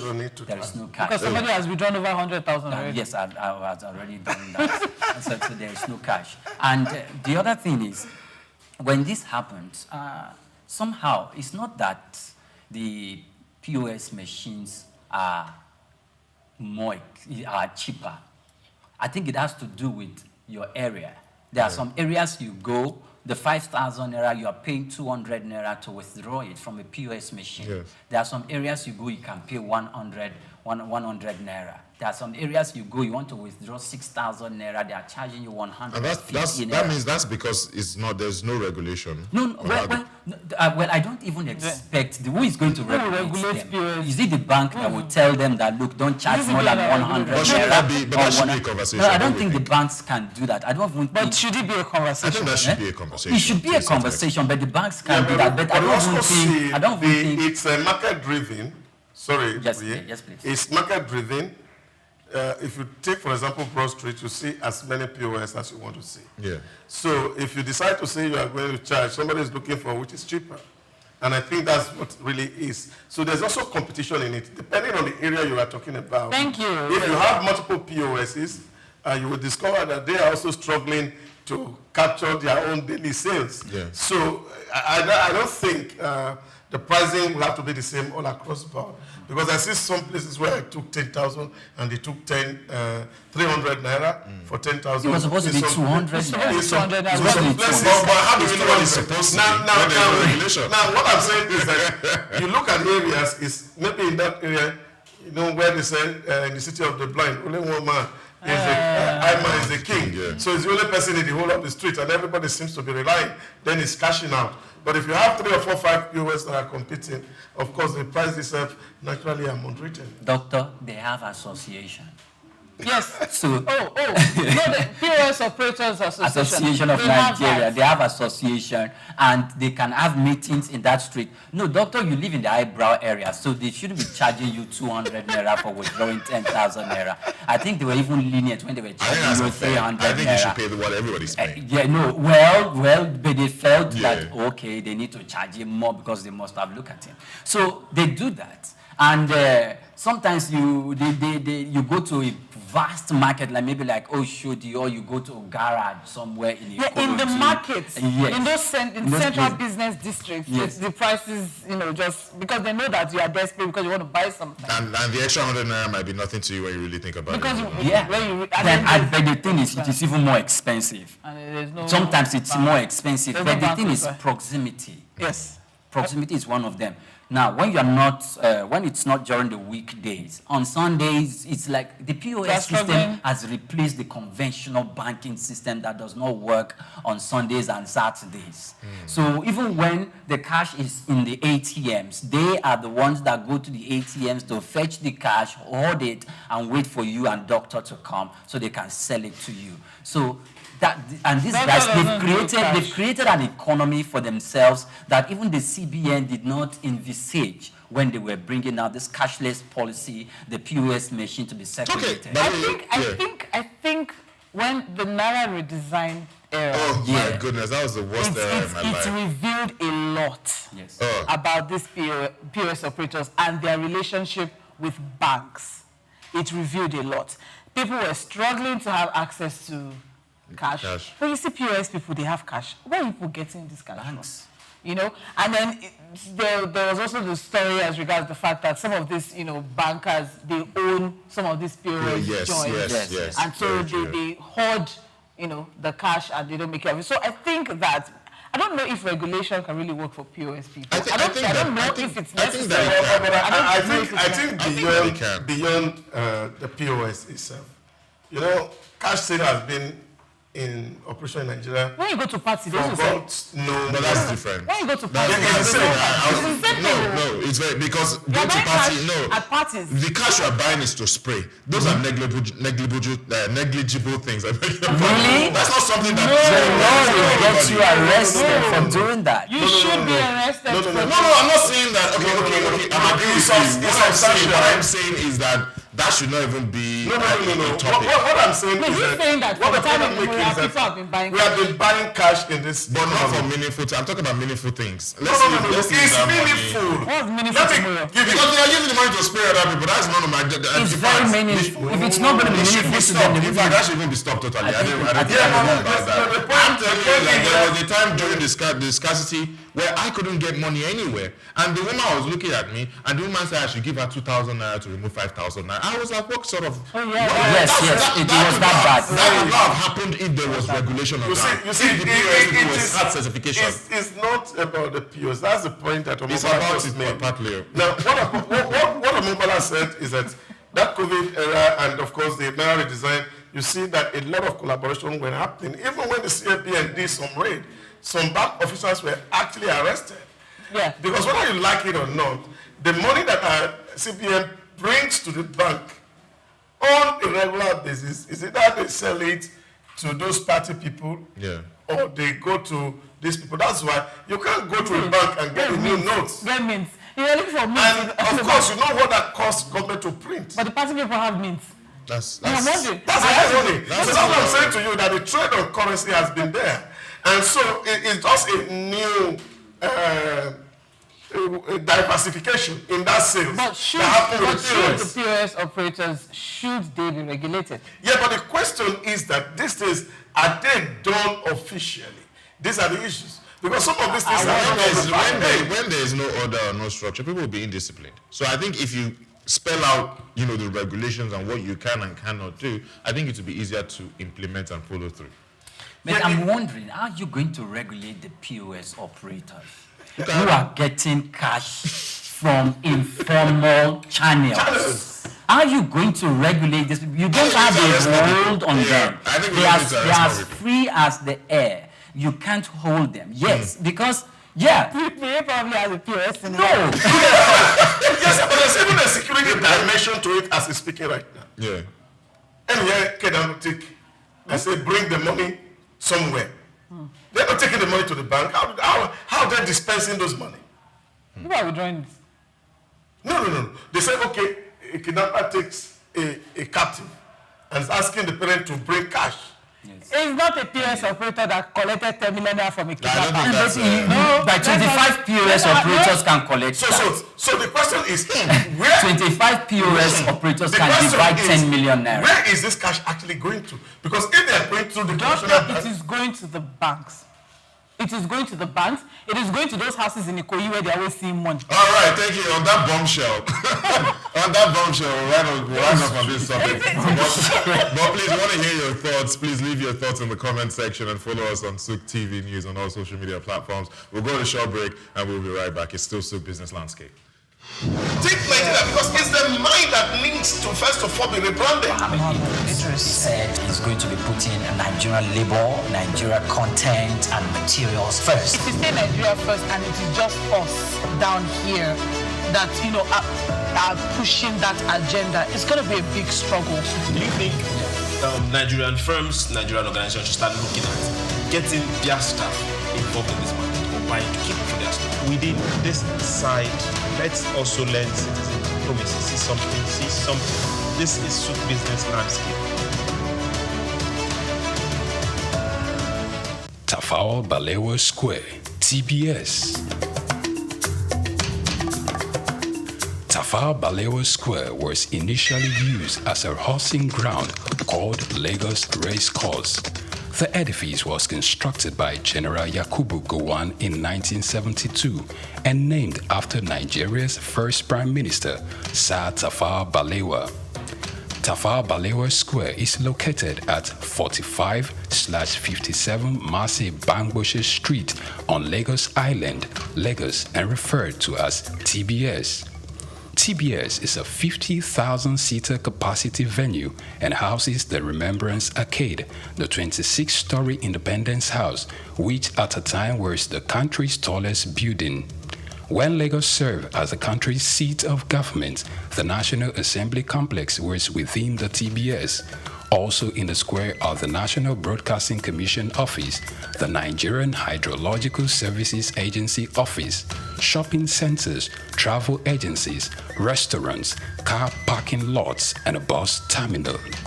Tafawa Balewa Square is adorned with beautiful statues of white horses and red eagles, symbols of strength and dignity. Our historic neighbors include the King's College and the Holy Cross Cathedral. Tafawa Balewa Square hosted some of the country's memorable events, such as the Independence Day in 1960, when Nigeria gained independence from Britain, the Armed Forces Remembrance Day, which is celebrated annually on January 15. The edifice is a national cultural asset. Tafawa Balewa Square, Souq Enlightenment. Take Nigeria because it's the mind that needs to first of all be rebranded. Idris said he's going to be putting Nigerian labor, Nigeria content and materials first. If you say Nigeria first and it is just us down here that, are pushing that agenda, it's going to be a big struggle.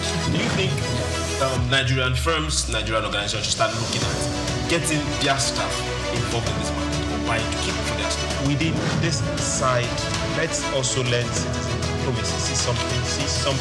This is Souq business landscape.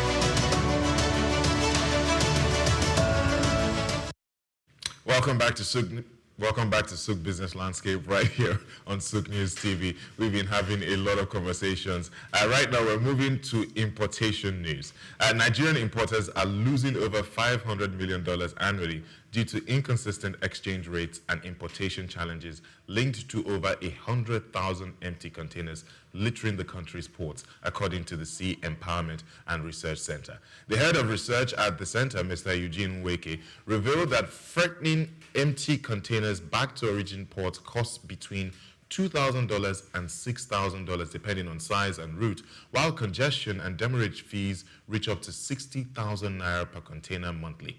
Nweke warned that about 45% of these containers are rickety, posing health and environmental hazards. He urged the government to invest in port infrastructure, encourage exports, and introduce a demurrage tax on long-abandoned containers.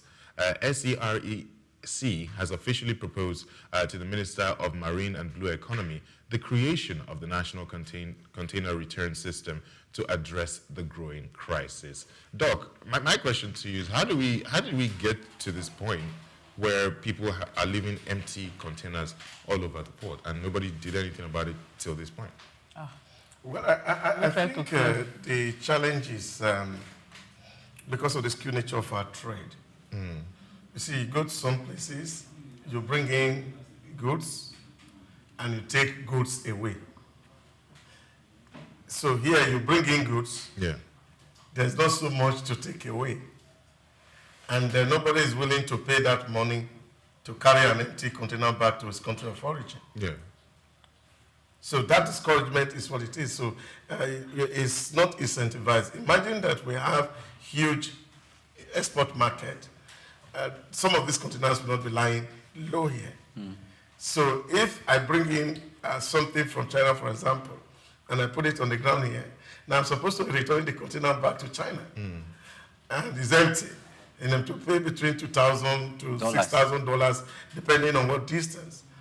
I don't think that's sustainable. $2,000. Yes. $6,000. Is this the same pricing all over the world or just a Nigerian port? No, but it's not Nigerian policy. It's pricing for the logistics company. So if they want to take your empty container, the vessel owner is not going to say whether there's something inside or not something inside. Yeah. All that is carrying load back.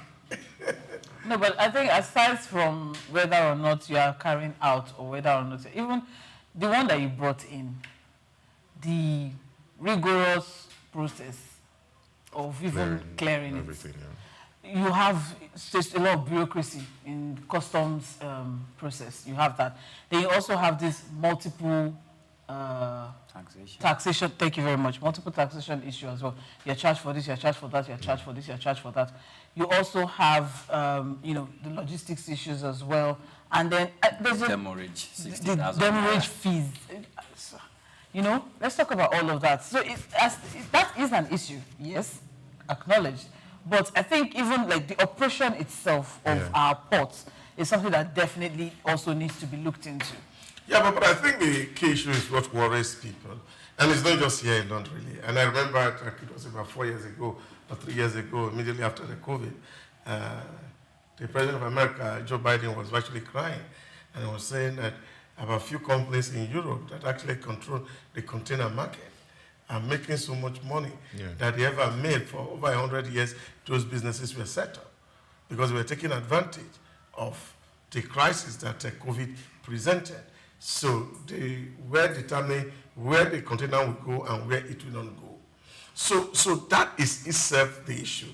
And I think that's what the Sea Association is talking about. The Sea Empowerment and Research Center. Yeah, it's talking about. So we're seeing that containers are littering, because if you can look from this building, you can see them virtually everywhere. Some of them are really not good. Some of them are looking abandoned. And maybe they are saying government can begin to collect money from it. Maybe it will become an incentive for the owners to take them away, because somebody actually owns these containers. Yeah, but these things are also, kind of discouraging. But the truth of the matter is, doing business in Nigerian ports is one of the most expensive, if not the most expensive, actually, if we're going to look at it, break everything down. It's actually, and it's not easy doing business. So when you think about the rigors of bringing in stuff, the rigors of taking out stuff, you think about all of those things. And let's also not forget, at the end of the day, this will still come back to the consumer. Yeah, because the we have cost to, of it. yes, because we have to give this guy back his money, or the money he has expended on ensuring that the goods come in, the goods are safe, and then how long it stays with the customs are getting it out. And then, Doctor, we also have some very interesting characters on his way from the port, to his warehouse. There are also some interesting characters that would also, collect. But it is the container itself that are empty that are my major issue here. Yeah. So no, but the fact is that we're losing money, and it's not just... Hold on. I can see you're writing a lot there. No, I can see you're really screaming a lot. So I want to hear what you're thinking, especially on the national container return system. What is your position on it, and what do you think should be the government's position on it as well? Okay, first of all, I think the government should make it as a way of law. If you are bringing in goods into the country, from when you export, I don't know how they do it. If we receive a circular, like maybe the memo that XYZ shipping company is the loads or the containers coming with it. This one is carrying Ankara. This one is carrying XYZ. And it's coming into Nigeria. Before then, you must have expressed your intention of returning that container back to your country, back from source. Full.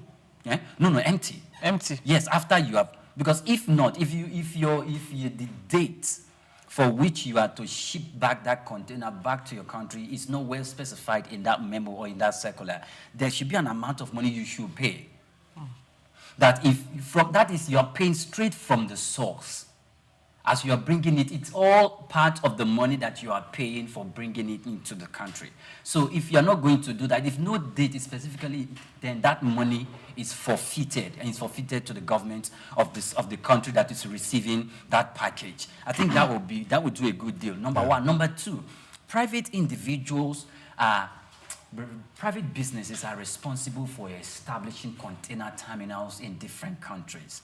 Now, in Nigeria, Ijora, when you are going to Apapa Port, there's one specific road when you get to Ijora, both on the right and on the left side. Ijora there itself, that straight bridge that links to Apapa, then you have another one diverting to Ajegule. Yes. That's been at the bottom of that bridge, at your right hand side, there is a very large container terminal, very, very large. And I think if not maybe a year or two back, there was this resuscitation they brought to the face of that terminal because a private entity had moved into that place.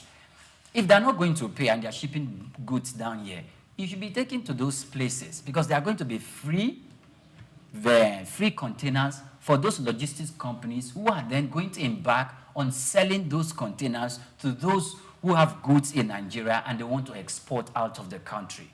I think if regulation is not couched within those two systems, then our country is just going to be a dumping ground for containers. Yeah, but I think that is the point that these guys have made, that governments can now begin to surcharge them. That if this container arrives and they are not taking it back, just as we are charging demurrage for the one that is having goods, government should start charging demurrage. Doctor, they will not pay. You charge them from the source. The truth of the matter, how about this, doctor? Rather than charging them, why not, if your container exceeds a certain number of days or a certain number of months, then they take possession of it. Okay. Yeah, but I think that is the point. So you have to first of all make it something legal. And there should be documentation. And write a policy around this. Yes. And I think that's what they are suggesting. Exactly. That government can start to earn money. Because what they now the container actually doing is that they don't want to carry empty containers back, and they are waiting for opportunity to use it to ship goods back to their country. Back to their country. Nigeria at this time now, we are looking at exporting. We have a lot that we're going to be giving out, so we need the containers. Yeah, but that's what we're saying. So what they're doing, they're actually waiting for those exports.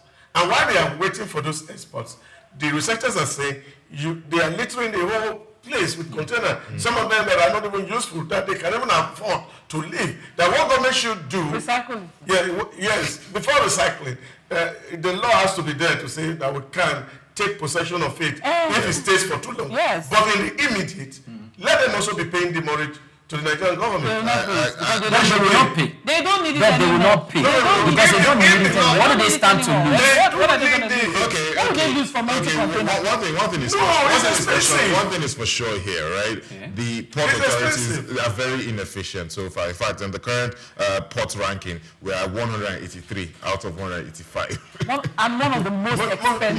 Do we think monetization should around 2,000? Yes. No, a 20-feet container was only selling for like 20,000 a year. For the one that is totally bad, that they want to carry out, that people are using for shop outside, was selling up to 60,000 naira. So you can imagine what that costs today.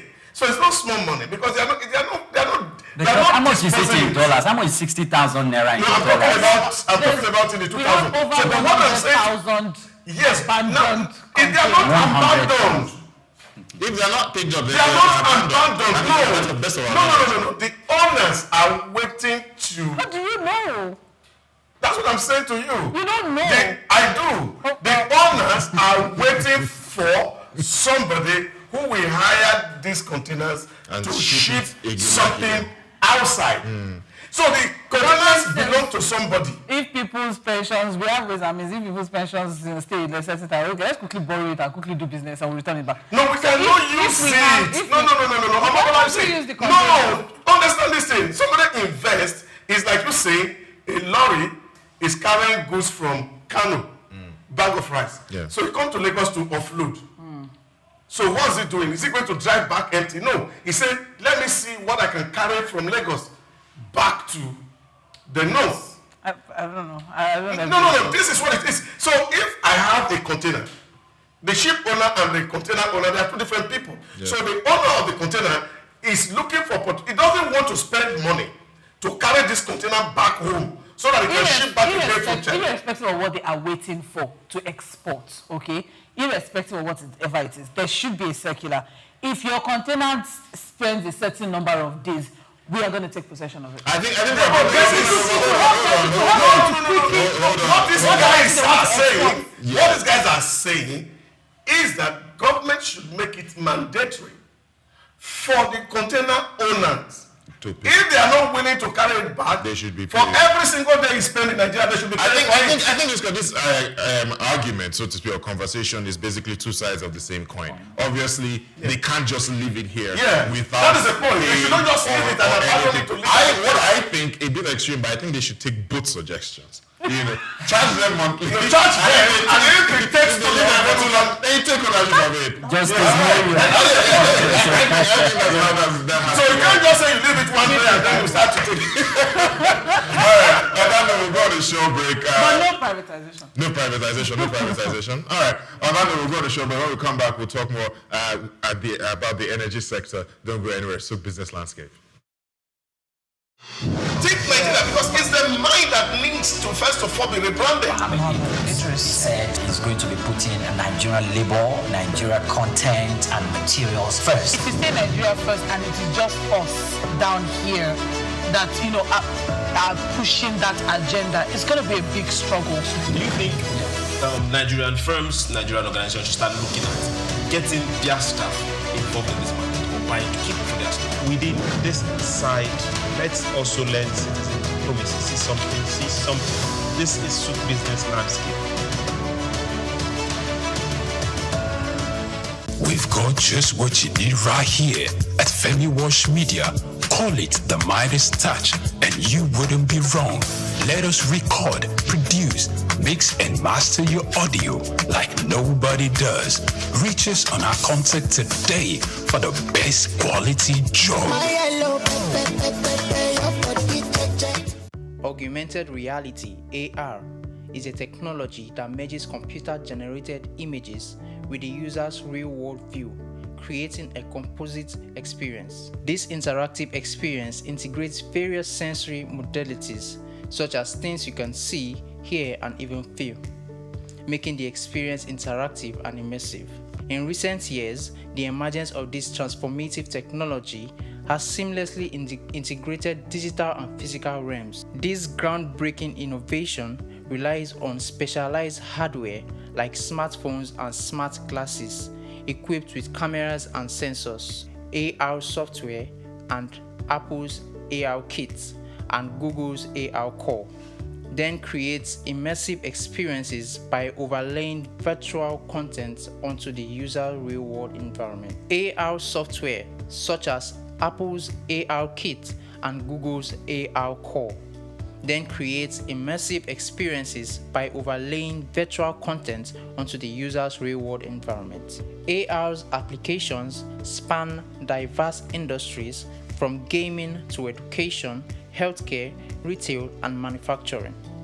In education, AR enhances learning through interactive and dynamic experiences, while in healthcare, it aids surgical planning and medical training.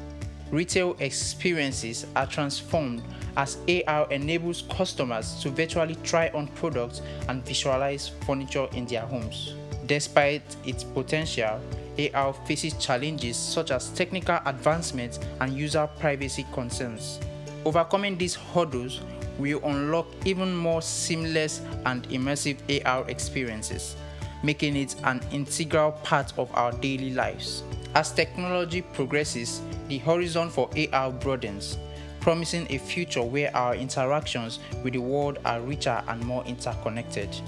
Augmented reality is not just a trend, it's a revolution shaping the way we live, learn, and work. Goma Fortune, Souq News. Take Nigeria because it's the mind that needs to first of all be rebranded. He said he's going to be putting Nigerian labor, Nigeria content and materials first. If you say Nigeria first and it is just us down here that, are pushing that agenda, it's going to be a big struggle. Do you think Nigerian firms, Nigerian organizations should start looking at getting their staff involved in this market or buying to keep for their staff? Within this side, let's also learn citizen diplomacy. See something. This is Souq Business Landscape.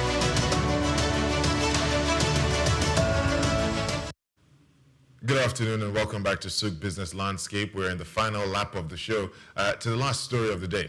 Global oil prices are climbing sharply after coordinated United States and Israeli airstrikes destroyed key Iranian nuclear sites.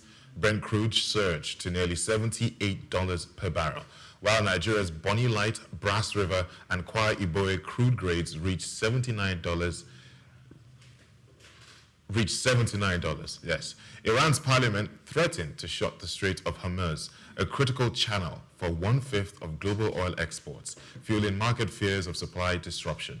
In Nigeria, energy marketers warned that rising crude prices and unstable foreign exchange rates could push petrol prices to 1,000 naira per litre. Private depots have already raised loading prices, with Dangote Refinery adjusting ex-staple rates from 825 naira to 880 naira. Independent marketers report pump prices between 925 and 960 naira nationwide, with northern regions nearing 1,000 naira. I can hear people laughing already. What's the major concern now? It's always the downstream that bears the brunt of all of this. You know, it seems glamorous and all, like, oh, we're actually heading towards, you know, the ambition of our, 2025 budget and all of that. But at the end of the day, the common man is going through it. Some people say, this might boost Dangote's relevance regionally, and people want to source Dangote, even Nigeria as well. I think beyond Dangote's relevance, and I think the real core issue is the fact that this is the beauty of the free market economy. And so as input prices are getting higher, and of course the prices of products, services also will of course have to go up. And if we are not doing very well, I have actually been an advocate of using CPI to actually determine wages for workers. So once these inflation things are happening and prices of goods are going up, the consumer price index should be the determinant that people naturally should be able to move from where they are to where they should be in order to be able to meet up with the market demand. So here, what we're seeing is the fact that the Houthi group, the Yemeni rebels, the Syrians, so because you see these prosy allies of Iran definitely are going to be doing harm in the waterways, and that's going to create a lot of logistic challenge. And of course, if these are not flowing, of course, the prices of the crude will go up. And if you remember the last quarter document that was released by NBS, that crude became the third highest imported item to Nigeria. So which means we are importing more crude now, more than several items. It's ranking number 3 in that list. So which means we are now going to also buy very expensive crude. So if you're buying expensive crude, which means we are finding the cost or the landed cost of the petroleum product is also going to go higher. So this is why war is not good. This is why peace is the only thing that can make the world really go round. I mean, from a layman's perspective, how did we even get here that we're importing so much crude when we basically have so much in our reserves and people are buying from here? We have in our reserves. How did we get to this point? Are we producing enough to even have enough? We don't have reserve. We don't have reserve. Oh my goodness. Are we producing enough? I thought we had the largest oil reserve. It has not been extracted. It's still down on the floor. So it's the crude that has been explored that you'll be talking about reserve. It's US that can talk about reserve, but US has reserve. We don't have reserve. Because we've not extracted it yet. Yes, we have not extracted. It's still down.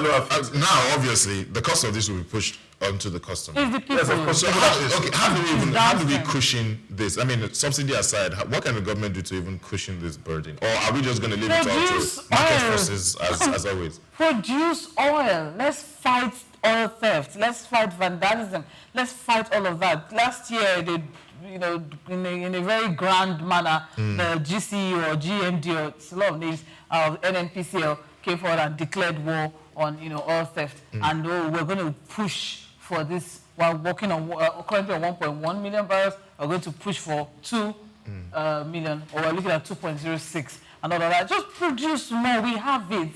Why? It's just very unfortunate. Doctor is talking about the fact that that is a painful truth. We are still importing crude, even though we're an oil-producing country. And as I said, there's still a lot under there. Why can't we just work on producing more? It's as simple as that. Let's pay attention to that. Let's produce more. And, locally, we're good, we're fine, and then to the point that, neighboring countries will now start looking to us, where you don't need to go as far as going to the West. Yeah. All these neighboring countries can't come to us, and we have it available. We're supposed to be balling. Yeah, we should. We're supposed to be, we're supposed to be. We should be turns here in Nigeria. Millennial word that we I said turns, that's it. But we're supposed to be, swimming in, except of course for the, forex issue and all of that, except for that. But normally, Nigeria is supposed to be, at this time, just like, okay, so sorry about what's going on to you guys over there, but we're cool. Yeah, we have the capacity unfortunately, to help our region. Do you think there's a silver lining here? That maybe it's going to push for faster reforms, because we now know that there's room for us to actually satisfy many other people because of the crisis that this has created. Okay, first of all, I think the government and the National Assembly that pegged our crude I think it's $75. $75 per barrel in regards to the 2025 budget should be smiling now. Yeah. However, the man on the street will not smile. It's not smiling, no. Because 1,000 naira? That's 1,000 naira per liter for crude, for oil? The thing is, why is it that whilst the government is gaining, the people are suffering? So when the people are going to start, smiling and happy, the government is losing. So the thing is, why is the government there? It's there on behalf of the people. So it's good for the people to smile, and that smile would be that indirectly government put the smile on their face, even if the government might suffer. Let the government smile. So in other words, what is justice in this case could be that the government should frown, because if the government frown, yes, because the people will smile. Now, because I'm asking, crude per barrel now is going to be how much? $80 per barrel? $80 per barrel. When it was 69, or when it was below $70. So we're getting some form of reprieve. Now it's going up there. The government is saying, okay, I'm going to meet my revenue target and all of that, and funding the budget and all of that. But yes, you're funding the budget, but the people are tightening their belt. How does that help the people? Because I'm trying to put that together for it to make sense. It does not make sense to me. So what I think should be done is the crude that the government within Nigeria gives to private marketers, to other refineries domiciled in the country, should be sold at a particular price, most especially with the modular refineries we have here, should be sold at a specific price that will bring some form of reprieve to Nigerians, so that we can be smiling perpetually and not depend on when the crude skyrockets in the international market, then it becomes a disaster for the country. 30 seconds. The point is simple. The market forces driving change here. What is the issue we'll have is that we want peace in the Middle East. We want the Suez Canal to be free. We can't determine that. We cannot be dependent on global dynamics. We don't want to be dependent on global dynamics because we have it. But why is it? What is happening over there? It can't affect us, but it shouldn't affect us so bad. Whether you like it, because you are a signatory to a protocol. Yes. As a student of international affairs, you should know that it's an international commodity, and therefore whatever price we are going to sell is going to be determined by the international factors. So don't take that away. But you have to understand what I'm trying to say. The point I'm making is that before these 9 days of the strike in Iran, between Iran and Israel, prices were getting better.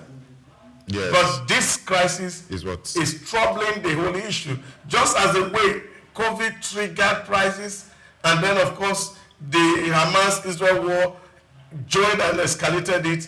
This is where this is also driving us. Peace in Israel, peace in Iran, and I think those people who are holding on to power perpetually should relinquish it and think about the people, so that the world that is a global village can smile and But we have our issues here.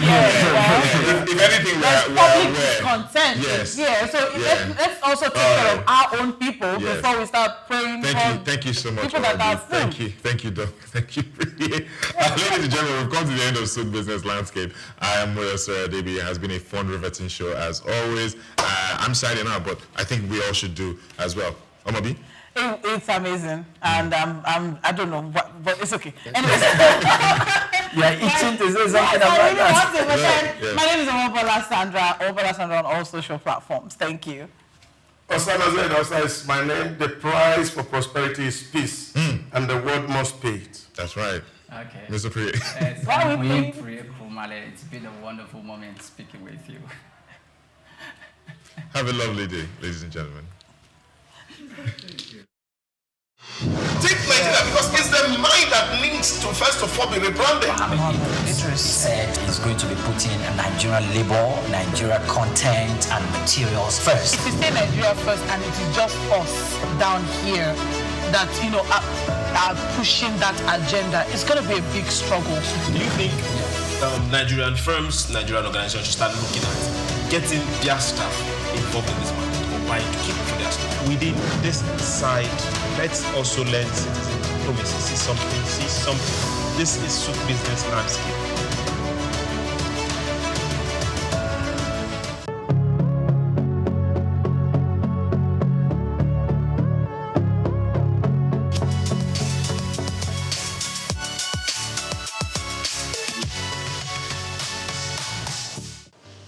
Well, I think as the name goes, we're still faring very well. We're still holding on. Basically, Niger Delta Power Holding Company Limited is a Nigerian company owned by the federal government of Nigeria, the 36 states, and the 774 local governments. The federal government has 47% shares in NDPHC, and the 36 states and federal capital territory, plus the 774 local governments own the remaining 53%. Originally, it was supposed to be a stopgap, build and sell power plants to increase the power availability. But in the process, as the company moved along, they discovered that if you build power plants, you also have to build complementary transmission networks. And then if you have transmission networks, you will also need the distribution network so that the power can ultimately get to the consumers. And so because of the gap that was in the sector at the time, Niger Delta Power Holding Company Limited was asked to build more power transmission networks, substations, injection substations. So over time, we had grown into the behemoth that we are today. Principally, we have 8 power plants functioning now, and then 2 are in the process of being completed. So that's what Niger Delta has been. But basically, I can say without any iota of contradiction that Niger Delta Power Holding Company Limited has been able to increase the capacity, the network capacity, by about 50%, and of course the distribution capacity by about 60%. We are capable of producing up to 4,000 megawatts now, but there are still some constraints in the transmission network, which is being addressed by the various arms of government and the various stakeholders in the sector.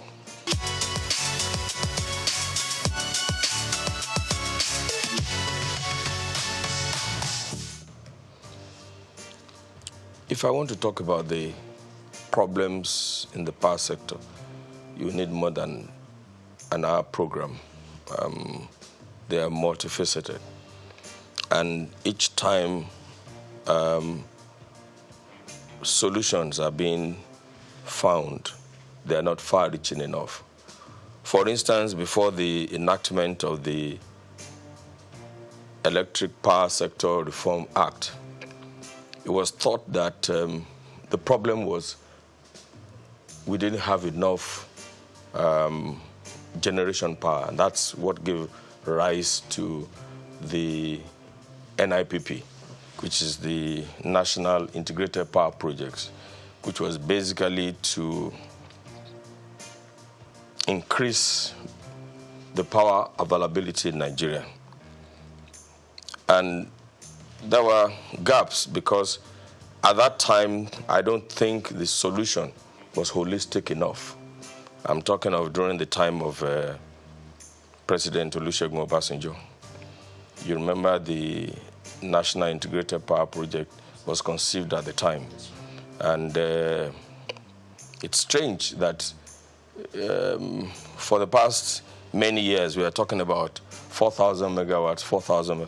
In reality, the available power in Nigeria is about 16,000 megawatts now, between 13,000 and 16,000 megawatts.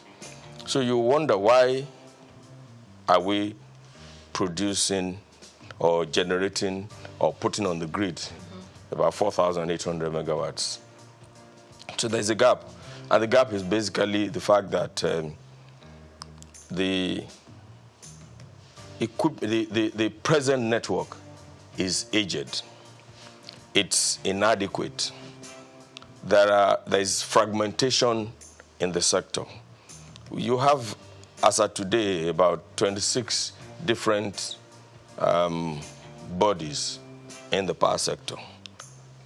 And it's a typical Nigerian problem. Once Nigeria identifies a problem, they create another agency to deal with that problem, rather than looking at the problem in the eye and say, this is the problem. And I can give you so many examples. For instance, traffic, which is very basic to everybody. When after the Udoji Award, in the early 70s, I think it was in the early 70s, and people had phone to purchase cars, traffic began to grow. Now, instead of taking a holistic attitude and train the police to do what they're supposed to do, expand the road networks, and begin to put a culture of driving properly in the country, we created the yellow fever, the traffic wardens at the time. You remember at the time, traffic warden was separated from the Nigerian police. That's right. And the problem was not solved because the people were still constrained to virtually the same network of roads, more cars on the same network of roads. And then we stopped training drivers. So Federal Road Safety Commission was formed. And of course, I'm sure that you all know that the problem became worse. And now all of the state governments are creating their own variants of the Federal Road Safety Code. An example is LASMA in Lagos. And the people are still on the same roads. You know, so whereas we had 200 cars on a stretch of road, now we have 1,000. Now we have drivers who cannot read traffic signs, which are not even there.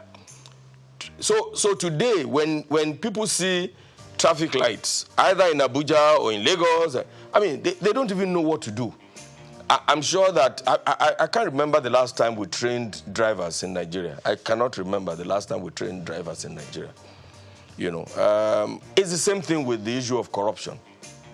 When we detected, corruption was increasing, we started creating so many variants of, and I always ask the question, where is the equivalence of EFCC in the countries that we're trying to be like?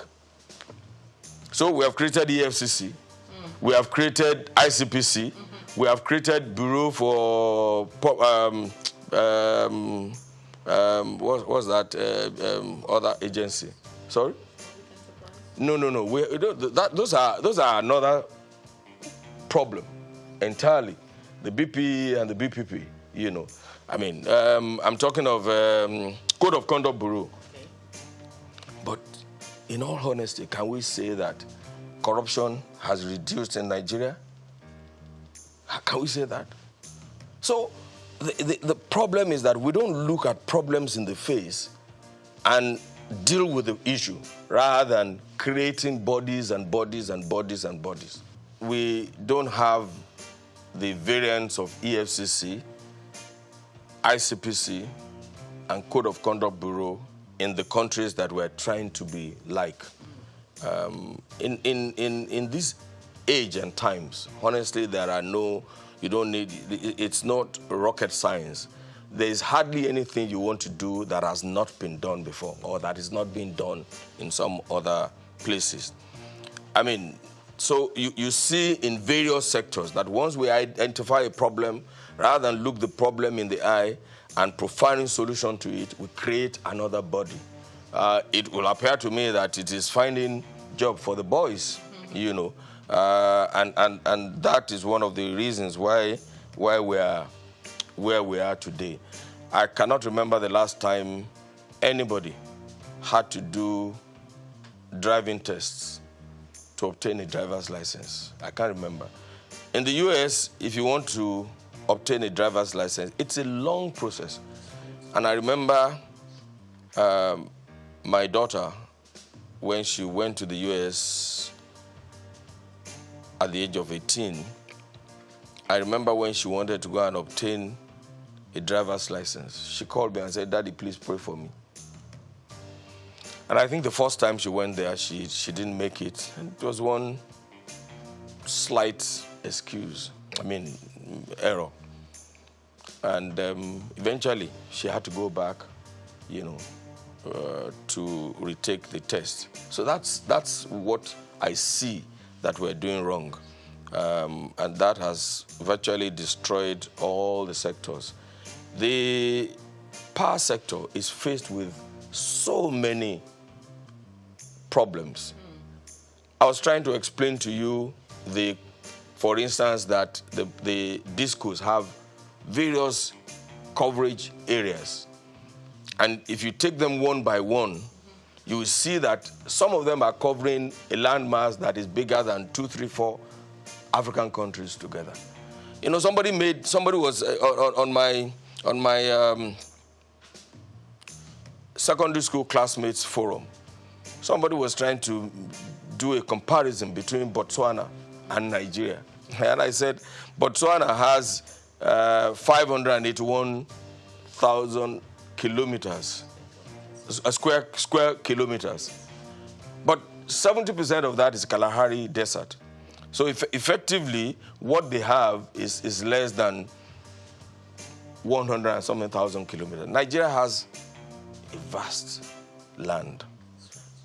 Botswana has a population of 2.5 or 2 point something million. You can't compare that to. There's no basis. There's no basis. And so if they have 1,000 naira, their GDP is likely to be higher than that of Nigeria.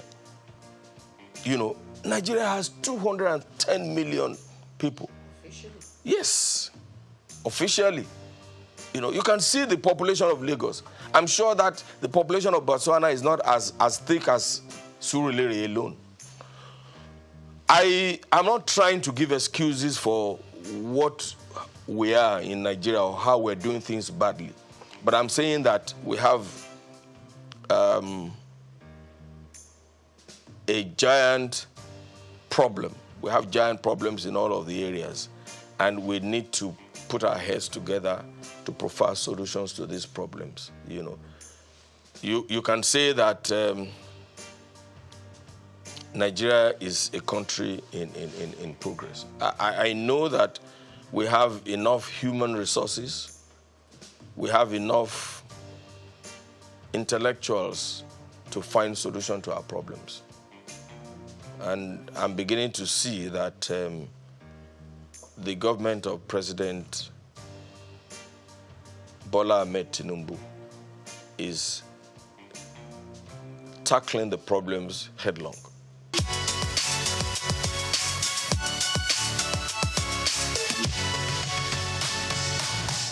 I don't want to say that they work in silos. I mean, it would not be absolutely correct. I don't want to say that. That would be too negative. I would like to say that there's need for better collaboration between all of them. And then one of the greatest things that we need to do is that there must be a coordinating agency that is not encumbered with or by bureaucratic procedures.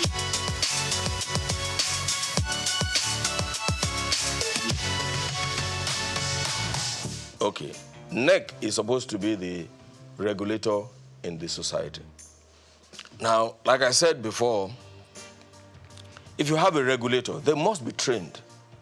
And we shouldn't be ashamed to train our regulators and to ensure that we have the right people in those positions. But like I said, almost all the agencies in Nigeria, you find a lawyer heading an engineering company. You know, I mean, it's not done. And what happens is that I don't want to create a war between professions. But the truth of the matter is that if you are a lawyer and you have, you're doing legal consultancy in the sector, that doesn't make you to be chief executive of a purely engineering company. You know, the last time it was an accountant that was in charge of one of the parasitals in the sector, and you know, even now that there's a new government, you see all kinds of people trying to outdo each other here and there. TCN, for instance, is supposed to be in charge of the transmission networks, but you have the independent ISO under them. How is that going to work? I mean, that is supposed to be an independent, and it cannot be under TCN. You know, the discos, for instance, who is supervising them? NERC is supposed to supervise them, but you have on the board BPE, you know, that has 40% of the shares, and they're supposed to monitor them. Are they doing that? And then now the Yoruba people say amukun eru ewo oni wosaleni. That is, if a man is crippled or has bent knees and is carrying a load, it's not likely that the load will be straight because the legs are bent anyway. So that is the problem that we have. You know, the root cause, we are not attacking the root cause.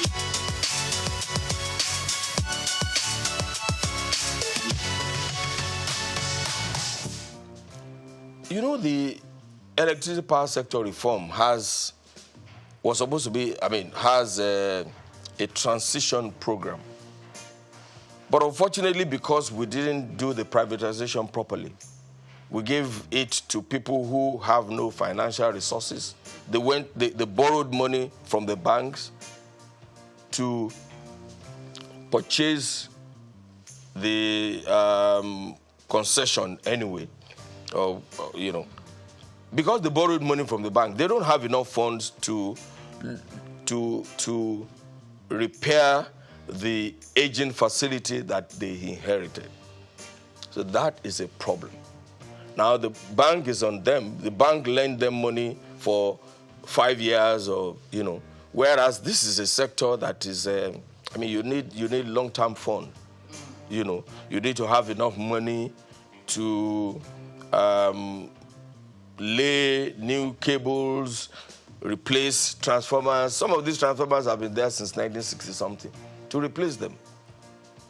Look, where I come from in Ondo South Central District, we have not had power for up to 15 years now from the national grid. Everybody is an electricity generator company on his own. When we stepped into it to see what was happening, we discovered that the distribution company did not have enough money to repair the damaged distribution networks. So NDPC stepped into it, and we've spent almost 3 billion to repair all of that. 3 billion. Or almost 3 billion. I mean, we're talking about 6 local governments. At a point, by the time we had finished the reticulation of the networks in 5 of the local governments, we discovered that the source of supply is from Ondo. Ondo has a 2 by 30 MVA substation. One of that substation is gone. So it means that the distance of almost 100 kilometers from Ondo to Ore and to Ilaje, to Igbokoda area, to Mahin and co. Just one single 33 kV line is coming from that. So by the time the light gets to Okitipupa, what you have is candle light. It's the same thing we saw in Lafia, for instance. For years, Lafia, even the government house in Lafia, was being operated on generator because the single line feeding Lafia and the entire Nasarawa state is from Abuja. So that's why we stepped in and built the 330, 132, 33 kV substation, which was commissioned early last year by President Muhammadu Buhari. And you can see the joy in the faces of the people. Now, in Ondo South Senatorial District, for instance, they are built, the NDDC, not NDPHC, is building a 132 kV substation in Udeunije, which should help to bring power from Omotosho and to that area. But they have been on it for years now. And without the completion of that, there's nothing that can happen in the place. They will still have candlelight. So these are the problems. Now, NDDC is independent of NEC. It's virtually independent of the DISCO. It's independent of the... But they are doing a good work because they have offered to do... They have identified the problem and they have offered to do it. But who is coordinating these activities to ensure that everybody is working? And you know, one of the things I always complain about is that since this past 6-10 years, for instance, TCN has many of its projects are 85-90% completed. Some of the problems are just way-live, that the government should collaborate with the state governments to resolve. But what do you have? A substation is ready in Akure, for instance. A 330 kV substation is ready in Akure. The transmission line is supposed to come from Oshogbo to Akure, and another transmission line is supposed to come from Benin and drop in Akure. Because of way-live issue along the route from Oshogbo to Akure, that project has been stalled for almost 6 years. So there has to be an organization that is above NEC, that is linked only to the president, that will look at all of these things. I talked about the fragmentation in the sector. You know, look, and let me tell you something. I know that electricity is a commercial venture. Yeah. And when you put your money there, you should be able to recover your investment. However, it's also a social contract between the government and the people. It's a social contract. You know, so if you have such a transmission line, everybody should be involved. And I remember that it has to be a responsibility. I remember when we were doing a project in Owerri, and because the transformers have been there for a long time, we needed to remove the transformers to a workshop somewhere in Ikorodu there for repairs so that when they take them back, it can function properly. And we had given authority to the EPC contractor to go and remove the transformer. But of course, when the community saw that they were removing their transformer, this was a transformer that has not been functioning for the past 10, 15 years. They refused to let them go, and the governor had to intervene. The governor also refused to let them take the transformer away. I had to personally intervene with the governor, speak with the governor, write an undertaking before the transformer can be moved to the workshop for repairs. I mean, it's not repairs, but they need to change the oil and make sure it's in good working condition because it's been on the plinth for 15 years. So there has to be a coordinating agency that is devoid of bureaucratic encumbers. Initially, NDPC was created from the federation account. The initial seed money for NDPC was from the federation account. However, since we started producing electricity, let me put it that way, we don't receive subvention from the government. So our revenue is from the sale of electricity, sale of energy to the network and to what we call willing buyers. For instance, you will see that we still, even outside the country, we sell power to countries outside Nigeria. Yeah. So that's how we derive our... But because also we are owned by the 3 tiers of government, we have also embarked on working with the other sectors to improve the network. For instance, we build distribution. So from the profit that we have, we build distribution networks virtually in all. There is no state in Nigeria that has not felt the impact of NDPC. And then we, like I said, the transmission substation in Lafia was constructed by NDPC.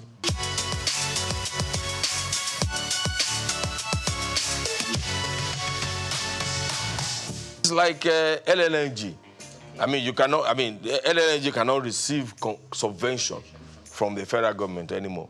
Of course, initially, government put in their own investment and the private sector put in their own investment. I'm hoping that we will move away from this structure in NDPC. I'm really hoping that we'll move and adopt the NLG structure, for instance, and bring in a huge investor to acquire 49% so that we can start operating like an LNG. There's a lot of confusion in the society, and even those some high government officials don't even know the functions of NDPC. They don't even know. We were in a gathering some time ago, and a former minister who claimed to have been a part of the conception of NDPC was annoyed when somebody threw a question at him and he said, "What are you talking about? I don't have power in my house, and you guys are sitting down there." And I had to lecture him and say, "Hey, I'm not supposed to put power in your house. I'm just a businessman, in the sector, producing oil, producing power, electricity, like every other person, like, what's the name of Elumelu's Transcorp Power, and selling it. That's all we are."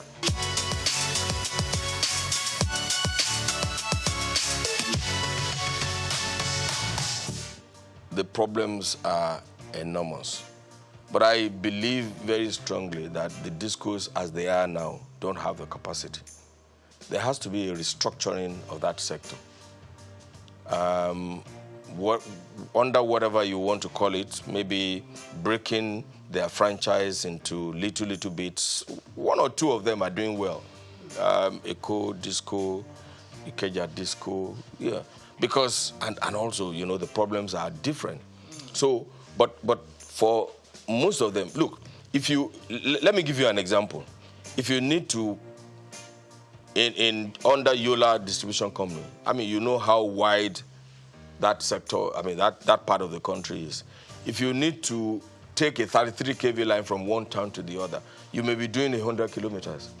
Whereas under the Eco Disco franchise, I mean, 100 kilometers will do 2, 3, 4, 5 communities.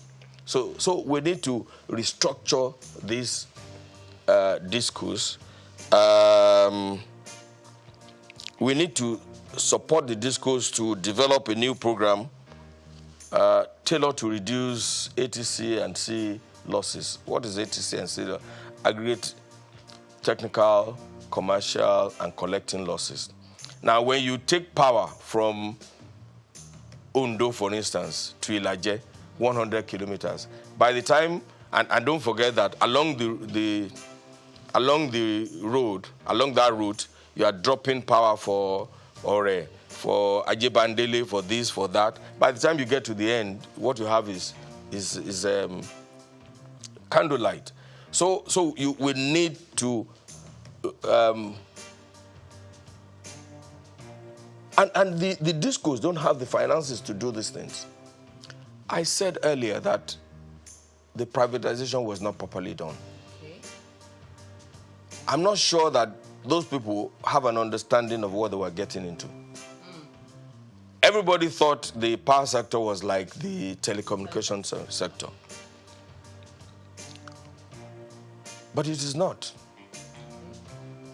The amount of infrastructure that you need to put in place, physical infrastructure that you need to put in place for power is totally different from that. Because apart from your cell in telecommunication and the handset there's nothing that you need to do. You probably don't need to put poles, pay compensation. Fiber optic is for specific areas. I mean, for specific things, and it doesn't stop the telecommunication facilities. After all, they can use satellite. Yes, exactly, from functioning very well. Okay. So that the difference is, but you cannot send power remotely. You need cables, you need poles, you need transmission lines, you need all sorts of things. You need transformers.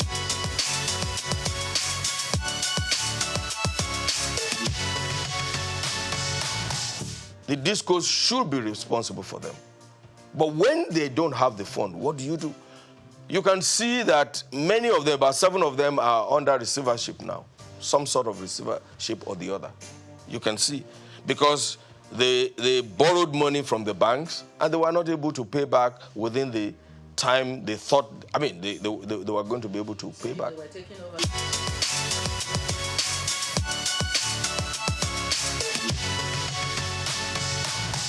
You have to deal with each one of them, you know, on it has to be a tailored solution to each disco. You cannot apply the same brush for all of them.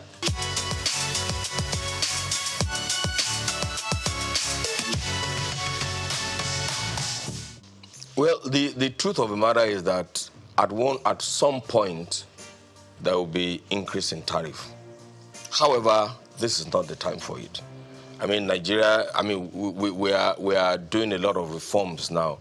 The removal of the subsidy has increased the cost of living in Nigeria. The exchange rate, harmonization of the exchange rates is also going to affect the economy and the earning power of the common Nigerian, even though that should not be the case, because I can tell you for free that no business organization was charging their customers based on the 400 and something naira to the dollar that the CBN was and that's a fraud on its own, because CBN knows that there's nobody who is selling anything in Nigeria decides the cost of that good based on the CBN exchange rate. It's simple because they are not sure that they will get. I mean, when they need to replace machinery, raw materials, they were not sure that they could get the dollars from CBN. So this is the best thing that could have happened. The Naira float. The Naira float is the best thing that can happen to our nation, Nigeria. And I'm surprised because every expert and non-expert had been advising CBN to do this for so long. So I'm surprised that the CBN was reluctant to do what is needful, and that's about the corruption in the system. So this is not the time, and I'm advising government too. This is not the time to increase tariff. Honestly, subsidizing the power sector is not good for the economy, because the truth of the matter is that 80% of the subsidy in the power sector is being enjoyed by people who can afford to pay for electricity. That's the truth. The low tariff pays only the rich. You know, the poor people just take advantage, just like in fuel too. Look, if you have 10 cars and you put all the 10 cars on the road, the poor man has only one way to go, just to go to office and come back, and you know. But the man who has 10 cars will want, the wife will take one, the children will take one, the workers will take one, and that's what is happening in the sector. So yes, this is not the time to think about increasing tariff. It will look, in the past, the cost of diesel was very high, right? Now, a lot of people migrated to using petrol generators. Yes. Now the cost of petrol is even almost higher than the cost of because petrol burns faster. You use more petrol for your generator than diesel. So generating power in your house now, where you don't have power supply from the national grid, is a big problem.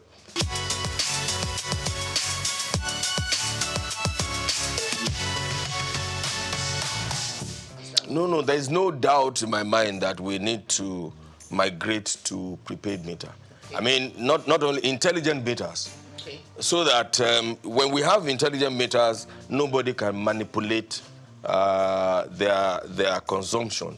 You know, if you go to some hotels in the past, all of the heavy-duty consuming equipment, their laundry, their air conditioners are connected directly, or they bypass the meters, you know. But if you have intelligent networks, that cannot happen, because it will be discovered and then you will be dealt with appropriately.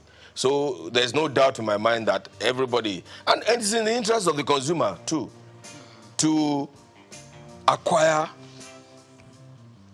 prepaid meters. And it's not the only prepaid meters that the discos should supply. It should be intelligent networks. Of course, I said earlier that they don't have the money to do it. They don't have the funds. What was the intelligent network? What will you do? Look, if you had an intelligent network in a place like this, for instance, you can determine what is happening without you being there. Even on your phone, you can control your distance. So I'm just trying to use that to explain what it is. So if you have an intelligent network, the discos in their control rooms will be able to monitor and ensure that energy theft is reduced to the barest minimum, and they can ensure proper operations in their own sector.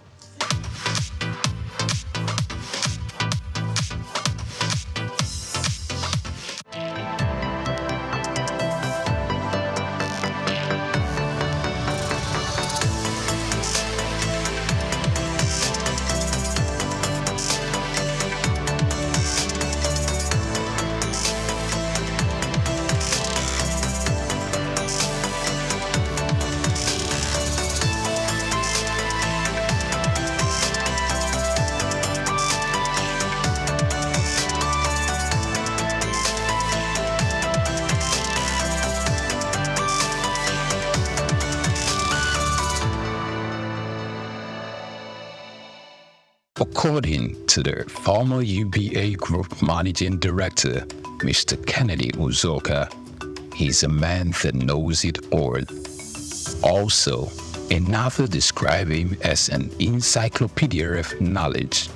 The both are now farther from the truth of a man whose career has spanned over 4 decades, being part of a dozen organizations in both the banking and manufacturing sectors, serving in different capacities as either a director, board member, or chairman of organizations such as Honeywell Flour Mills PLC, PZ Cussons PLC, Nigerian Breweries PLC, and United Bank for Africa PLC. In the same vein, he also had some link with the British American Tobacco Nigerian Foundation and Nutrisima Limited. He was once the president of the Manufacturers Association of Nigeria, where he clamored for the patronization of local content by all well-meaning Nigerians.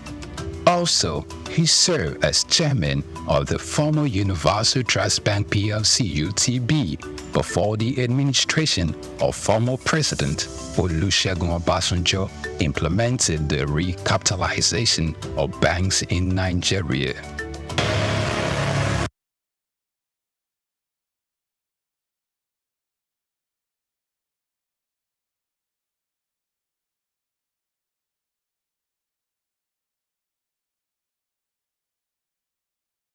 Born Kolawole Babalola Jamodu on February 9, 1944 in Odo Ere, Yagba West local government area of the present Kogi State.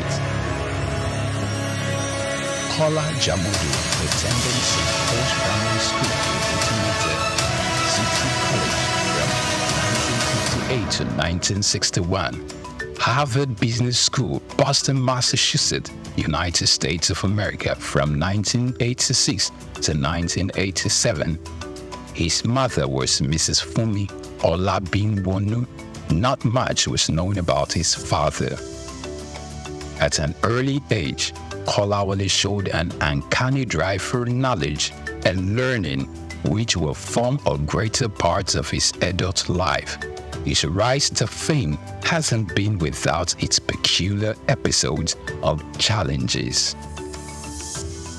He started his career with the United African Company of Nigeria, UACN, in 1962. 3 years later, he moved to Lever Brothers Nigeria Limited, now Unilever Nigeria PLC, and in 1965, where he received many years of experience of over 10 years in production, commerce, and finance.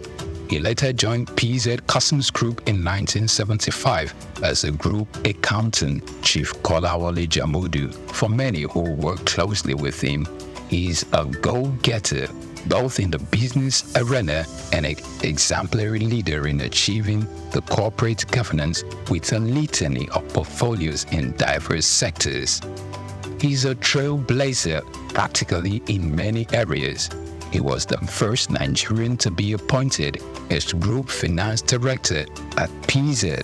In 1980, he was appointed Chairman, PZ Nigeria Limited, then a trading subsidiary of the PZ Group, while still holding his position as a PZ Group Financial Director. In 1987, he became the first Nigerian Deputy Group Chief Executive, and in 1990, he became the first Nigerian Group Chief Executive of PZ Cussons. Still in 1990, he was appointed Chairman of PZ Cussons PLC, becoming the first Nigerian to combine the positions of a Chairman and Chief Executive. He, in 1999, after he had served in that capacity for many years, meritoriously retired but remained on the PZ Board of Directors as Chairman in a non-executive capacity. Known for his strategic touch of class, Take 2, although his first appointment as Executive Chairman of PZ Cussons was interrupted by his appointment as Minister of Industry in 2001, when PZ went through a tumultuous season in 2013, when revenue nosedived and profit hemorrhaged. Kola Jamodu was on every shareholder's lips, underscoring the confidence reposed in his ability to provide effective leadership hitherto wanting for the company at that time. Known for his knack for having the right strategy to grow business in a difficult market. In his capacity as chairman of Nigerian Breweries PLC, Kola Jamodu led the strategic investment and acquisition that have enabled Nigerian breweries seize key markets from competitors, positioning the company to maintain leading market share, moderate operating costs, and grow wealth for shareholders. In 2014, Nigerian Breweries acquired Consolidated Breweries Limited, with which sales revenue grew by 10% in 2015, even as the total brewed market declined. The company saved cost and defended profit drop in 2015. Jamodu also served as chairman of Universal Trust Bank PLC, a director in Ashaka Cement, and a director in Honeywell Flour Mills PLC. And also, he's been a director of United Bank of Africa since 2007. He's a fellow of Chartered Institute of Accounting, Nigeria, fellow of Chartered Institute of Management Accounts, London, and fellow of Chartered Institute of Secretaries. The name Jamodu trumpets loud and clear in Nigeria's boardroom leadership, owing to his dedicated work and great accomplishments in building businesses. Jamodu has only been a seeker of new challenges, set to brave and break new grounds. Our key takeaways from his tenure as minister highlighted the introduction of various innovative backward integration policies that enabled self-sufficiency in the production of goods like cement and other staples. These moves led to increased foreign direct investment, job creations, and a major boost to national economy and GDP. Dr. Jamodu, after a hiatus from the private sector, was appointed to numerous board positions with reputable multinational companies in Nigeria. For a start, he was reappointed chairman of United Bank for Africa PLC as a non-executive director in 2007. It's worth of note to say that in 2006, Dr. Jamodu was appointed to the board of Nigerian Breweries PLC as a non-executive director and later moved to become chairman in 2008, where he served 17 years meritoriously, spending 15 of those years as board chairman, and on April 30, 2023, retired as chairman of the organization, leaving a legacy of growth, innovation, and continuous success. Under his watch, the Nigerian breweries grew in leaps and bounds, strengthened its brand presence, and continued to drive positive change in the Nigerian breweries sector. What was achieved during my period was a joint effort, because you can't say a leader if there are no followers. There are committees, and these committees are made of members of mine.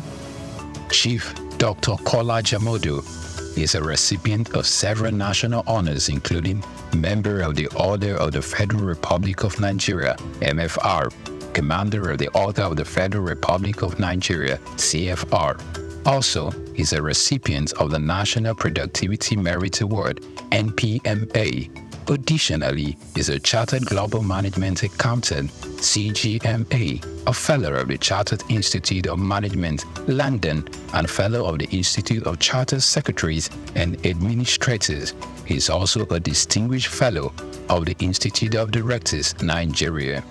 During his 4-year stint at the helm of affairs in the Manufacturers Association of Nigeria, MAN, he served in different capacities like the National Treasurer, Chairman of the Economic Policy Committee, Chairman of the Policy Advocacy Committee, Vice President, and later President from 2010 to 2014. Also, he is the past president of the Harvard Business School Alumni Association of Nigeria, a former president of the Chemical and Non-Metallic Products Employees Foundation, and an honorary member of the Nigerian Industrial Policy and Competitiveness Advisory Council, chaired by the Nigeria's vice president. He's also served in various capacities such as Member of Council at the Nigerian Employers Consultative Association (NECA), Member of Council at the Lagos Chamber of Commerce and Industry (LCCI), and Distinguished Member of the Board of Fellows of the Nigerian Institute of Management (NIM).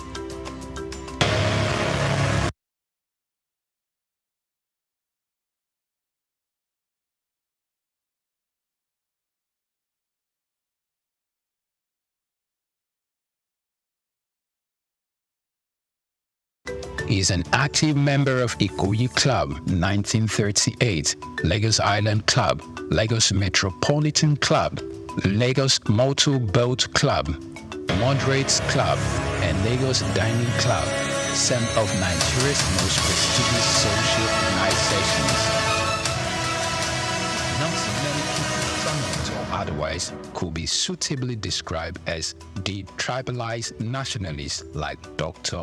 Kola Jamodu, whose great likeness for all and sundry, cultures and tongues, coupled with his numerous contributions to the growth and development of various communities nationwide, earned him several chieftaincy titles such as Ashiwaju of Ere Kingdom in Kogi State, Are Apashewa of Ere Land, also in Kogi State, Babalaja of Lagos, Boba Gunwa of Ere Land, Kogi State, Maye Bobajiro of Ibadan Land, Oyo State, Barakoyi of Oshogbo Land, Osun State, Mayegun of Ayetoro, Bede, Kogi State, Fiwajoye of Mulipa, Jebu-Ode, Ogun State, Ikemba one of Oba Nsuka, Ari of Eruku Land, Kwara State. Jamodu is nothing short of a legend. Although with limited experience in partisan politics, he stood tall and stepped into the plate when occasion presented itself in Kogi State, when he took leadership of the People's Democratic Party (PDP) as minister, serving in the cabinet of the ex-president Olusegun Obasanjo. In the middle of 2020, Chief Dr. Kola Jamodu served as the pioneer chairman of the Elders Advisory Committee (EAC) of Pan-Okun Relief Response Agenda, which played a pivotal role when the world was faced with the coronavirus, mobilizing resources to provide relief materials for the entire Okun people, as well as address various issues relating to the pandemic in the land. He, through the Kola Jamodu Foundation, KJF scholarships are provided to several poor students through all levels of education, primary, secondary, and tertiary levels, medical support to indigents who have genuine medical conditions but couldn't afford to foot the bill. Chief Kola Babalola Jamodu, over the years, his hobbies have been the same: reading, traveling, golf, and badminton. He is married to his sweetheart, Olori Asiwaju of Ere Kingdom, Chief Mrs. Fumilayo Jamodu, and they are blessed with children and grandchildren. Chief Dr. Kola Babalola Jamodu.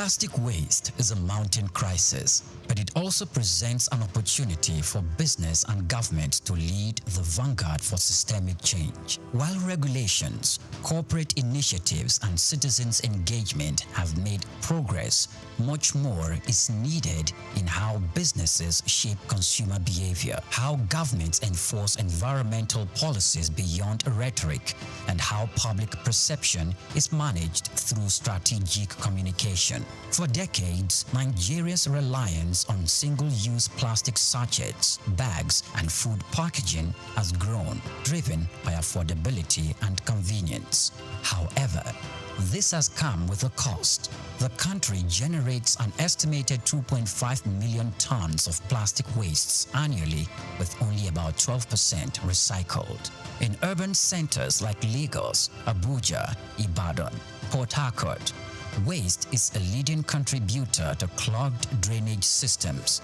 flooding, and environmental degradation.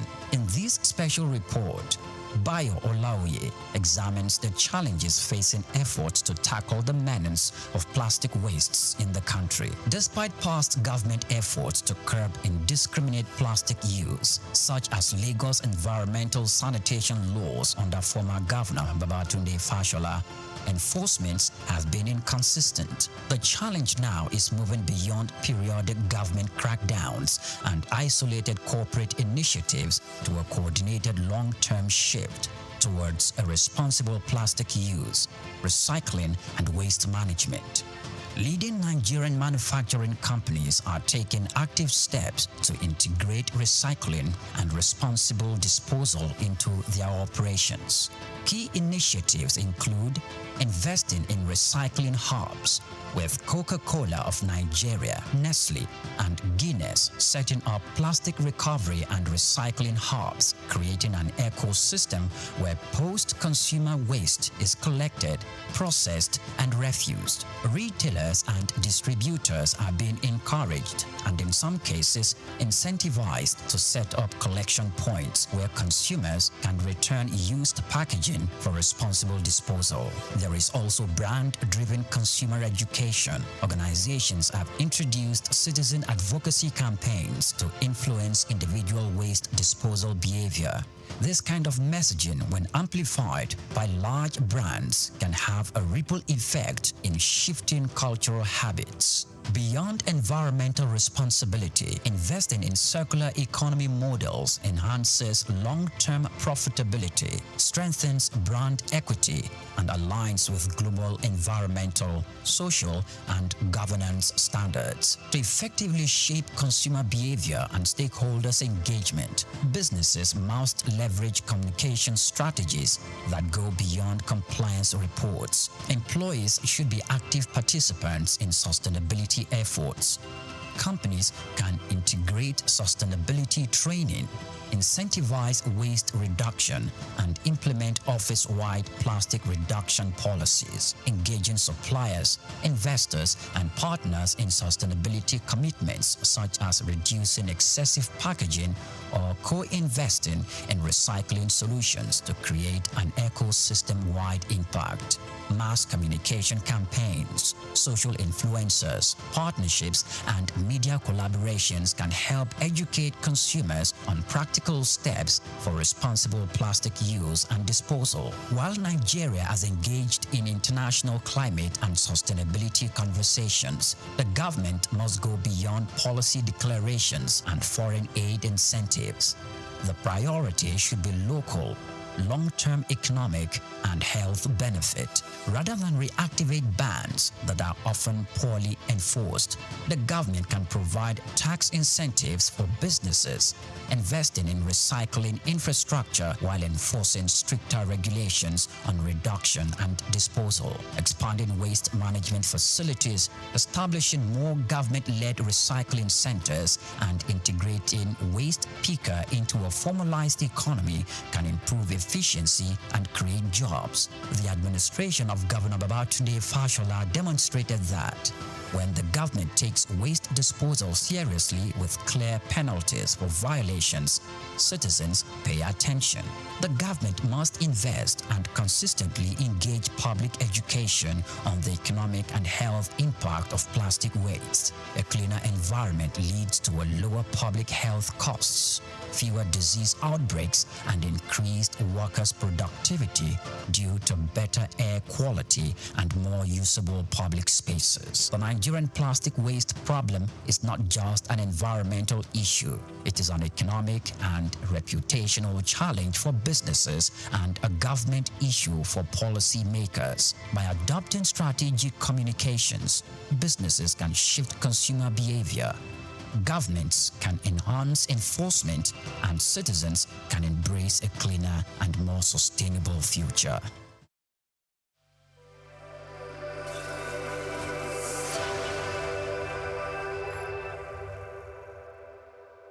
Imagine a world without the roar of a lion, the flight of an eagle, or the rhythmic dance of ocean waves teeming with life. Wildlife is more than just the animals, their natural habitat. It is the lifeblood of our ecosystems, shaping the environment and maintaining nature's delicate balance. Yet, with each passing year, human activities threaten this balance. Deforestation, habitat destruction, pollution, and climate change are pushing many species to the brink of extinction. That is why World Wildlife Day is marked on every March 3rd, a global call to action to protect and preserve the rich biodiversity that sustains life on Earth. It is a reminder that wildlife is not just about the animals, it is about us, our survival, our food, our medicine, our future. Wildlife Conservation Finance, investing in people and planet, shines on a spotlight the urgent need for sustainable funding to protect ecosystems. It highlights the role of financial investment in safeguarding both wildlife and human livelihoods, because when we invest in nature, we invest in ourselves. From individuals to policymakers, businesses to conservationists, every tree saved, every habitat protected, and every species conserved is a step towards securing a healthier planet for future generations. As humans, let's act before it's too late. The fate of wildlife is in our hands, and in saving them, we just might be saving ourselves. Chike Okolo, Souqnews Television.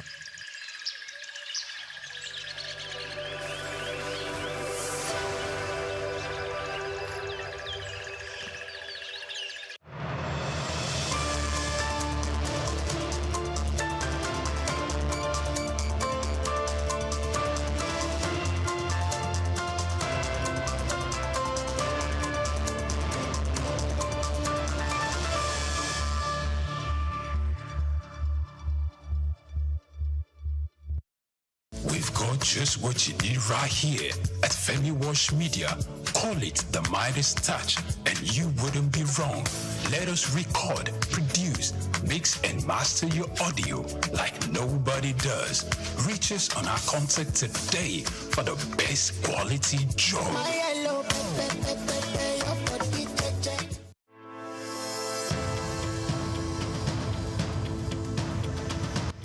Interest in Nigeria's lithium reserves comes as countries worldwide scramble to secure supplies of the mineral which is essential for powering the green energy revolution. In this special report by Bayo Olaoye, the need to harness this resource for growth and development is examined with the evolution of electric vehicles and renewable energy storage systems. Lithium is a key component in the production of batteries for electric vehicles batteries and renewable energy storage systems, and Nigeria is positioning itself to become a major player in the global lithium market. Nigeria's vast lithium reserves, valued over $34 billion, is no doubt attracting world attention, while lithium factories are springing up in different parts of Nigeria already. The attention of the international mining industry is also focused on lithium because it is critical raw material for the production of solar panels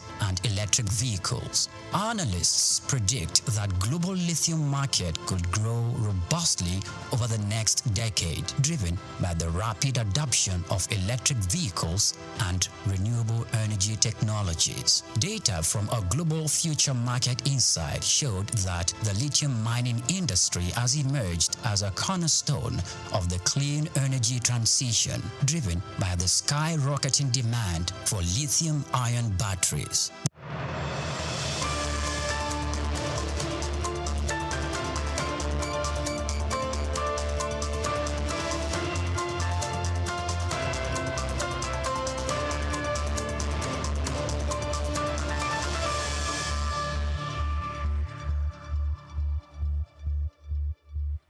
Hello and welcome to Souqnews Television. We're reaching you live from our studio in Lagos. I am Antonia Umo. The World Bank is considering extra $65 million for Nigeria. Nigerian banks' interest expense jumps 43% quarterly. Kenya moves to ban toxic pesticides approved in Western countries. South Africa secures $1.5 billion World Bank loan. Nigeria clinches double gold at African Flag Football Championships.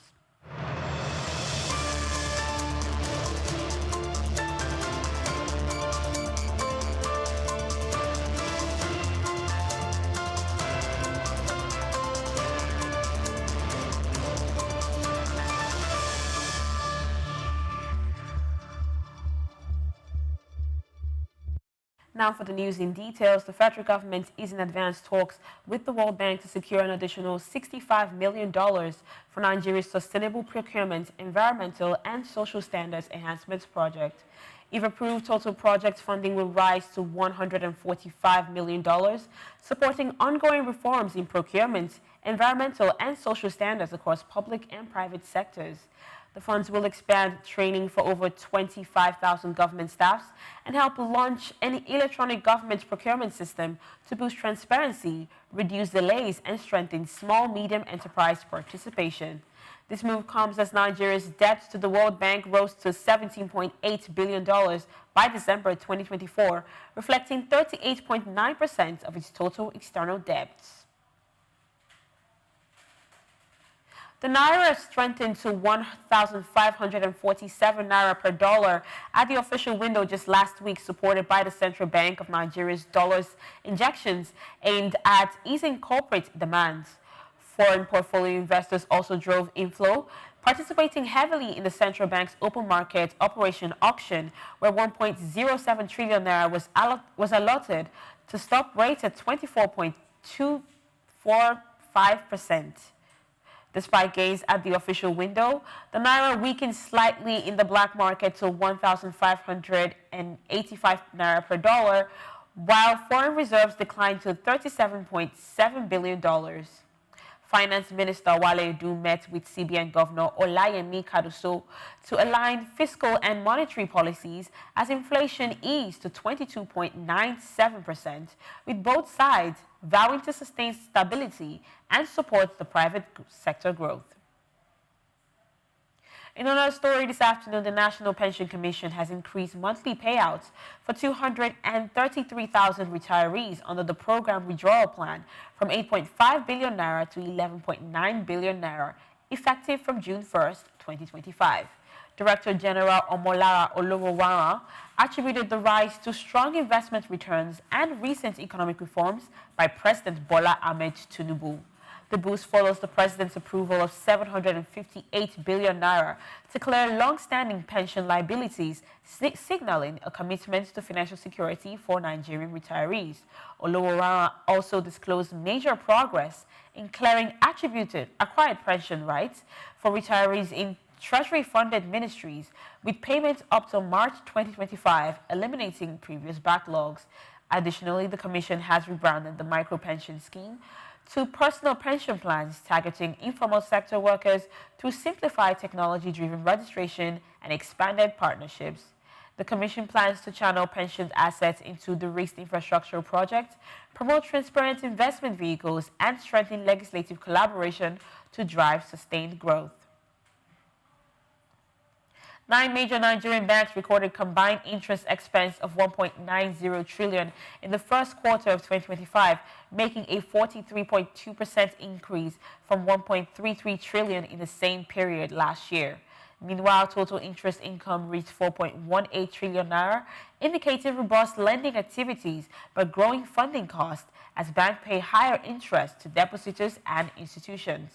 Access Holdings led with 964.6 billion interest income, up 58.6%, but interest expense surged 71.3% to 760.47 billion naira. Analysts emphasize that while rising interest expenses reflect tighter liquidity and higher borrowing costs, strong capital positions and regulatory tools like the monetary rate and cash reserves ratio helps banks maintain lending capacity and financial stability. The International Finance Corporation says Nigeria requires an estimated $2 trillion over the next 20 years to close its infrastructure and development gap. To support this, the International Finance Corporation facilitated $5 billion worth of investment in Nigeria in 2024 alone. Major deals include the $1.3 billion for the IHS towers and another $1.3 billion for LMA fertilizers. Speaking at the Private-Public Partnership Summit in Abuja, International Finance Corporation Regional Director Dalia Khalifa said attracting private capital is crucial, especially as public funding becomes more constrained globally. She stressed the need for regulatory clarity, predictability, and quick dispute resolution to boost investors' confidence. The International Finance Corporation also praised recent reforms by Nigeria's Infrastructure Concession Regulatory Commission and is working with the Ministry of Budget and Economic Planning to align new projects with the National Integrated Infrastructure Master Plan. Khalifa reaffirmed the International Finance Corporation's commitment to supporting Nigeria's infrastructural goals and job creation efforts through long-term private investments. Let's take a short break, and when we return, we'll bring you more business stories from across Africa.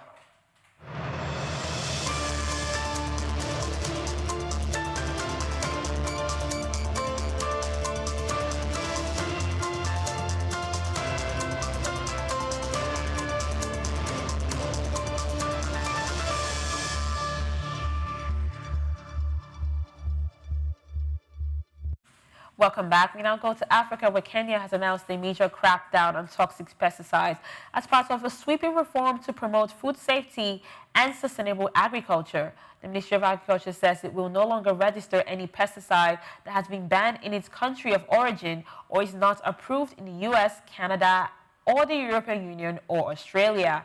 Agricultural Minister Mutahi Kagwe revealed that 77 harmful products have already been banned with limited use, allowed for 202 others. Another 151 are still under review and remain restricted for now. Kagwe said that these chemicals pose serious health risks if applied to crops.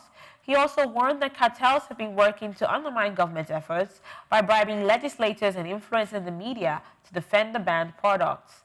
The government says that a new pesticide regulation bill is ready to be presented to the parliament, reinforcing efforts to ensure that only safe and scientifically verified products are allowed on Kenyan farms. Still within Africa, South Africa has secured a 1.5 billion loan from the World Bank to help rebuild its struggling transport and energy systems. The government says the funding will target long-term reforms aimed at easing power shortages, improving roads and ports networks, and unlocking economic growth. No specific projects have been named yet, but the loan comes with a more favorable term than commercial borrowing, including a 3-year grace period and a 16-year repayment plan. Authorities believe this will ease the debt pressure while allowing for critical infrastructural spending. State-run companies have faced years of operational and financial problems, contributing to poor economic performance. South Africa's economy grew by 0.1% in the first quarter of the year 2025, and another $500 million in the World Bank financing is also under consideration to boost private investments in the country's electricity transmission grid. The 23rd annual meeting of the African Export-Import Bank will be held in Abuja from June 25th to 27th, gathering global leaders, business executives, and top policymakers. With the theme Building the Future on Decades of Resilience, the summit will focus on deepening Africa's trade, investments, and innovations ecosystem while strengthening the ties with the Caribbean. Over 80 countries are expected to attend, with confirmed speakers including the President Bola Tinubu, former President Olusegun Obasanjo, and African Union Commissioner Albert Muchanga. Top African business figures such as Aliko Dangote, Tony Elumelu are also expected to speak alongside global scholars like Professor Jeffrey Sachs and Dr. Kishore Mabubani. The event is expected to drive multi-sector investments through new trade deals, public-private partnerships, and Afrin-Bank initiatives, supporting inter-Africa trade, youth entrepreneurship, green finance, and digital transformation. We go to another African country. Sierra Leone's President Julius Maada Bio has been named the new chairman of ECOWAS. The regional bio grappling with political instability, rising insecurity, and member withdrawals. In his acceptance speech, Bio pledged to strengthen democracy, boost regional security, and improve economic cooperations across West Africa. He acknowledged the complex challenges the region faces, from terrorism and armed trafficking to political unrest and weakening institutions. Bio takes on the role at a time when ECOWAS is under pressure following the exit of Mali, Burkina Faso, and Niger, who now form the breakaway alliance Sahel states. The three countries have cut ties with Western powers and are now aligning more with Russia. At home, Bio is dealing with a struggling economy and growing drug abuse crisis. Despite these internal challenges, he says he remains committed to strengthening ECOWAS in the face of growing threats across the Sahel. We'll take another short break. More global business and policy updates after this. Stay with us.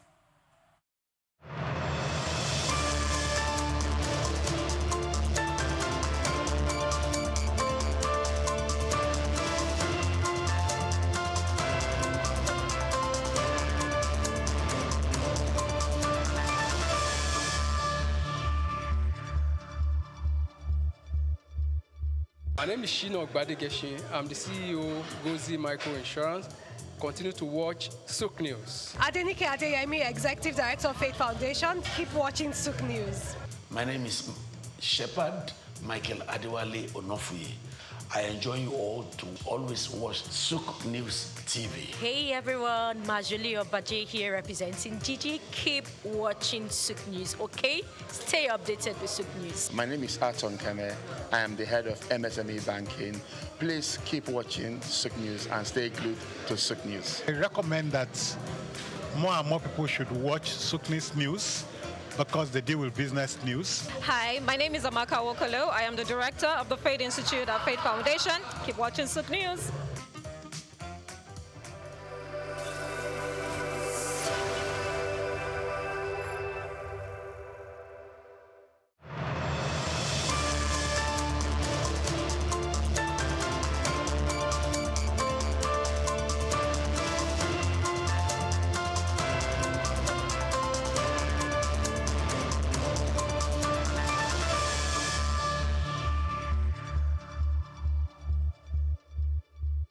Welcome back. We're still within the Central Africa as the Central Bank of Egypt says remittance from Egyptians abroad rose by more than 77% in 10 months, hitting $29.4 billion between July 2024 and April 2025. This marks a sharp increase from $16.6 billion recorded during the same period the previous year. The bank added that in April 2025 alone, remittance inflow jumped to $3 billion, up from $2.2 billion in February. Between January and April 2025, the inflow climbed by 72% to reach $12.4 billion, further reinforcing the country's reliance on diaspora income. British lawmakers have voted in favor of legalizing assisted dying for terminally ill patients, a major step that could see the UK join a small group of countries with similar laws. The bill passed in the Parliament by a narrow margin, 314 to 291, and now heads to the House of Lords for further scrutiny. If passed, it will allow mentally capable adults with less than 6 months left to live to choose to end their lives under the supervision of 2 doctors and a special panel. The decision follows months of public and political debate. Supporters, including broadcaster Esther Ratzen, says the bill offers dignity in death and would end needless suffering. Critics, however, warn that the UK should first focus on improving its end-of-life care and have expressed ethical and religious concerns. Although a previous version of the bill required a judge's approval for each case, that clause was removed over concerns about overwhelming the courts. If it becomes law, the UK would follow countries like Canada, Spain, and Australia, which have already legalized some form of assisted dying. Britain's Reform's UK party has announced a controversial new plan to offer wealthy foreigners a Britannica card, allowing them to avoid tax on international income and assets for 10 years in exchange for a one-time payment of 250,000 euros rather. Party leader Nigel Farage says the policy is designed to attract high net worth individuals and investors to boost the UK economy. The revenue, he claims, will be distributed to the lowest earning 10% of full-time workers. Critics, including Britain's Finance Minister Rachel Reeves, says the plan is essentially a tax break for billionaires and could force tax hikes on ordinary citizens or lead to public service cuts. The proposal comes as Reform UK gains grounds in the polls ahead of national elections, capitalizing on voters' dissatisfaction with mainstream parties. And now in sports, Nigeria has made sporting history by winning both the men's and women's titles at the inaugural African Flag Football Championship in Cairo, Egypt. The men's team narrowly defeated Egypt 13-12, while the women's team overcame Morocco 26-12 points, securing Nigeria's qualification for the 2026 International Federation of American Football World Championship. The tournament featured 11 teams from 8 African countries, marking the first official continental ranking event as flag football prepares for its debut at the 2028 Olympic Games in Los Angeles. The victory highlights Nigeria's growing presence in emerging global sports industries with future businesses, sponsorships, and tourism opportunities. And that's a wrap on the world news for today. For more updates, follow us across all social media platforms at Souqnews Television. I am Antonia Umor. Thank you for watching and do have a wonderful day.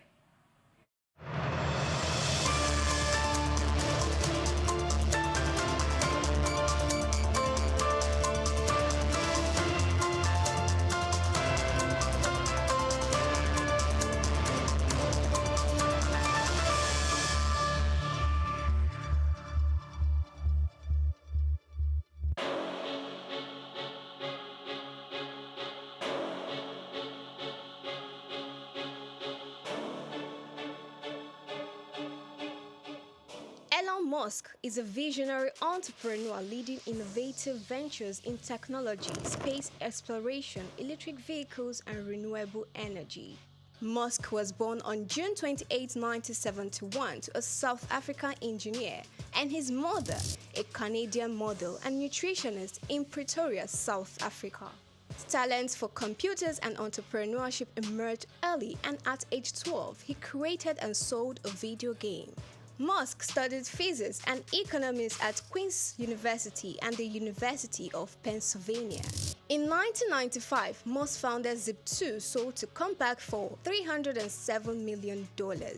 He also co-founded X.com, which became PayPal, acquired by eBay for $1.5 million in 2002. Driven by a vision for humanity's multiplanetary future, Musk founded SpaceX in 2002, developing affordable rockets to support International Space Station mission and NASA's Artemis program. He became a major investor in Tesla 2004, launching electric vehicles like Roadster, Model X, and Model 3. Tesla unveiled the Cybertruck, beginning deliveries in 2023. Musk acquired X, formerly known as Twitter, in 2022, aiming to enhance future and transparency. Musk has at least 12 children from multiple relationships, including Justin Wilson, Tallulah Riley, Grimes, and Siobhan Zilis.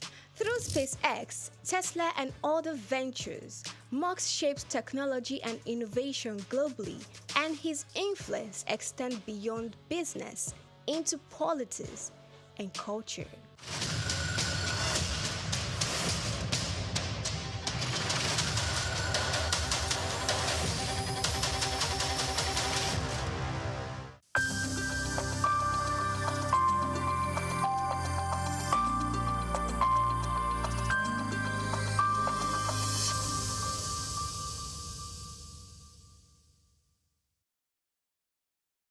Well, you already know my name is Steve Omojafor, and my middle name is Bamidele. That was the name that my parents gave me at birth, because it was like they regarded themselves as not Lagosians. It is Providence that brought them into Lagos, and I then happened to be born here at Odo Street in Obalende. And in fact, we had it. We didn't go to Mercy Hospital then. There was a little home along Odo Street run by a very experienced nurse, Mama Nurse. That's what we, So I was born in that little place, and grew up from there. Like I said, my middle name is Bamidele. My parents probably said, well, we have had you here, but this is not home. As at that time, you will go home with us. No problem. So I started off at St. Matthias Catholic Primary School on Louis Street. And I was in St. Matthias from 1953 till 1960, when we finished with our primary school leaving certificate. Then from there, an extra year at Holy Cross School. We did that extra, they call it prep class. Prepare yourself to go to the secondary school. And from Holy Cross, for 1 year, I moved on to St. Gregory's College, Lagos. Now, growing up in Lagos was one of the best things that happened to us then.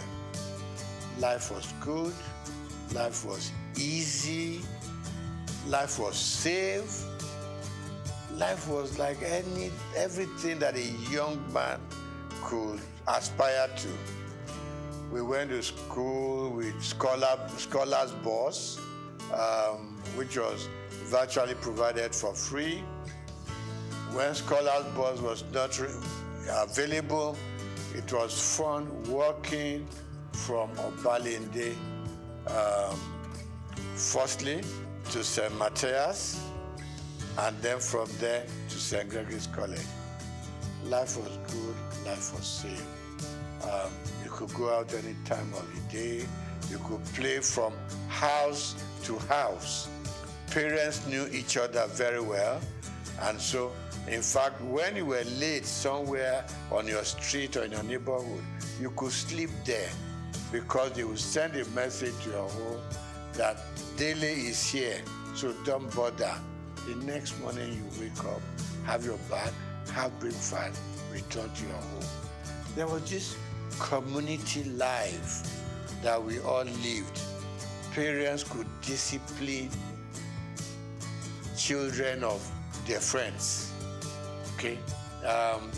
Not like these days, you dare not touch any other child, the parents will come and, do a battle with you. That I didn't send my child to you to be flogged or to be beaten. So it was a very beautiful life. So went to St. Matthias, went to St. Gregory's College, and then from there to University of Lagos. We were brothers keepers. School was fun. Teachers were all there just to teach you. There was no messing around. There weren't any bad habits that people could be developing along the line, So that was my life growing up. So we were all walking through Balinde to Lafiaji, to Campus Square, to Tokunbo, Okekpokpo, So we were children of the neighborhood. We were children of the area. So I'm never ashamed to say I'm an area boy in Lafiaji. Today it has become a taboo, but then we were proud of our origin. We were proud of our place of birth, and we were proud growing up in the neighborhood. So today, still believe me, I get up on some Fridays, I just go to Lafiaji, I stay with the guys. Okay, not all of us were fortunate enough to go through the system. Okay, so those who, in quote, we left behind, we still, a lot of the time, we still talk to them. We still relate to them when there are problems that we could fix. We help out. Because, it wasn't their fortune to be able to have gone. I know some dropped out, on their own volition. But generally, we all like the idea of going to school, but some couldn't make it. But we still relate to them. We are still friends. So I'm not surprised I leave Holy Cross Cathedral and I just hear people call me my names. And I know these people are those who knew me when we were growing up.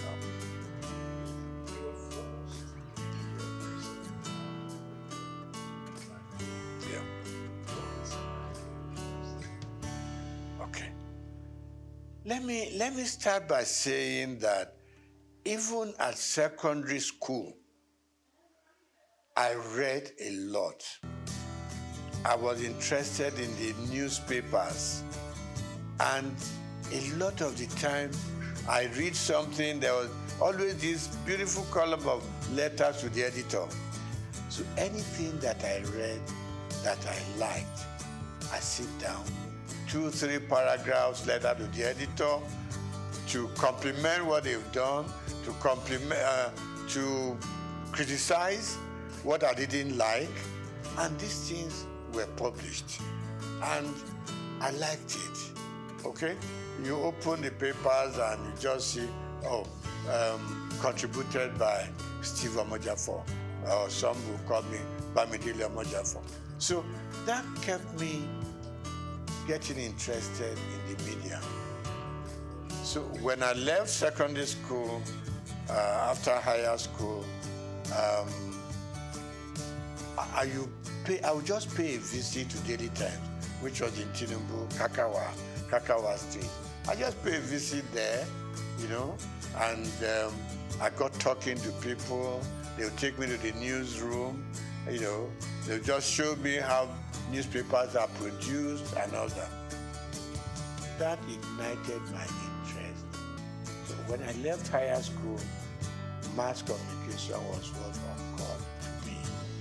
I know that my uncle, you are not doing accountancy, you are not doing engineering, you're not doing medicine, you want to go and become a newspaper boy. I said, yes, this is where my interests lie. So I got admitted to Lagos University. I studied mass communication there. And while I was there, I developed a column in Lagos Weekend of those days. Every Friday I was contributing. And I was writing under the name of Akimbodilo. Now, Akibodilon itself is a name that I picked up in a drama group.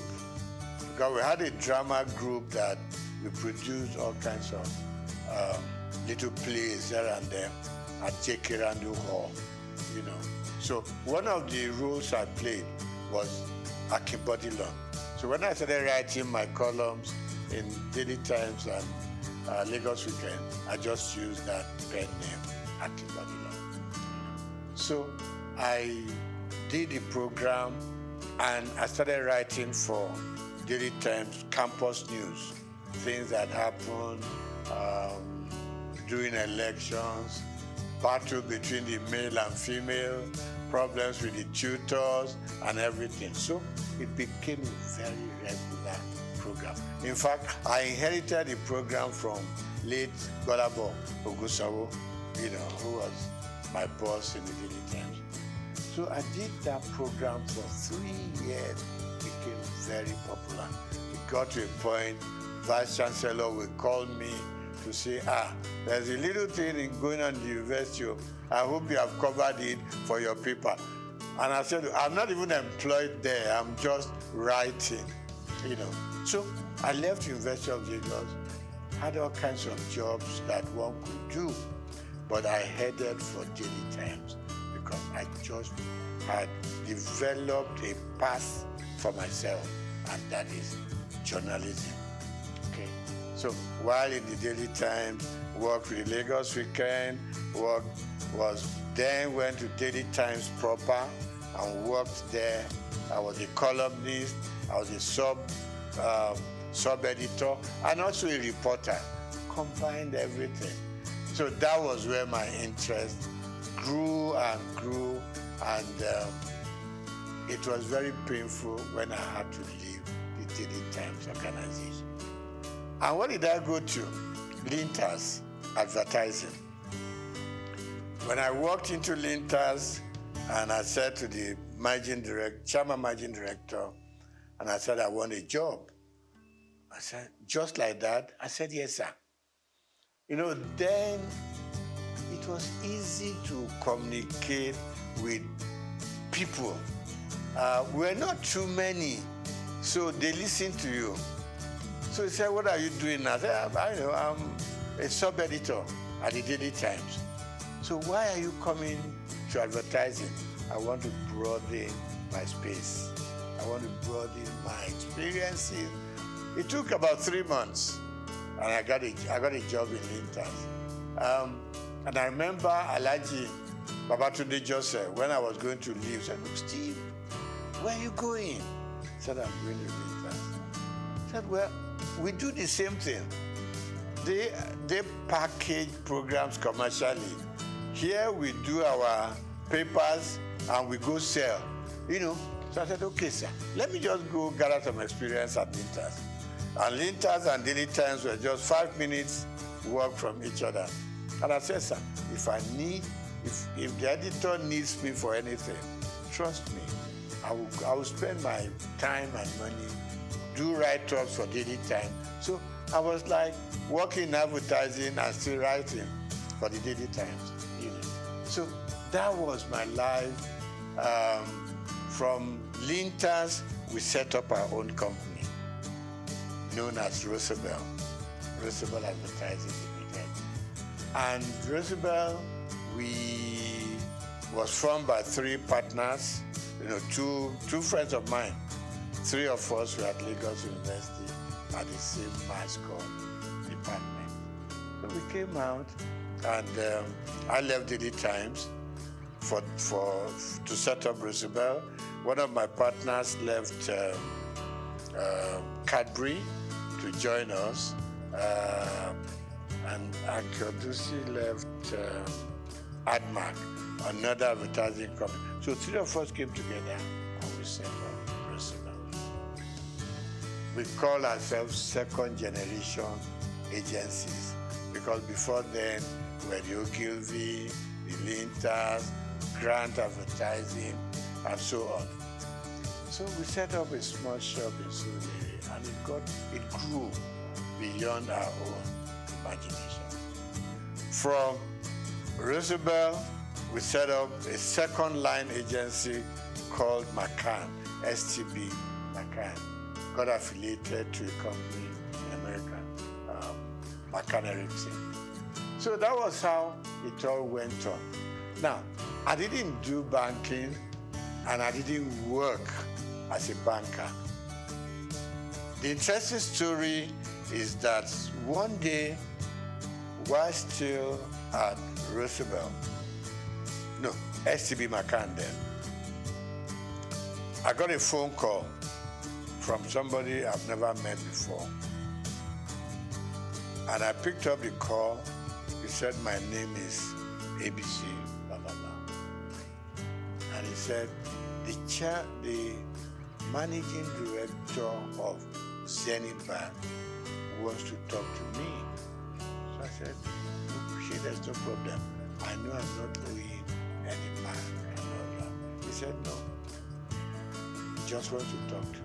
So I picked up, he picked up the line and said, my name is this. I said, my name is this. He said, can we meet? So I said, she, no problem. He said, no. So we agreed to meet. And it got to be that he wanted to appoint a couple of directors for the bank before they went public. And what I said to him was, I'm not a banker. I didn't study finance or economics. He said, no. What I want from you is your name and your integrity. Nothing beyond that. That was the beginning of the story. So I got onto the board, and I learned a lot. You know, I'm somebody who doesn't get to a place and I want to show them what I know or what I don't know. You could make a fool of yourself sometimes. So for me, like the first 6 months or 1 year, was just go to the meeting, listen to them, know where they are coming from, know what the focus is, and know what the expectations are. So I picked it up from there. Gradually, I got into the system. Of course, naturally, buy some books on banking, finance, just read, you know, so at least you know how the banks operate. I've always been a customer of the banks. It is very small scale. And all I did was follow the banking trend. You know, there weren't too many banks in Nigeria at that point in time, but I followed through. And that was it. I got onto the board. And somewhere along the line, there was the policy of the central bank. The managing director had to step aside, so to say. The chairman had overspent some time regulated by the CBN. And they approached me and said, you are going to become, at the board, you're going to become the chairman of the board. I said, me? And they said, yes. I've met a lot of people here, so why me anyway? To cut the short story long, I was eventually made the chairman of Zenith Bank. And I was there, I was chairman for 4 years. And then CBN rules changed again. The MD came back, and I was very happy to hand over the bank to him. And I said I was going to leave when he came back. He said no. Statutorily, as he had 2 more years on the board, that no, you got to stay and live out your time. And then, so I did. And after 12 years, I eventually bowed out from the bank and returned full time to my own job, which I've been known for, and that is the media world. Okay, so I get invited for interviews, for programs here and there. Like you said, it's always a good thing. You have something you have learned over the years, you want to impact it on the younger ones, who are coming. I mean, my first son, for instance, went through the media scene, now in advertising, and I go on encouraging them. I retired from active day-to-day operations about almost 15 years ago. But I'm still keeping pace with what is going on around me.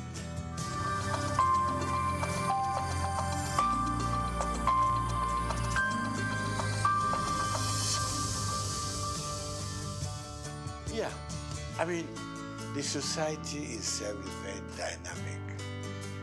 There's been a lot of changes over time. I mean, I look back to during my own time in the newspaper world, and I can count just about 4 or 5 newspapers then, okay? Morning Post, Daily Times, The Express, and a couple of others. So we knew each other, we knew the practice, we exchanged news information, we exchanged, I mean, if you had a news that was breaking, you know, you want to call up colleagues from other papers, we all go there as a team, right? Because stories will be written from different angles, no matter what you do, you know. So newspaper was great. And it was so good. In the morning, your byline was there, and people were trying to reach you, you know, about the quality. Quality was good. Quality was good. And there wasn't too much of freelancing in those days, the newspaper world. So you were either fully employed or you didn't belong. Same thing for radio. I mean, for instance, television I didn't do much about. While in journalism and in newspaper world, I was writing for radio, okay? Interesting stories. I had, there was a name to this program, the oddities, odd world. So you were picking up things that were odd. People that didn't imagine what they were. It's not something that was very common. So we went on doing that. So newspapers were growing, radio was growing, television was growing, and out-of-home media was also growing. And talk about the dynamism of the system. Suddenly, people were now going out of buying a newspaper every day to sit down and hold it in front of you, trying to read from beginning, from cover to cover. Other forms of communication came on. With the advent of mobile phones, things began to change. In our own time, it was the phone you put on the desk and you were dialing it, you know. A lot of the time, you could never get across, okay? Suddenly, mobile phone came onto the scene. And news coverage was transformed completely from what it used to be, okay?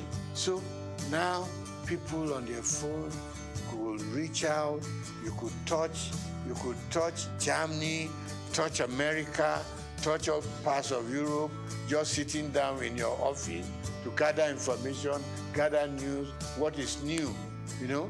And then, of course, we now had more television stations, no longer NTA alone, okay? Now, with the news stations, things were just expanding. Things were broadening up, and news gathering became something new altogether, and everybody was heading for a new phenomenon altogether. So today, you don't have to be a big guy to be able to tell your stories. Little children tell their stories, females tell their stories, you know. So really we have moved from the days of waiting to read your newspaper to gather your news. Now, with your phone on your palm, you could do wonders all over. But of course, standard also, in some areas, standard will improve. In some areas, standards will go down. because the multiplicity of media sources create problem. The kind of quality control we used to have in those days was disappearing. And people can build up stories without even being there to know if it is factual or not. So of course, the turmoil that we are going through in the media space now is better imagined. But I still believe that for those who have structures like the one you are building up now, will enable people to know that you've got to check, you've got to cross-check, okay? We have laws that control what we say, what you do, what you publish. Of course, they are not as rigid as they should be, So in terms of content these days, you have to ensure that you check your facts before you can believe, what they are saying or make any sense out of them. So really it has become all commerce affair. And this is not going to be the end. The explosion is going to continue.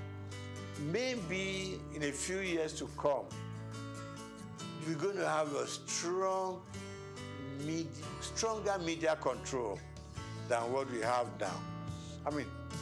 People are building content. You go on YouTube, you go on all kinds of media, and you are getting all kinds. What you hear from your WhatsApp is different from what you're going to get in your YouTube. You go to Instagram, people are selling themselves with all kinds of stories. So really, for me, we've gone through the era of sanity. Yeah? And I hate to say, we've gone into the era where anything you can think of, say it, write it, do it. And for the consumers, it's like you either take it or you leave it. But it's good that we can now reach out much, much widely. Thanks to our mobile news. You talk to people in any village in Nigeria, and suddenly one thing that didn't grab us so early was you open up your Google map, and you don't have to stop people on the street anymore. Show me where I'm going. Just go to the app, and it leads you to the front of the house you are going to. So we have a lot of improvements, and I think it's going to be improving some more. All we just need to watch is to ensure that we remain truthful and we remain factual, so that we don't mislead people on the street, particularly people in the rural areas.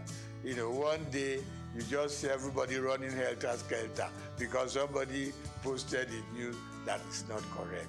So we need to watch that and put some more control. But I like the growth in the media space.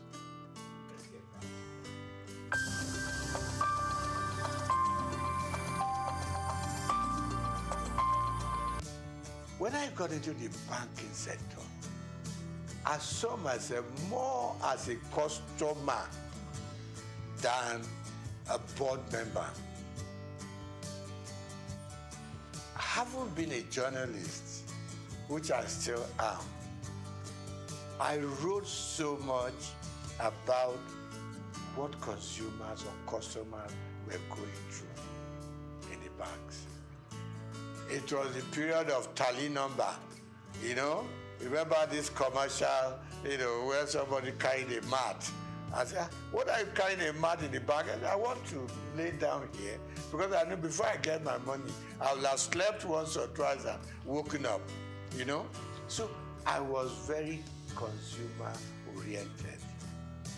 When I got into the banking system, a couple of times, my board members will ask me, are you on the board or you are still a customer? I said, first and foremost, I want to remain a customer of the bank.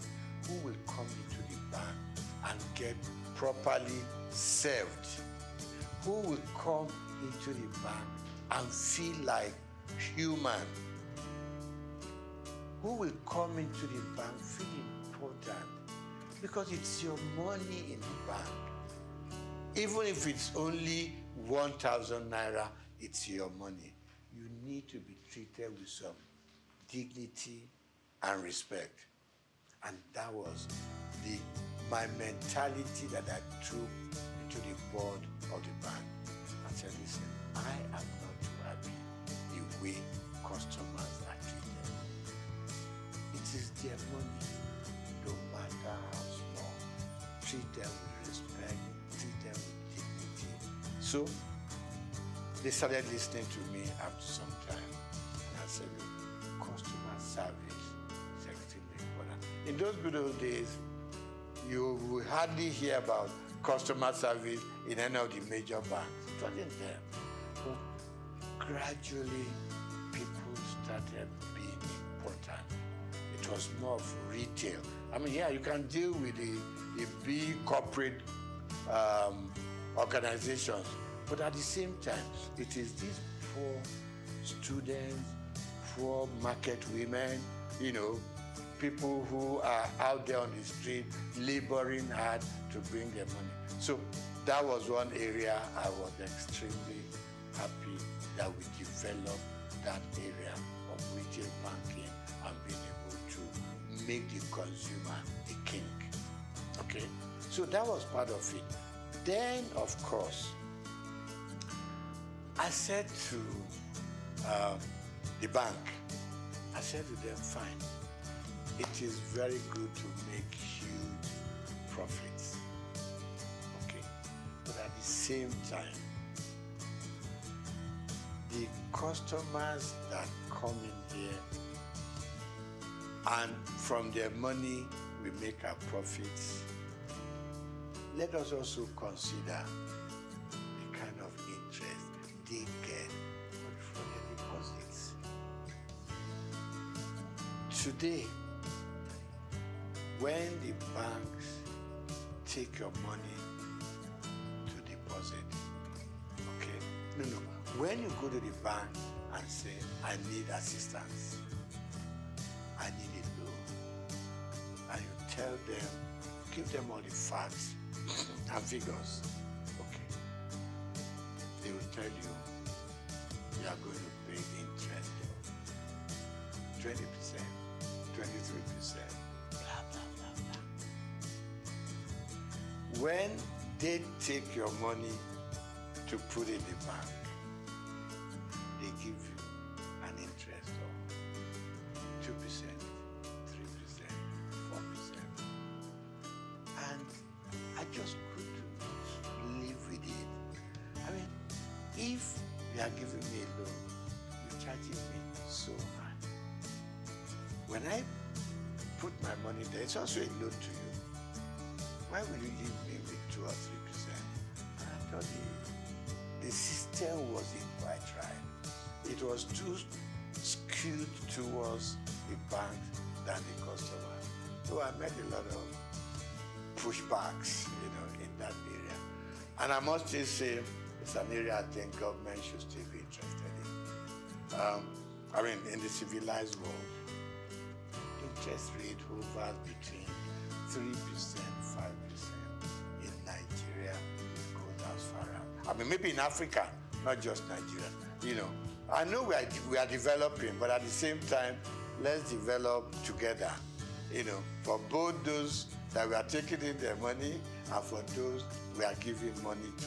So there'll be some level of balance. So I really worked hard in that area. I may not have fully succeeded. Then I think finally, one other thing that I think I was able to do at the bank is our staff also requires some upliftment. And suddenly, banks started, employing senior people. They started moving people up. they look more at the system now than just ownership. So generally, of course, more banks have come into the scene. A lot of new banks, so people can spread out, and salaries started going up for bankers and all that. But of course, requirements were also extremely high. So generally, I think today we have a much stronger banking system, and we are still growing.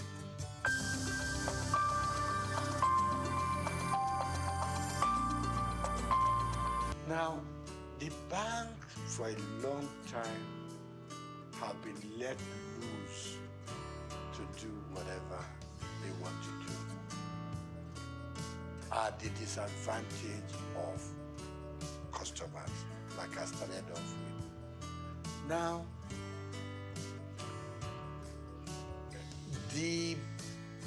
our leaders, and when I say leaders, let me point on just our presidents. The system was such that our presidents could do anything they like with the banks. It was almost an extension of the State House. You just pick up your bell and you ring, and you know, the governor of Central Bank will come shaking, because you had the power, bring him in and fire him. So he had to respect everything that the president wants. And it's wrong. This time around, I can say, even in some parts of Africa, you couldn't run the central bank the way we run it here. All the CBN governors wanted to do, please the president, and you are free to do whatever you want to do, and it's wrong. It's wrong. I mean, take even Britain here. Have you ever heard this kind of relationship between the Prime Minister of England and the CBN? No. Everybody has his mandate.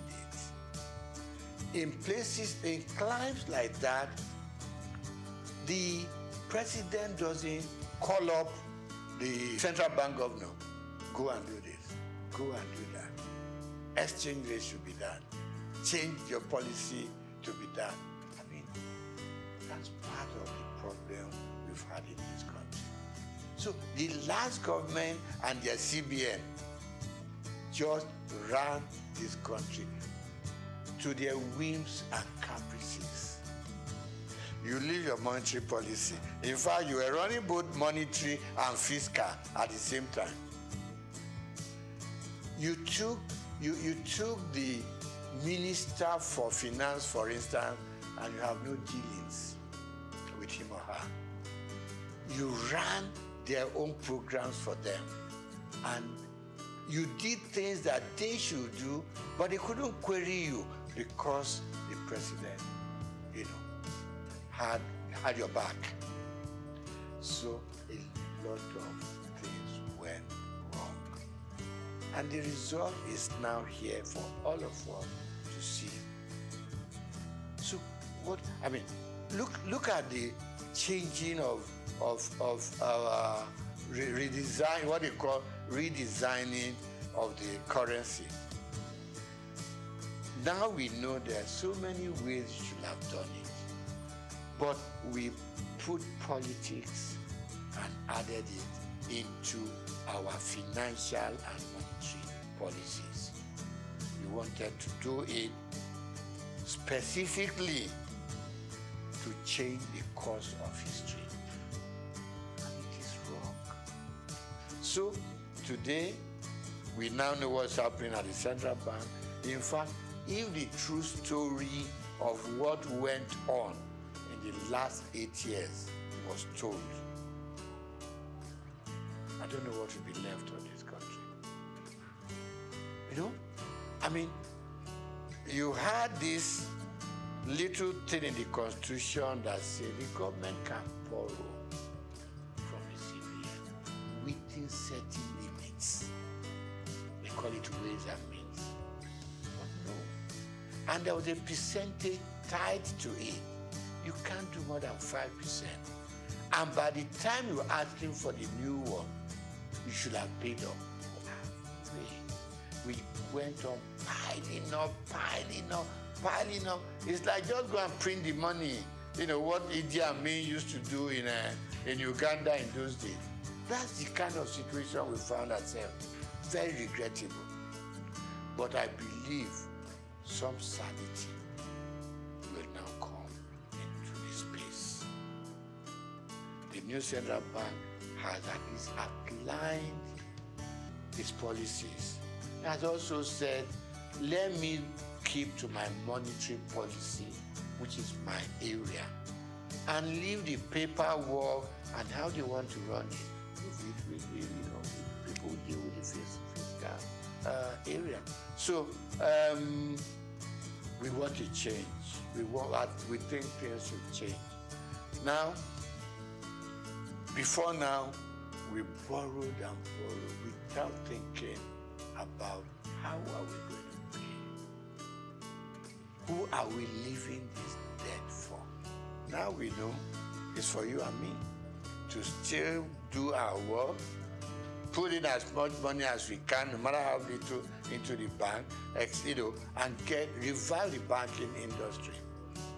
Okay, so the CBN has its own role, and my prayer and my wish is that they will keep their own part of the bargain, leave other people. The Minister for Finance has said it that much. We should. I mean, we all know, simple economics. You don't borrow money to pay your debt. You borrow money for production. You borrow money to fix things like your oil maintenance and all that. Where our money should be coming from. That's what you borrow money for. You don't borrow money for wastages. You don't borrow money to satisfy your whims and caprices.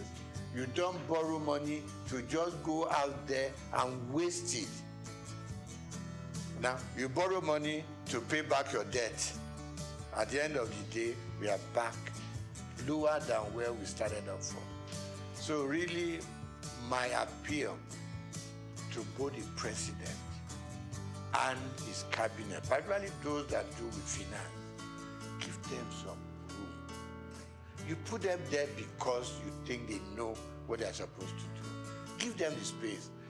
If it goes breathing down their neck, at some point, it will just be, president said so, president said, even things that the president did not say, president said so, and it's got to be done. And we are running a country, even when you run your home, you are able to sit down with your little income and plan. Every day we are being told, if you earn this much, use this little bit, keep the rest in the bank, because you never know about tomorrow. So that's where we found ourselves, and I believe that if everything goes right, we should see massive changes from what it was, the last 8 years. We need drastic changes in the system.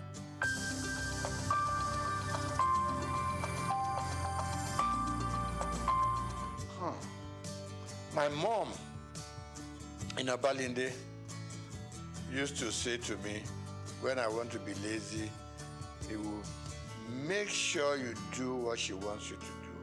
And he will remind you that hard work doesn't kill. It is laziness that turns you into an inconsequential human being with no sense of direction. We grew up learning hard work, both in school and out of school. I, for instance, hawked on the streets of Lagos with my mom. You leave St. Gregory's College, now not primary school, St. Gregory's College. You come back. My mother was a textile seller. Got it, probably went to Balogun, pick up. When I come back from school after my lunch, get a basket full of cloth, which I put on my head, and we go from street to street.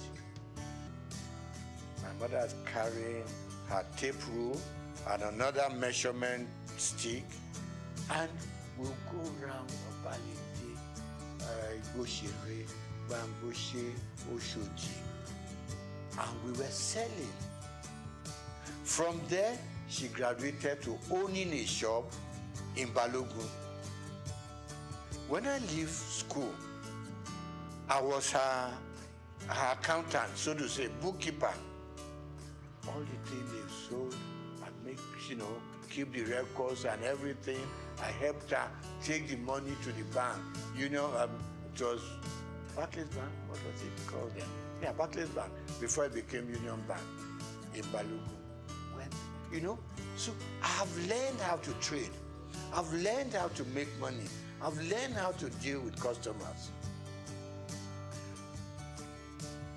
Plus that, I was also a bread seller. Somewhere along Strachan Street off Igoshere, there was a big bakery owned by the Lawson family. To be able to get enough bread, you got to get there between 5 and 6 in the morning. Okay? So let me cut it short. We learned to work hard. And that working hard continued with us up till where we are today. We also were very straight-minded in terms of what we wanted to be. We played pranks, so we went out to play football, we went out to, to play with the girls and everything. But at the end of the day, you returned home. And our parents didn't spare the rod. They didn't. You came back later than expected to. They would lie you on the floor and dealt with you. So the combination of the kind of upbringing and the kind of training we went through home probably kept us where we are. And like I said to you before we started the interview, you knew that if you finish your primary school, secondary school is the next thing. If you finish secondary school, you don't know what you were reading for. Not until probably when you got to the university did it occur to you, okay, I got to choose a profession. But all along, we just did it because that was what the system and environment asked for. So, secret of success, hard work, hard work, hard work.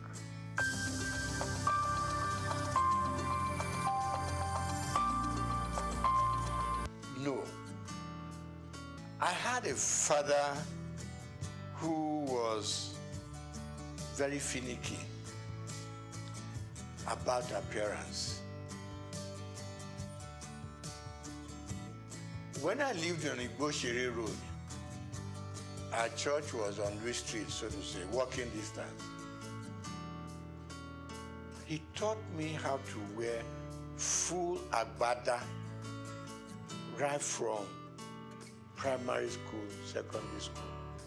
I mean, today, you just wear Buban Shokoto, you go to church. Never was that happening. It's got to be full. Right.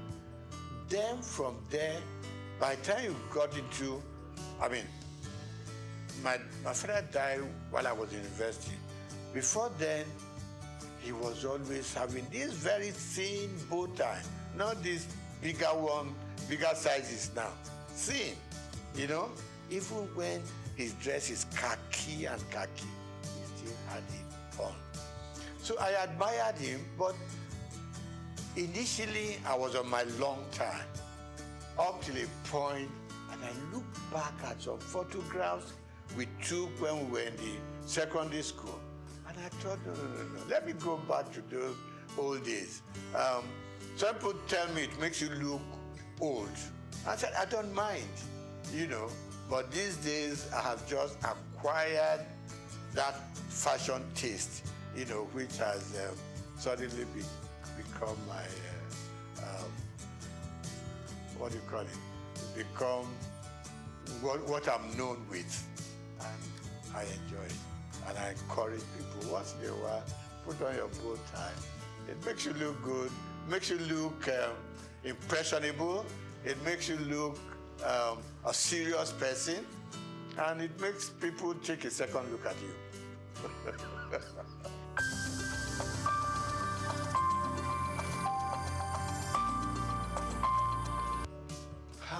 I think number one, parents started sparing the rod. Call it civilization, call it growing up and all that.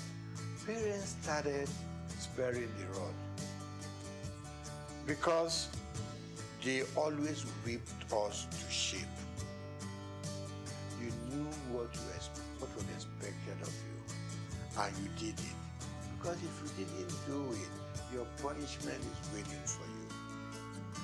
But as we grew up, I mean, you probably will ask me today, do I use the rod for my children, for instance? And the answer is no. And why it is no is that these days the children look up to you. They are more exposed than what we were. More exposed. They know what daddy does. If you show them a bad example, they will repeat that bad example. If they know that when daddy wakes up in the morning, before he goes anywhere, he needs time to say his prayers. They too, unconsciously, will copy you. If they know that when dad goes out, he comes back certain time. It only come in at 1 a.m., 2 a.m. Subconsciously, they too will know there's something that this old man sees that doesn't make him go out all night. So they copy from us. But then, like people say, I don't know how correct it is, that these days people are so busy looking for money. They're all over the place. They abandon the home to nannies and housemates and all that. And the children a lot of the time are on their own. But people like you and I, for instance, probably had housemates in the house. You see, but the work that the housemaid does, we were also made to do it. Right? Washing our plates. Staying in the kitchen to see how things are prepared. They took us through it, even if you didn't have to do it yourself. And that's why you and I are what we are today. But for the modern, young families, most of if there's some money to back it up, no, the children don't touch a lot of houseworking heroes. They can go out anytime they like. They can wear, you know, I mean, you see some little young girls and what they wear. In fact, even to the church, you want to ask yourself, where did their parents go to see what the children are wearing? Primarily the female. Even the guys wearing what they, things they don't use the belt, the trouser would just be somewhere on their hips and all that. Yeah, I mean, we want them to express themselves, but within control.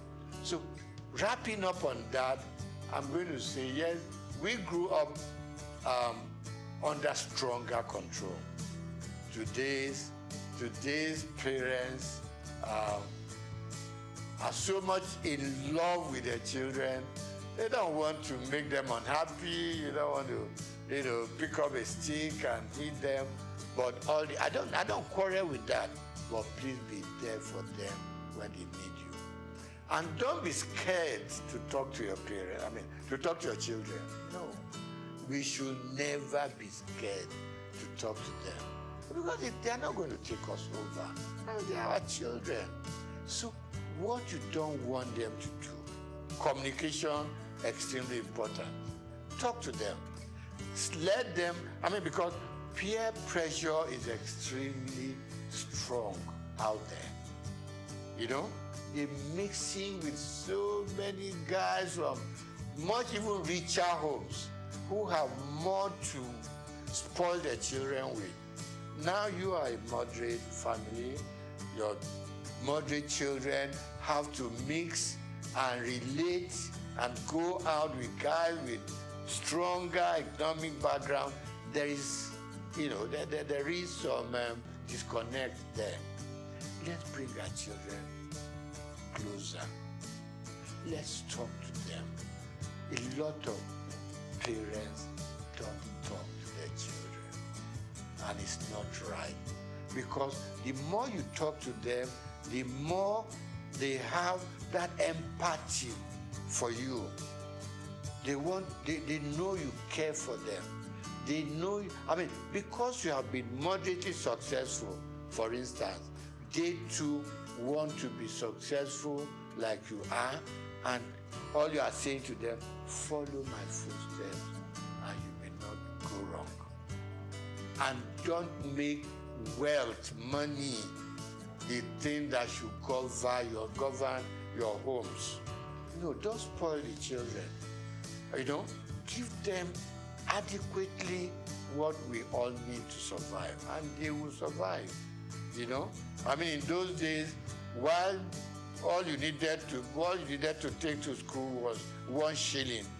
Okay, you still see children from rich homes who came with £1 and stuff like that. But let's be contented. Let's teach the children to be contented with what we have. Families are growing, society is expanding, and we can reach out to any part of the world. Now, we need to bring them closer to the home. At least up till the time that they are leaving you to go and start off there. But as long as they're still within your influence, it's very important that children and their families come much, much stronger together.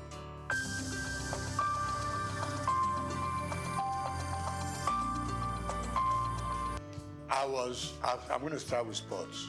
I was an avid squash player. Okay, back in school, a bit of football, a bit of tennis, and all that. But when I started growing up seriously, I loved squash. And I played squash until I was over 50. Okay, and the doctor said, slow down on squash. So today, I do my swimming. Okay, I still do my swimming 2-3 times a week. Okay, and then of course, I work. There's this thing that keeps on saying, if all you can do is work for 30-40 minutes a day, okay? And then, of course, I'm an avid fan of football up to today. I wish we could develop a local league so that I could slow down on my European Premier League sessions. So I love football and I love lawn tennis up to now. Now, favorite color, subdued. Okay. Hot colors frighten me. Okay. And if you have to do it, just make it minimal. When I pick my dress, for instance, you got to know you want the kind of shirt you want to wear to match the color of the tie you want to use, to match the color of your suit, so it doesn't run riot. So it's extremely important. And I said to my friend, just Google it. What color matches this and what color matches that? So you don't become like a Christmas tree. on the road. That was the third one, food. I grew up enjoying my eba and amala. Growing up from Obalinde, okay? So I do my eba, I do my amala. Rice, occasionally. But then these days, from age 70 upwards, the doctors are screaming, watch what you eat, what the quantity you eat. So my wife draws up a weekly timetable. Monday is this, Tuesday is that, Wednesday is that, and she manages to mix up a slightly heavy one and a slightly lighter one so that you have a good mix. With age, you cut down on a lot of things. Cut down on your booze, cut down on your champagne, you cut down on your wine, you cut down on your salt. In fact, it's like they're punishing us. But then they say that is the way to go, to be able to at least live longer and enjoy more of life.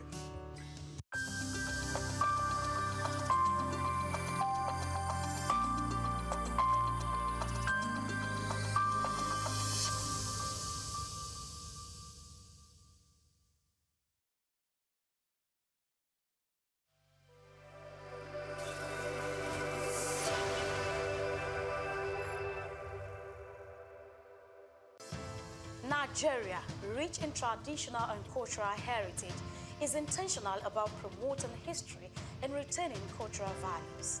The country has succeeded in preserving its identities and that of the forefathers for ages through folklores, folk tales, traditional ceremonies, community-based initiatives, cuisine, and most notably, museums and cultural centers. These institutions serve as invaluable repositories of history, ensuring that future generations remain connected to their roots and appreciate the diverse cultural tapestry of the nation. In Nigeria, there are over 38 museums comprising national, state, and privately owned institutions scattered across the country.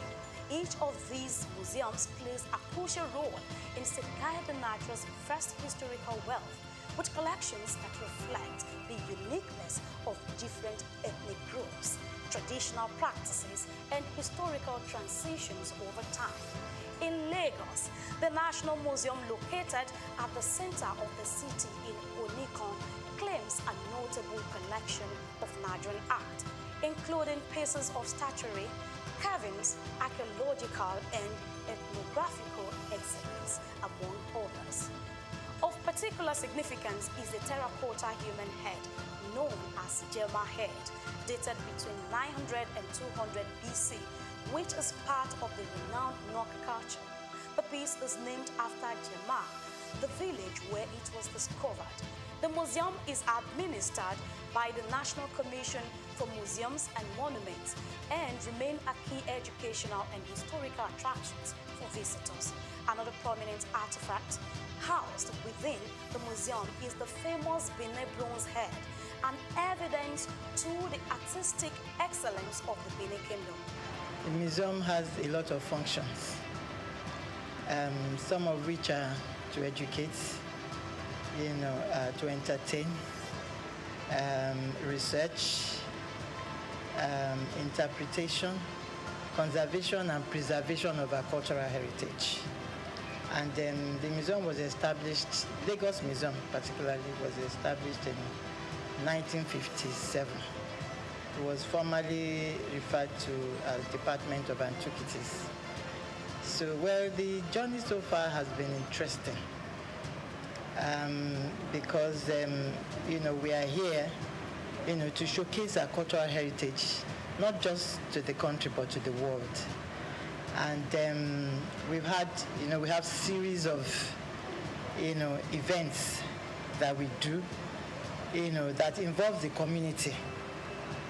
And because of that, we create that awareness that this is where you can come and see and feel your cultural heritage, your traditions, your history. Because it is said that a people without a history is a people without identity. So the museum portrays this to the people.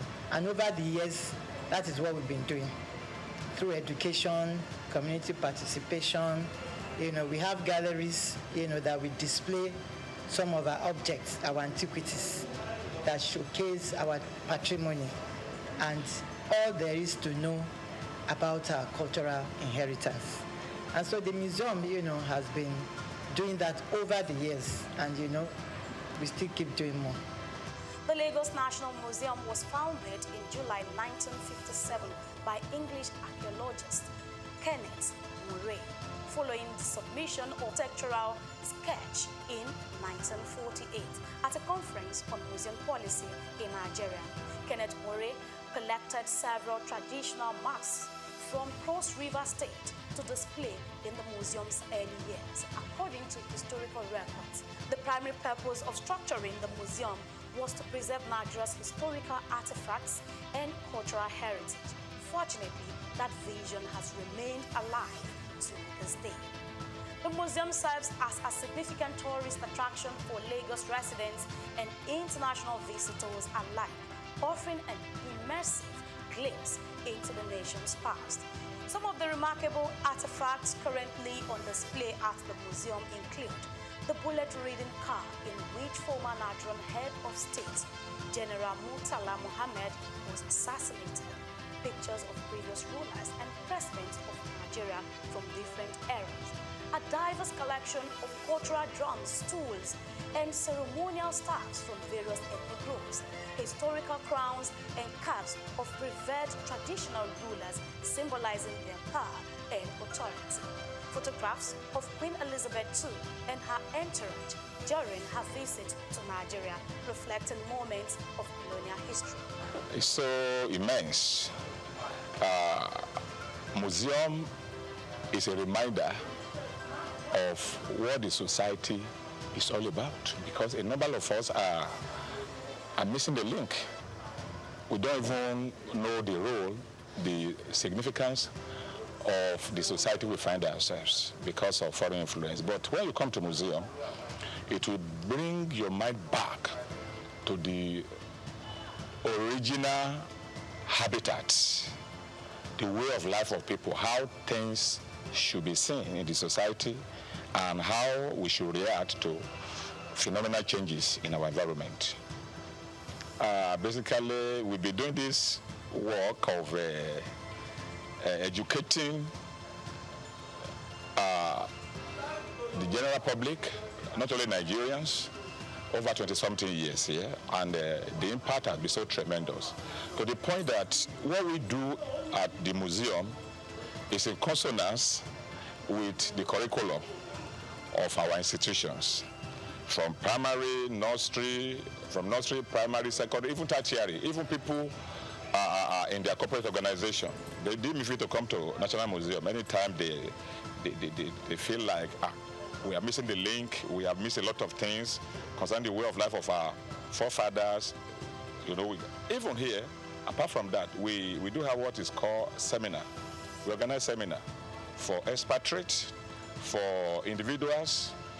They come around on Wednesdays to come and listen and learn on cultural-based subjects. I think it's great. I mean, I particularly like the circle of life that are presented in here, right? From birth to reincarnation to external influences. I think it gave a good history of Nigeria. I learned a lot about that. There seems to be some real big connection between Nigeria and Benin in terms of the history that I wasn't totally aware of. I was able to see the different artifacts and stuff that were presented.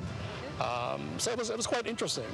They did, I think, a pretty good job doing a comprehensive tour or comprehensive history of Nigeria and its culture and its surrounding areas.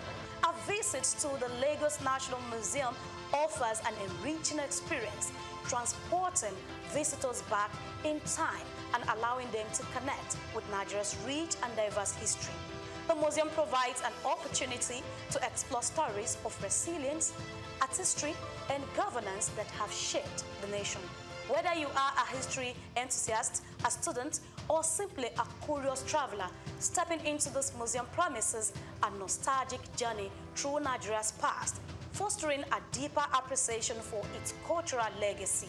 Nigeria continues to reflect the stories that shapes its people, steadfast in its commitment to promoting history and preserving its cultural values for generations to come. Grace Komalafe, Souq Perspective.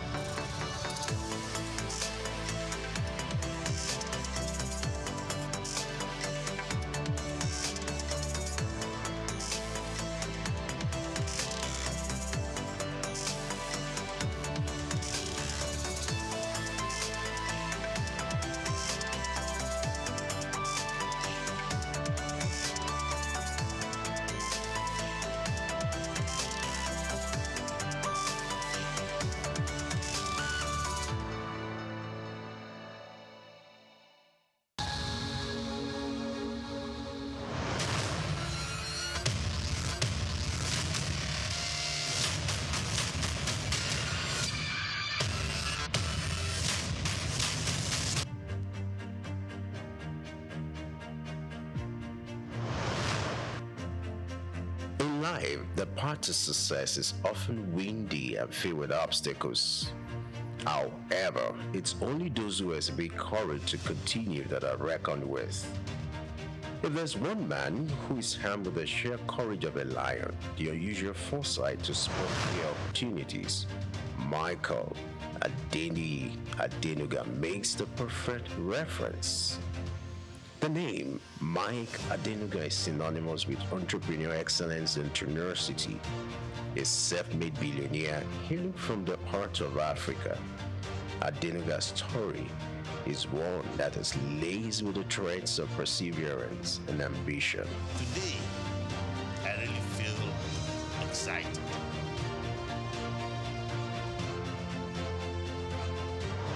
Against all odds, Adenuga has risen to become one of the wealthiest individuals on the African continent.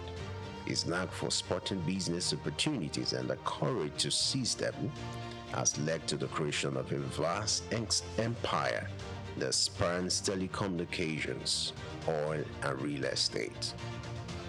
But what truly sets Adenuga apart is not just his wealth, but the indomitable spirit that has propelled him to the pinnacle of success. His journey is a powerful narrative of a man who, despite the odds, has managed to carve out a niche for himself in some of the most competitive industries. From his humble beginnings to his rise as one of Africa's most influential business figures, Adenuga's story serves as a beacon of inspiration for aspiring entrepreneurs everywhere. Born on 29th of April 1953, Mike Adenuga's story begins in Ibadan, Nigeria, a vibrant city steeped in culture. Ibadan was the backdrop for Adenuga's early years. His father, a school teacher, and his mother, a businesswoman, were humble, hardworking individuals. Their influence on young Adenuga was profound, instilling in him the values of perseverance, integrity, and ambition. Adenuga's early education took place in Ibadan, a local school where he exhibited a sharp mind and a keen sense of curiosity. His parents, recognizing his potential, encouraged him to pursue his studies with diligence and tenacity. These formative years laid the groundwork for the titan. Despite the modest means of his family, Adenuga was never deterred. He understood that the path to success was paved with perseverance and a relentless work ethic. From an early age, he demonstrated a knack for entrepreneurship. His first ventures were modest, grounded, mirroring the reality of his circumstances. One of his earliest jobs was as a taxi driver. This experience was more than just a means to an end. It served as a classroom on wheels, offering lessons in humility, resilience, and the importance of understanding people from all walks of life. Adenuga's entrepreneurial spirit led him to explore the avenues. He started selling soft drinks, an endeavor that required long hours under the scorching Nigerian sun. This venture was not glamorous, but it was honest, and it was his. It was a testament to his commitment to hard work and his refusal to shy away from the gritty aspects of business. From taxi driving to selling soft drinks, Adenuga was no stranger to hard work. This commitment to labor, this willingness to roll up his sleeves and get his hands dirty, laid the foundation for the empire he would later build. His story is a powerful testament to the fact that success is not an accident.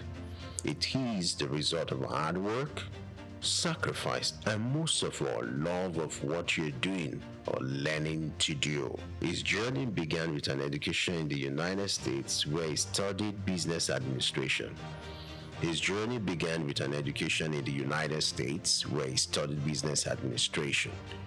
What was his return to Nigeria that marked the start of his entrepreneurial journey. Adenuga dove into the world of business with a daring spirit and a keen eye for opportunity. He ventured into trading of lace materials and other commodities, a business that was booming at the time. His ventures were diverse and often bold, including the distribution of Coca-Cola within Nigeria. These early business pursuits were not without their challenges, but they provided Adenuga with invaluable experience and a taste of what was to come. However, the road to success is often marked with unexpected twists and turns. For Adenuga, one of these came in form of a military coup in 1983. This event shook the nation and its effect reverberated through the business landscape. It was a setback that would have derailed his ambitions, but Adenuga was not one to be easily deterred. In the face of adversity, he demonstrated tenacity. He weathered the storm, navigating through the tumultuous period with an unveiling determination. It was during this time that Adenuga began to lay the groundwork for what will become his future empire. He was building a foundation, brick by brick, on which he will erect a business dynasty that will span across several industries. Regarded as a titan in the telecom industry, Adenuga is the mastermind behind Globalcom, Nigeria's second largest telecom operator. Under his visionary leadership, Globalcom has grown exponentially, connect billions across West Africa and beyond. In the oil sector, Adenuga holds the majority ownership of Corn Oil, one of Nigeria's largest oil exploration companies. Corn Oil has been instrumental in shaping Nigeria's energy landscape, and its success is the testament to Adenuga's strategic acumen and drive for innovation. When it comes to wealth, Adenuga's net worth is nothing short of impressive. The billionaire businessman ranks high on the Forbes list of Africa's richest people, rubbing shoulders with the likes of Aliko Dangote. In 2003, Adenuga revolutionized Nigeria's telecom industry with the launch of Globalcom.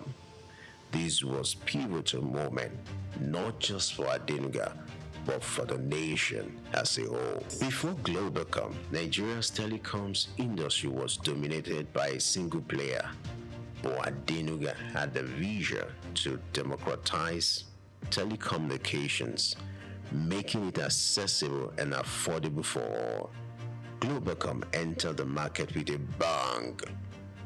The company was innovative, offering unprecedented services like per second billing, which was a first in Nigeria.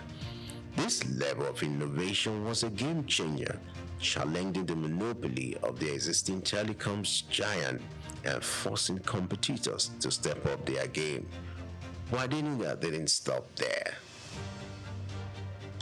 He knew that to truly disrupt the industry, Globacom had to grow rapidly. The company embarked on massive network expansion projects, erecting thousands of kilometers of fiber optic cables across Nigeria and beyond. In less than a decade, Globacom has grown from a new entrant to a major player in the telecoms industry. Its services reached millions of Nigerians, even in the most remote corners of the country. Adenuga's entrepreneurial spirit didn't stop at telecoms. In fact, his business acumen was put to the test in a whole new arena where he took over Cornell, Nigeria's first indigenous oil company. Under Adenuga's leadership, Cornell expanded beyond its initial operations, becoming a frontrunner in the Nigerian petroleum industries. It now boasts a strong presence, not only in exploration and production, but also in downstream operation, such as the marketing of refined petroleum products. Yet, Adenuga's ventures didn't stop here. With a keen eye for lucrative opportunities, he delved into the world of real estate, immersing a portfolio of properties that spanned the globe, from commercial buildings in Nigeria's bustling city centers to luxury residences in some of the world's most sought-after locations. Adenuga's property investments are as diverse as they are extensive.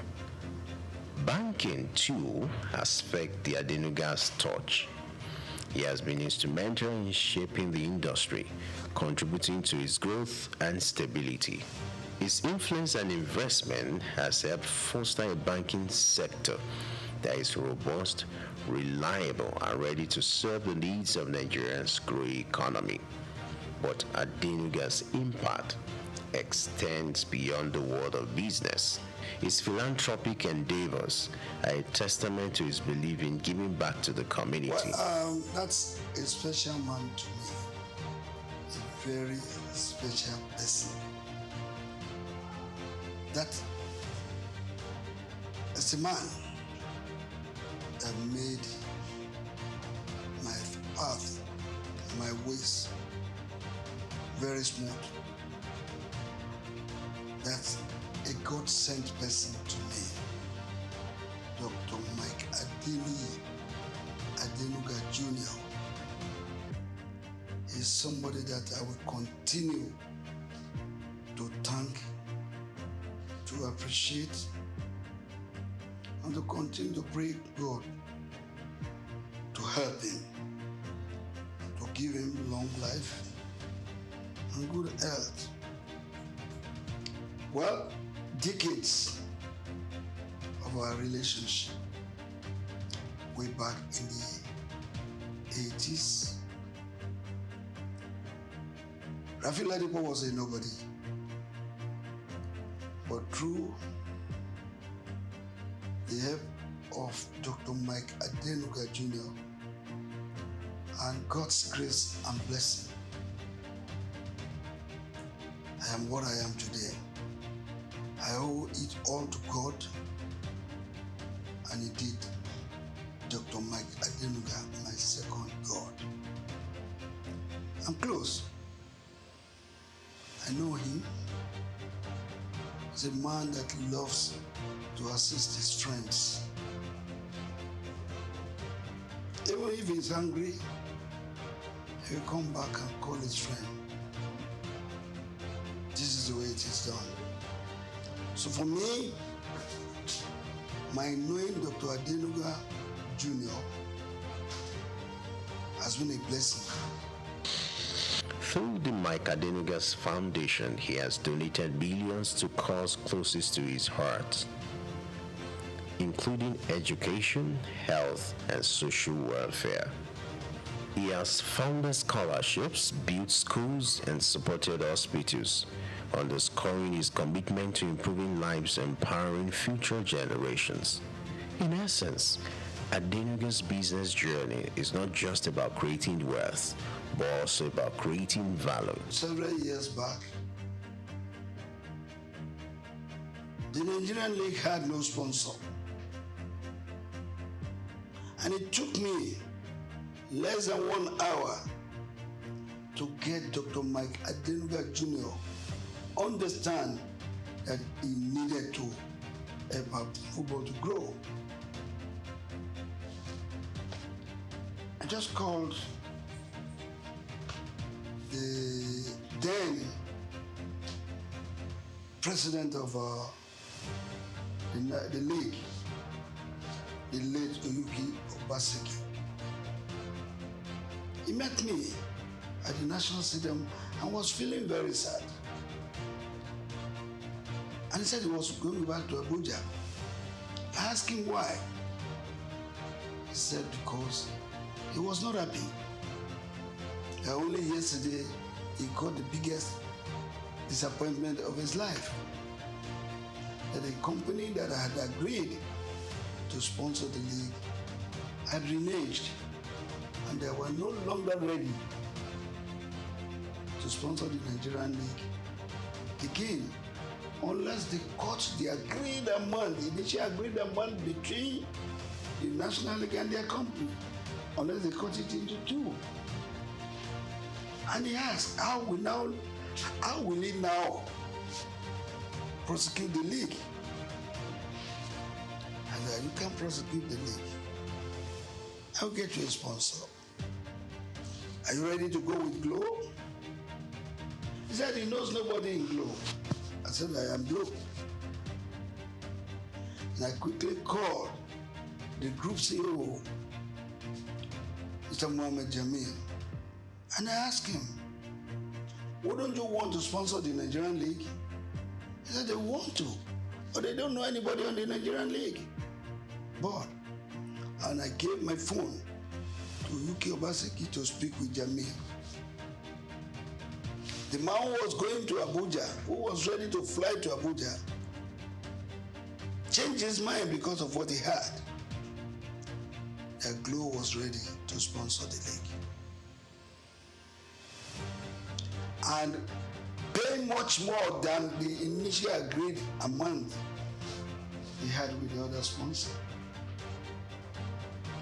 That agreement took just 24 hours. And Dr. Mike Adenuga paid a sum of 610 million naira to sponsor the league. And of course, every year, there is always an increase of 10%. Recording. So that was how the Nigerian League got sponsorship through Globacom. And to all of us as Nigerians, we need to thank Dr. Mike Adenuga. His diversification and expansion strategies have not only multiplied his fortunes, but have also contributed significantly to Nigeria's economic development, job creation, and societal welfare. In the world of business, especially at the grand scale that Mike Adenuga operates, it is not so common to come face to face with challenges. His path to becoming a billionaire was not always smooth. He had his fair share of obstacles, some of which were marred by controversy. On such instance was the legal issues he faced in the early years of his telecoms venture, Globacom. There were disputes over licensing and allegations of non-compliance with industry regulations. The Nigerian government was not always his ally. At one point, he found himself in a standoff with regulatory bodies. But what makes Adenuga's story remarkable is not just the controversy he faced, but the resilience in the face of adversity. He didn't allow these obstacles to deter him. Instead, he used them as stepping stones, turning the negative into a positive. His legal troubles were not just an obstacle, they were a test of his character. He passed with flying colors. Adenuga fought to clear his name and to ensure that his business complied with unnecessary regulation. This commitment to integrity has been a cornerstone of his success. Despite the disputes with the Nigerian government, Adenuga never lost faith in his homeland. He continued to invest in Nigeria, creating jobs, contributing to the economy.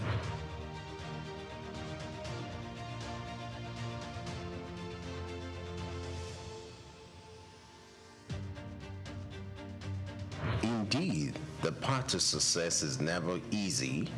It is filled with trials and tribulations. But as Adenuga's story shows, it is not the challenges that defines us, but how we respond to them. Through it all, Adenuga has remained steadfast. His success, a testament to his resilience. Mike Adenuga's story is one of determination, ambition, and unparalleled success. As we delve into the legacy he has built, we uncover a narrative of resilience and visionary leadership that has left an indelible mark not only in Nigeria but across the continent and the world. His journey from taxi driver to billionaire magnate continues to inspire a generation of entrepreneurs who dare to dream and strive for success against all odds. Adenuga's contribution to the Nigerian economy are monumental. His businesses, from telecoms to oil and gas, have created thousands of jobs, fueled economic growth, and contributed significantly to the country's GDP. His generous efforts, too, have transformed lives and communities, further cementing his legacy as a leader who not only builds businesses but also uplifts society. The respect for Adenuga is universal. From world leaders to business leaders, many acknowledged and admire his entrepreneurial acumen, his relentless drive, and his unwavering commitment to excellence. His name is synonymous with success, and his story is a testament to the power of vision, hard work, and tenacity. Mike Adenuga's story is a testament to the power of ambition. His journey from the humble beginning of taxi driving and petty trading paints a vivid picture of what tenacity can bring. He treaded the paths of uncertainty and risk, but his unyielding spirit guided him through the challenges. His ascent to the pinnacle of success, becoming one of Africa's wealthiest individuals, is an inspiration. But Adenuga likes singing one song. It's a miracle walking God. It's a miracle walking God. He's the Alpha and Omega. It's a miracle walking God. He loves him.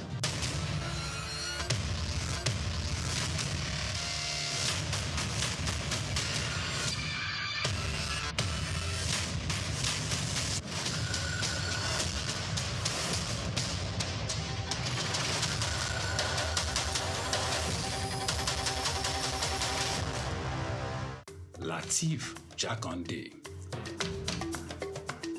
Born Lateef Kayode Jakande in the Ekpetedo area of Lagos Island, Lagos State, on July 1929. He studied at the Lagos Public School at Enowa, Lagos Island, then at Bonham Memorial Methodist School, Port Harcourt, King's College, enrolled at Ilesha Grammar School, where he edited a literary paper called The Quarterly Mirror. Jakande began a career in journalism in 1949 with a daily service and joined the Nigerian Tribune in 1953. The owner, Chief Obafemi Awolowo, appointed Jakande editor-in-chief of the Tribune in 1956. Jakonde established John West Publications in 1975 after leaving Tribune and began to publish the Lagos News. He served as the first president of the Newspaper Proprietors Association of Nigeria, NPAN. Jakonde ran for election as Executive Governor of Lagos State in 1979 on the Unity Party of Nigeria platform. His administration was effective and open and implemented the cardinal policies of his party. He introduced housing and educational programs targeting the poor, building new neighborhood primary and secondary schools, and providing free primary and secondary education.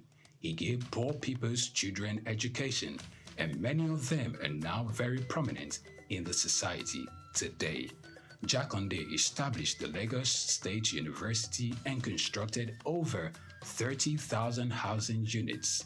After the military takeover in 1983, Jakonde was charged, prosecuted, and convicted of treason and later pardoned.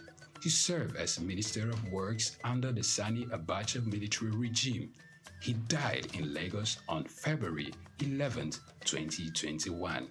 Lateef Jakonde was the first civilian governor of Lagos State. Lateef Kayode Jakonde, Souq Enlightenment. We've got just what you need right here at Femi Wash Media. Call it the Midas Touch and you wouldn't be wrong. Let us record, produce, mix and master your audio like nobody does. Reach us on our contact today for the best quality job.